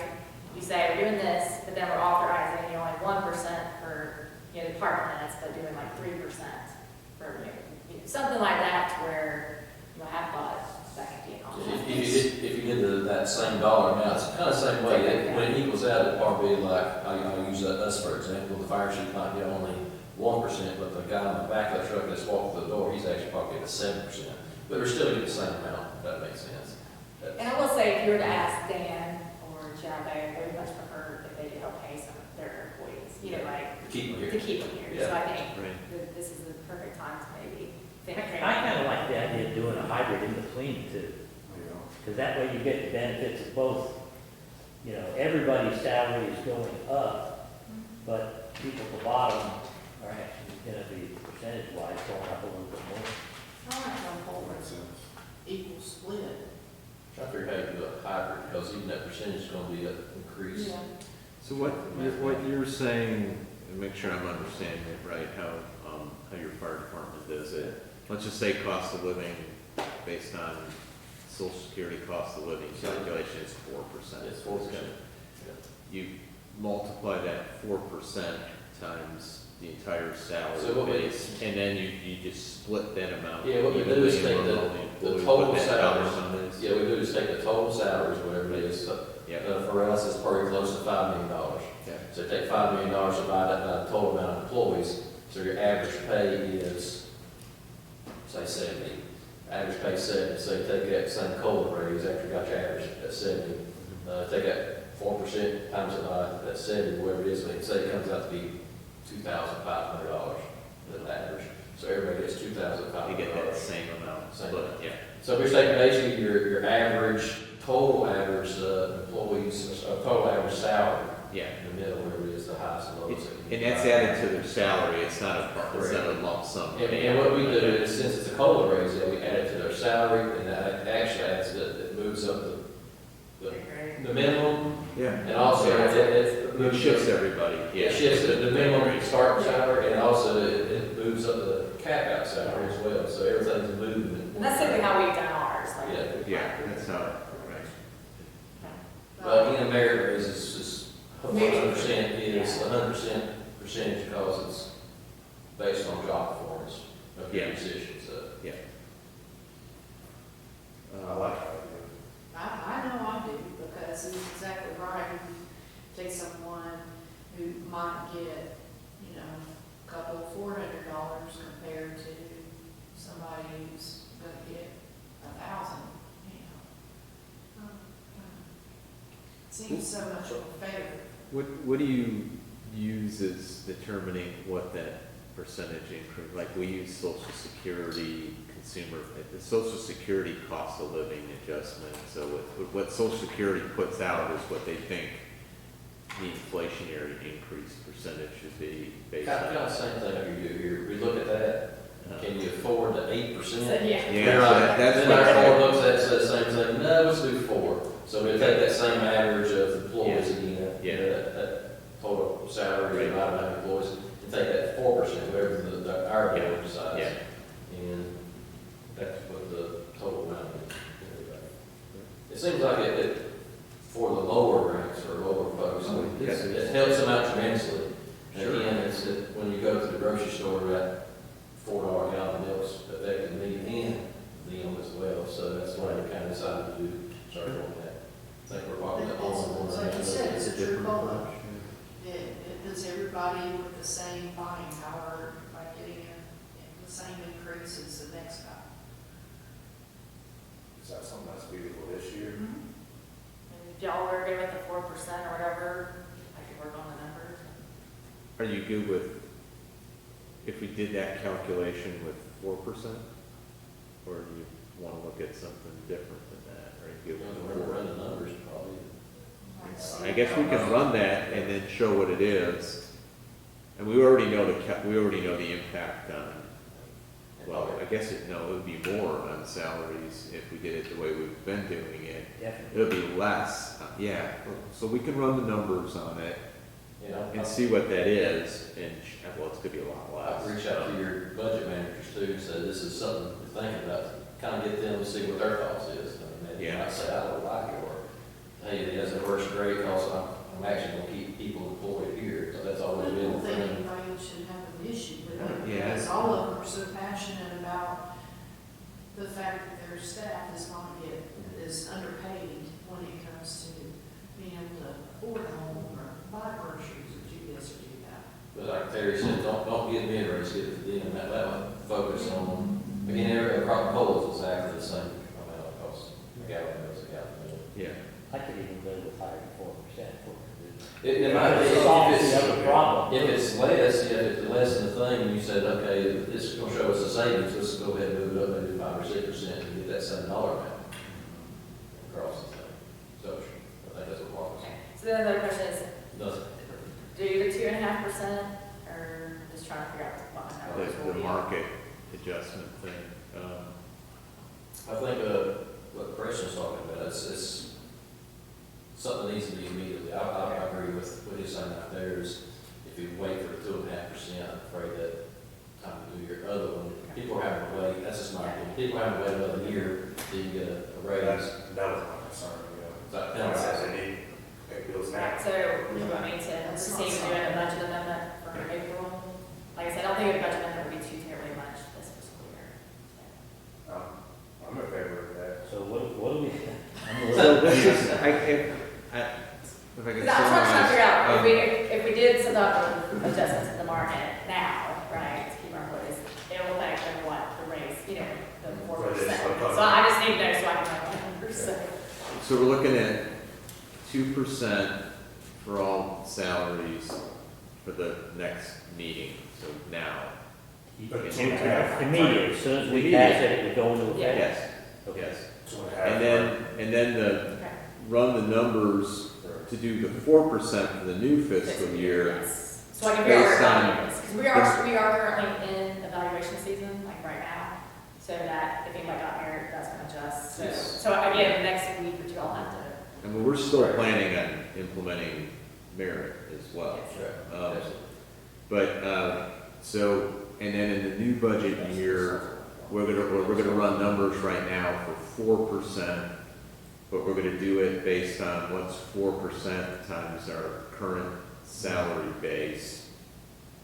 And then, divide that by 40, and then that's the amount that would be added to each individual's salary. Is that what that average amount is? So, So how will you do the 2.5% immediate?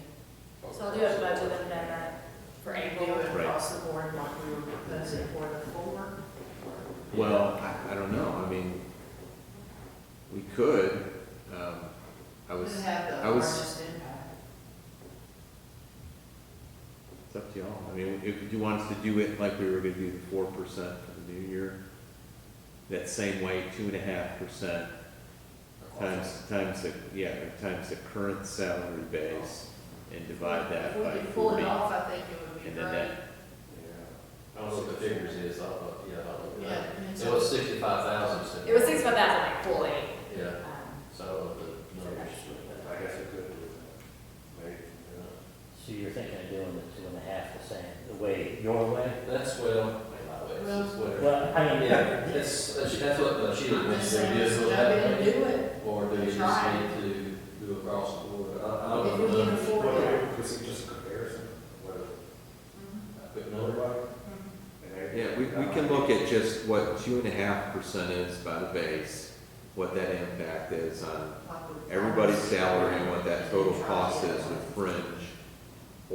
And we can compare it side by side with what 2.5%,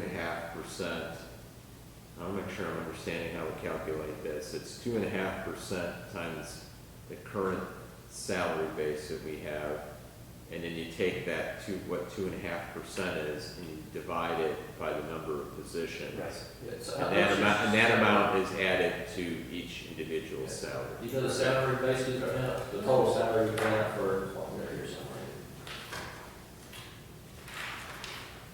Oh, I have them all on department. That's it, right? Sorry, I thought we had like I'm a saying, total on I'm it. doing it. Set it all up. So add it all up and then divide that by, you said 40 employees?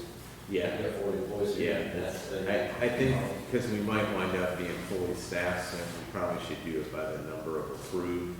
I don't know, I'm just trying to, if we were way under Figure it all that, out. then, yeah, then I'd do it by a lower average number, or a lower total number. Is that, okay? You clear on that? Clear as mud. Yeah, I did too. With the situation. Yeah, it's like we were saying, it'll solve a lot, it'll make a big impact. But you The got, difference. gotta make sure you move the base pays and the cap out pays with it, too, so it's no walks the door. That when people start coming to work at Fletcher, hopefully they'll see that pay is moving up every year. Yeah, I'm just trying to see, I guess in my mind, is it less the whole fiscal impact if we do it on that methodology of the, I'd have to see. yeah, I'd have to see the I want numbers. to get I'm just- myself clear. I'm trying to wrap my brain around it. I'm thinking it should be, Yeah, I mean, I It should be think the it would have same. to go down, it's just, let's see what it looks like. yeah. But if you do what that average amount is and apply it to each one's salary, it should theoretically, or it should actually be less of a impact to the budget because, Sort of close to saying. or it might be the same, I don't know. Why doesn't it be exactly the same? It should be, yeah, because I'm thinking 2.5%. Well, it may times the be base is less 2.5. because there might be this despairing difference between the top to the least. You may But see if it go down because does that make sense at all? Well, we're gonna have to run it up. I It have actually to may run go it up, I don't know. Yeah. Depends on your number of people in each position. I'm anxious I to think see. the way we explained it, it's gonna come out to the penny of the cent. It might. I'll run the numbers. It does help with some of the, lower paid employee in that, Those hourly to your employees would be example so grateful. the amount is the amount Make a big that difference.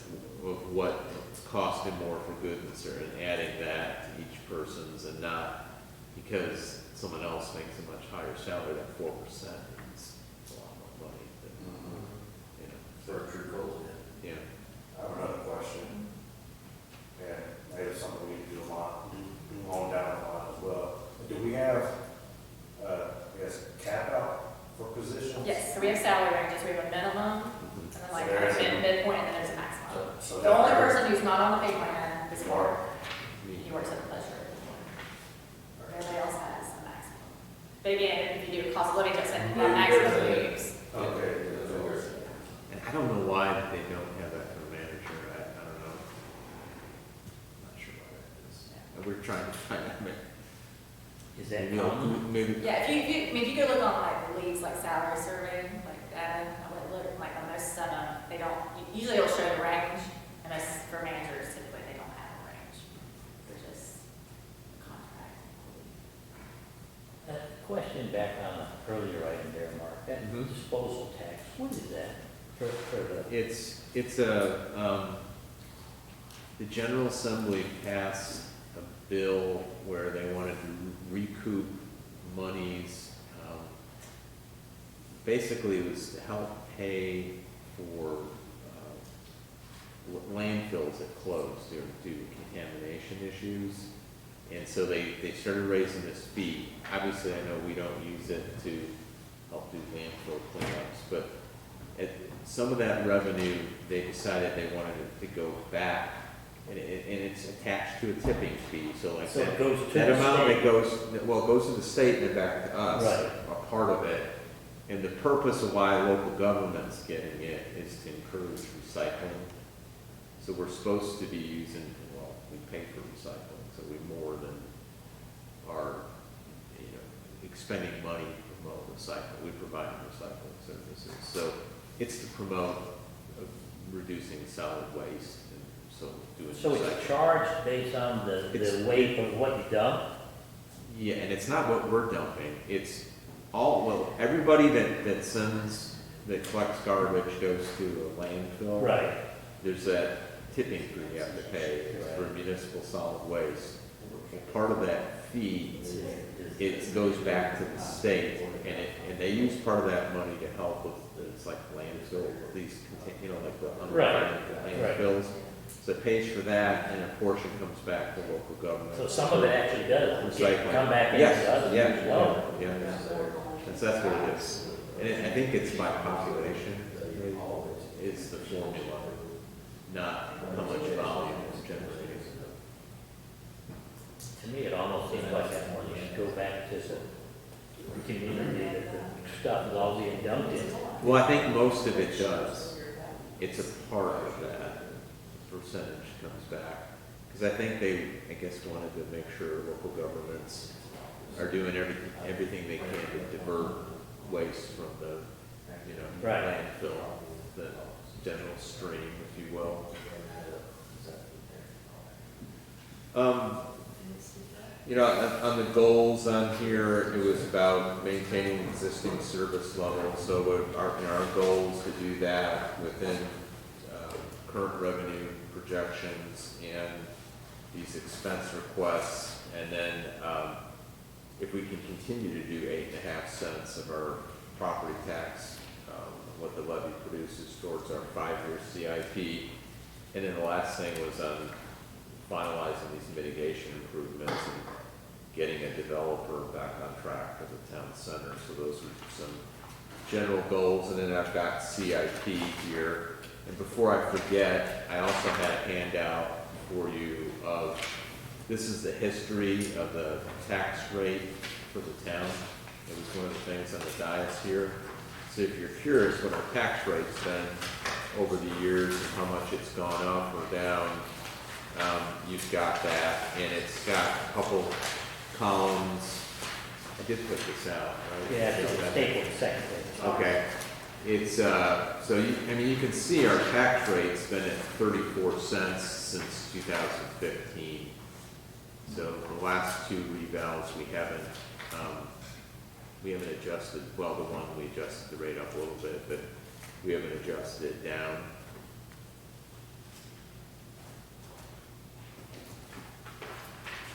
And then I'll just hit on some of the, unless you want to talk about Well, tax rates. let's talk about that for a little bit.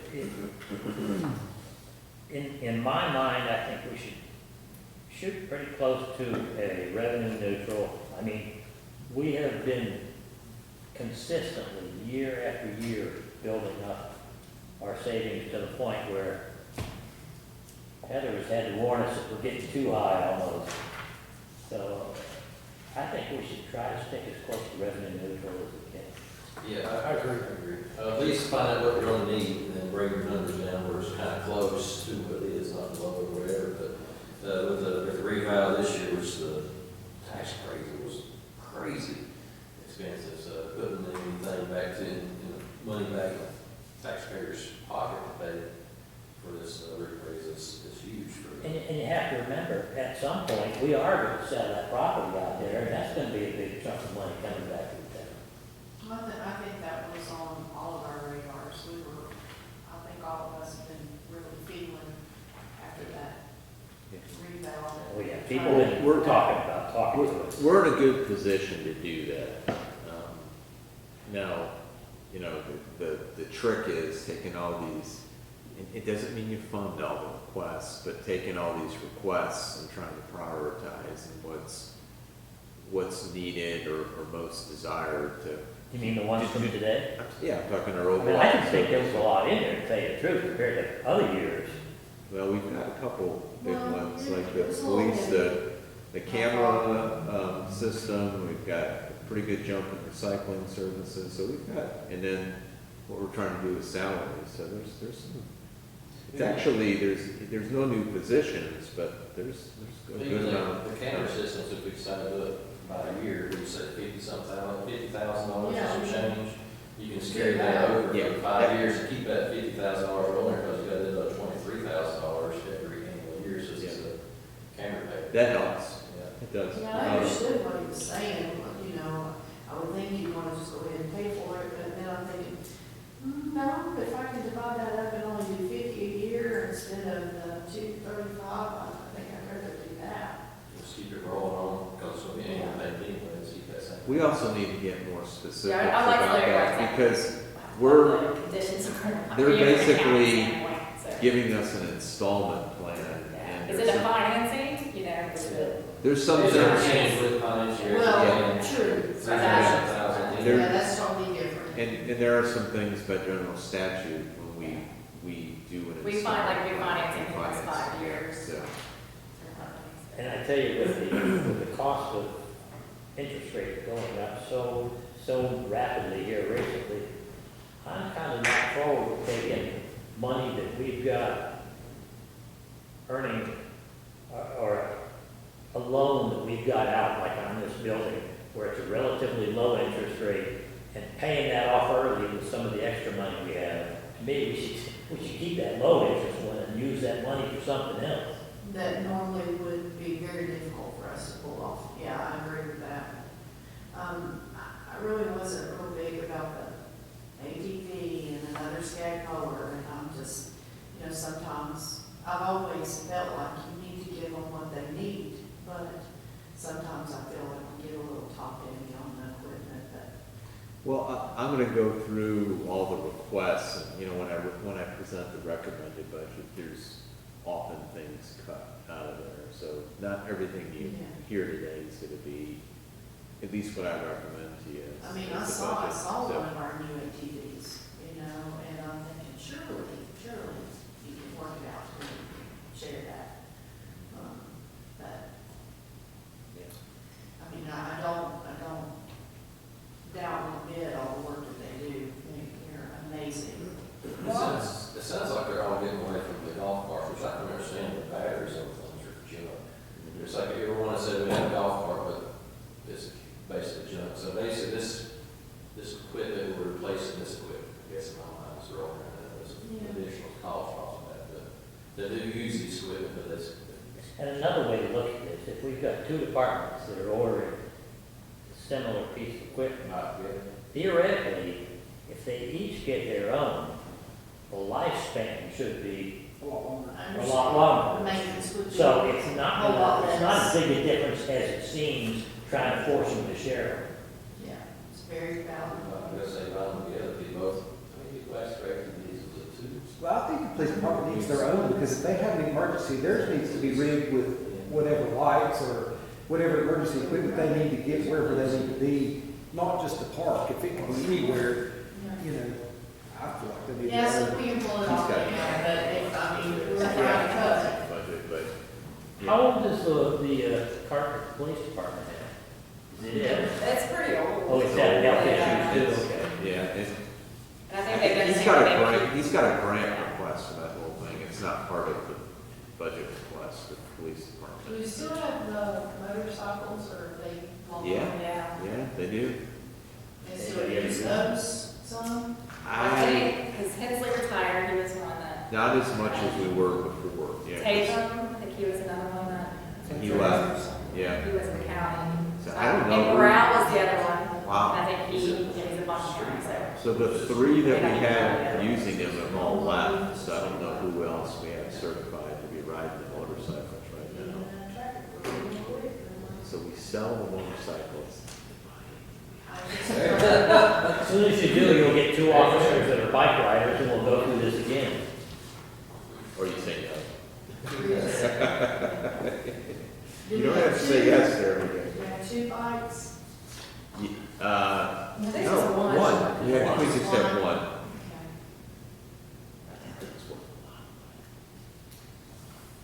Okay. It's a hard thing. It's a great thing to have. It would go but well if at all. you're- yeah. But if you're just not using it that much, then it's something worthy to think about. Yeah, it's, good question. What Yeah, about you? I don't know if we have any. We don't have to. I made a note just to ask Dan.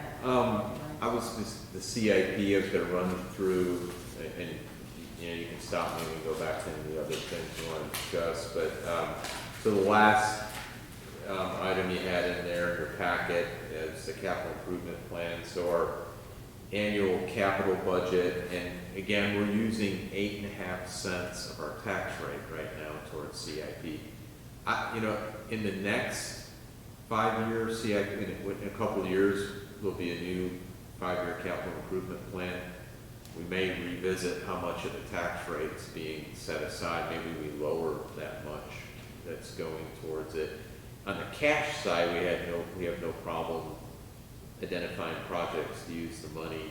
But on the debt service side, we've got a lot. We've had space for years on there, and we've taken that kind of excess and covered some more of the, you know, paying cash on the cash side of it. So it's 8.5 cents of our tax rate. So what the levy produces on 8.5 cents of our 34-cent rate, 6.5 we've been doing towards projects with debt service, what that levy produces, and then the remaining 2 pennies or 2 cents of that 8.5 cents for projects that we pay for with cash. So we call it the cash or pay-as-you-go and debt service side. So I'd really be leery about lowering that at all. To me, that 8.5 cents is what guarantees that the town will continue moving forward. yeah, If you start cutting that down, the town's gonna start to stagnate. and that's a good point or observation. I'd almost, and you know, we've got a couple of years before the next 5-year CIP, maybe shift the amount of that 8.5 instead of 6.5 for debt service and 2 for cash. Maybe you do, you know, 3 cents on the cash side, and 5.5 for debt service. I think that might be something I suggest. You know, If you get to the point where we're gonna need a new public works building or Yeah. anything major like that, all of a sudden that becomes very yeah, important. right. No, I mean, that's a very good observation, yeah. We just haven't done anything in the last couple of years True. other than buy that property there. Yeah, and you know, you might want to hold that space for that, because if we want to develop the rest of this property and we wind up relocating facilities or the road project going down to, if Old King Creek gets extended, so what the levy, so this levy calculation, how much revenue we have to work with, was 1.4 million. I used what we're billing right now. I didn't use what the current value estimate is, because we're likely lowering the rate, and it may go all the way down to revenue neutral. And if you do that, I just don't know what the calculation is. So just for sake of argument here, I put in what we billed, the value of what we billed for the current year. So that levy is just over 1.4 million. So that 1.4 Excuse me, million. no, that's the valuation. It's 1,196,000. That 1.4 billion is the valuation. That's what we billed value. Our actual Before the- levy or revenue is 1,196,000. It's in the Is that 1.4, is that before the revaluation Yes. increases? Okay. Yes. And the reason I didn't put the reval it would just give you such a high revenue amount, and you're probably And then gonna have to back off and then of have it. to back off of that. So anyways, well, and actually, it could impact this too, because we're using a lower rate, not a different value. So we could wind up having to deal with lowering some amount in CIP, what's dedicated to CIP too this year. We'll get through the whole revenue calculation, and I'll talk to you about that, because you see what I'm saying? Yeah, Is that but- it's based on rate, how much the rate we're putting towards it. Let me ask you, how is this gonna affect our distribution to the fire department? Do we have the flexibility? I think we're gonna need to look at adjusting their rate back. And right now, our contract says we can't go lower than 9.5 cents, so we'd have to revisit. If we needed, right now it's 11.5 cents of our rate. Right. That 34-cent rate, our total tax rate, is going to the fire department, and there's this little difference for those We who are can't the go fire. below what? 9.5 cents, that's what our contract says. So we're likely gonna adjust the fire department's rate back as well. So we do have that flexibility. Yes, we do. You set the rate every year. The contract says council sets the rate every year, the amount that goes to the fire department. We typically kind of track what the county's done. But our current contract with Fletcher Fire and Rescue says you can't go below 9.5 cents. So that's a 2-cent drop from where we're at right now. That's still a pretty good drop. It is, yeah. So I mean, if we're adjusting the rate back, we should do some proportional adjustment back for the fire contract. Have you had any discussion with anybody in the county or any other municipality about their Yeah, impact on the fire department? No, I want to contact the county manager and see, are y'all planning on adjusting the fire tax rate for, they have a bunch of fire departments that they. I mean, if we don't, we're in effect subsidizing the fire department at a better rate than the rest of the town. Yep. So, Well, and MGCCA's coming up in April, and, so that Yeah, might that'd be a good something. place. to yeah, talk that'd be about. a good thing to talk, but I was gonna just email the county manager and see, have you guys had discussions about, I imagine the fire rates are coming back, they're dropping too, because then, residents be taking a big hit on that, Mhm. and, I mean, why wouldn't they question going back to revenue neutral on that as well, so. I know in fire service, what they try to do here in this county is, it's almost like the county commissioner try to agree with the fire service. Every 4 years, there's a reevaluation. The agreement is between the reevaluation, you don't ask for an increase, but during the reevaluation, you keep your rate the same. That's the time for you to catch up. And just by sitting on another board, another fire department board, it seems like the majority of the fire departments are going to try to keep their rate the same. Offset by that, think about this, that's the best way too much money to lower ours. So, of course, they got to prove everything. Interesting. I have heard that once before, I that. Well, you're gonna want to keep as much as you can. That's a catch-up, but the agreement was you don't ask for increase during the middle of your 4 years right there, but that's where you catch up your services back, so. But they're getting increases if your value They're getting is going little up every increases. year, yeah. Just like the town gets. But it's a bigger deal in fire departments, because that's the, what is it, probably 9% of their revenue is the property tax. Yeah, because they don't get sales tax, they don't Right, you get don't get anything. it, so Only it's a thing bigger you deal. pay is just fire tax, property tax, and that's it. Yeah. If they're gonna hire staff in or anything. I'll push around and see what they're doing. Yeah, We well- definitely would like to be in sync with what the county's doing, so. Yeah. So the levy calculation based on our base revenues, not the new ones, was 1,196,000. So if you calculate out on the debt service side, that's the current part, what 6.5 cents would produce on that value, that 1.4 billion, it was $914,841. We have 4 projects right now that we're financing. One is the town hall improvements, so, town hall, the land and the road there. Our town center, the properties on 25, the garbage truck that we did a year or two ago, and then the copier lease. We had that. This is a accounting GASB requirement that Heather has to deal with now. We have to consider our lease payments like their debt service.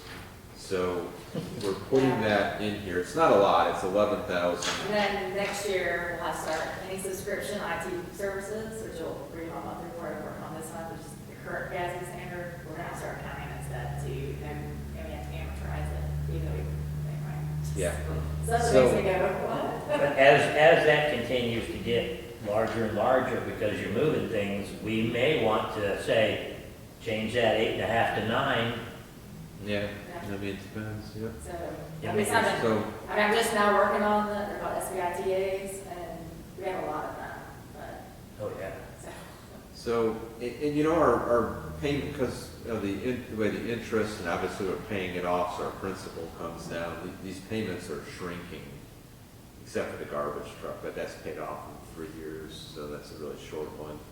So they, you know, it creates more space, and if you look, so our total liability, or the amounts we need to do in debt service payments, at just over 821,000, but the amount that 6.5 cents of the levy produces is 914, so it gives us a little bit of a debt service available, or cushion here, so that 93,505, that's how much excess debt service space we have versus the amount of loans that we have under debt service.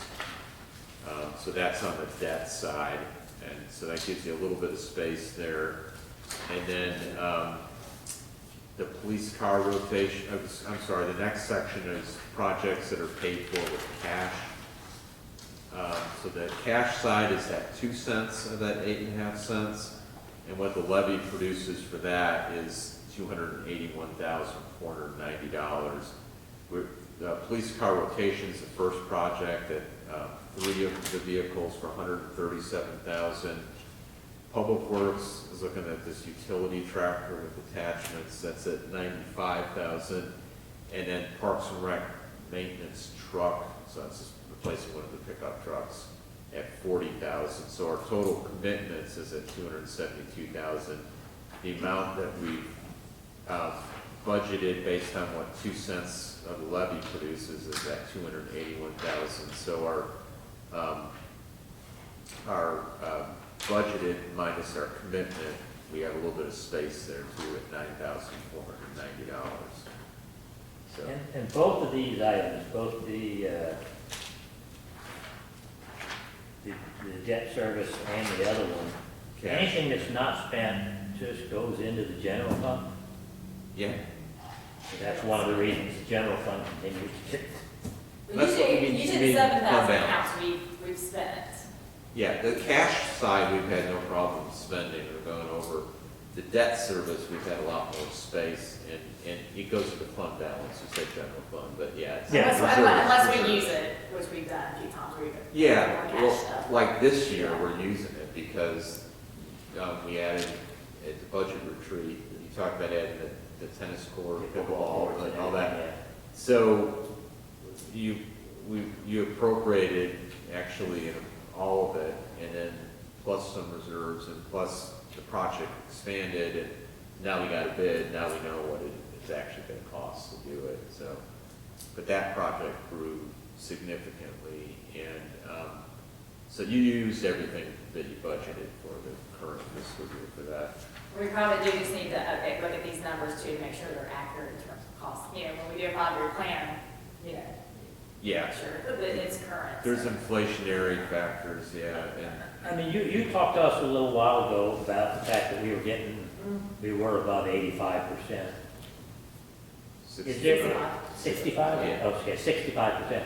Is there anything substantially bad if we let it grow a little bit more, knowing that we've got a new public works building or some other big project down the road? And what I've done is the past March, I've been moving funds over to the capital management trust now that interest rates are going up. You know, the past like really 3 months, this is, so basically some funds are getting higher interest rates. So that's what I'll be doing. I just moved the ARPA funds this week into general funds. I'll be doing the same thing, moving it over there to get a higher interest rate right now. so we're earning a lot more interest because the amount of money we don't need is cash flow, we're putting more of it over into the capital management trust, so.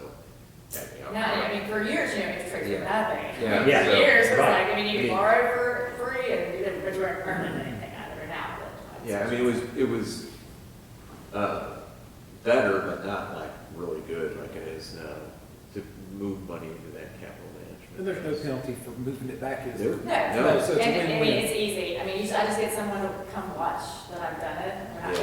You know, it's one of those things when I'm moving, you know, $500,000. Yeah, I mean, it is. No, Like, we want those I- double checks. I make someone come in there and sign that they've seen me do it, so. It makes me nervous too, and so I'll go and I'll Yeah. review it several times with Yeah. her and initial things and, you know, look at that because it's a lot of money. I think it's important to always have a double or triple. Oh, yeah, uh, especially in today's day and accountability. age. Absolutely. That's why we have such great audits, because of how thorough and transparent. And the amount of electronic fraud out there it's scary and it's, like when we closed on the financing for this building, there was a moment where we had to move it into like some escrow, and it was how many millions of dollars.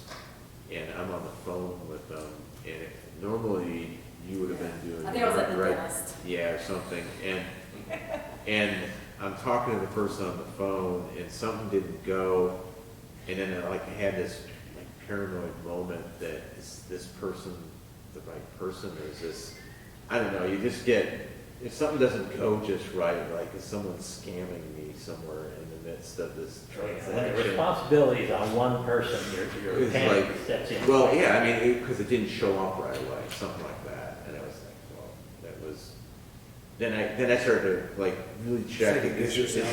is this person right who's doing this, I don't have someone impersonating somebody, or, you know, it's just, Well, that one was like a third part, like, remember, we didn't get the money, the lawyer got the money in escrow from the finance, and it just was this like moving money and. yeah. You just see the lawyer skipping down. Yeah. Well, it's a real problem with attorneys' Attorneys, firms. It's become, so with all this escrow and the close on property transactions, of the fraud going about, and people steal and get into these, They already get themselves in trouble unintentionally sometimes the same way attorneys do. Yeah, so, anyways, that's CIP, those are our projects that are, and this is pulled from our 5-year plan. If you all ever need a copy of that, or I can show you the spreadsheet on it. So, that's all I had. And I guess I should just say, so we'll take, you know, your feedback here, any other final things we need expense-wise, like in some of the insurance stuff we're still need to plug in. And then, I'll work on a draft budget, but I'll also be getting another value update from the county. So once I get a better idea on that, we'll start working on what a revenue neutral calculation is. As soon as we can get that, give you a heads up what that is. And then I've got to recommend what that new rate would be along the whole budget that, I would recommend in May. But we'll give you a heads up well before then. So. Do you have anything more from council? Are we all still good on time to do a quick closed session or Christine? Yep. That's fine, that's what Yeah. y'all. Everybody sounds We're okay? good here. Yep. Okay, you got a motion to enter closed session for contract negotiation? It's a contract. Make a motion. All right, we got a motion, do we have a second? Second. We have a motion and a second, any discussion? You just go back there. Seeing none, all those in favor say aye. Yeah. Those opposed? All right, closed session.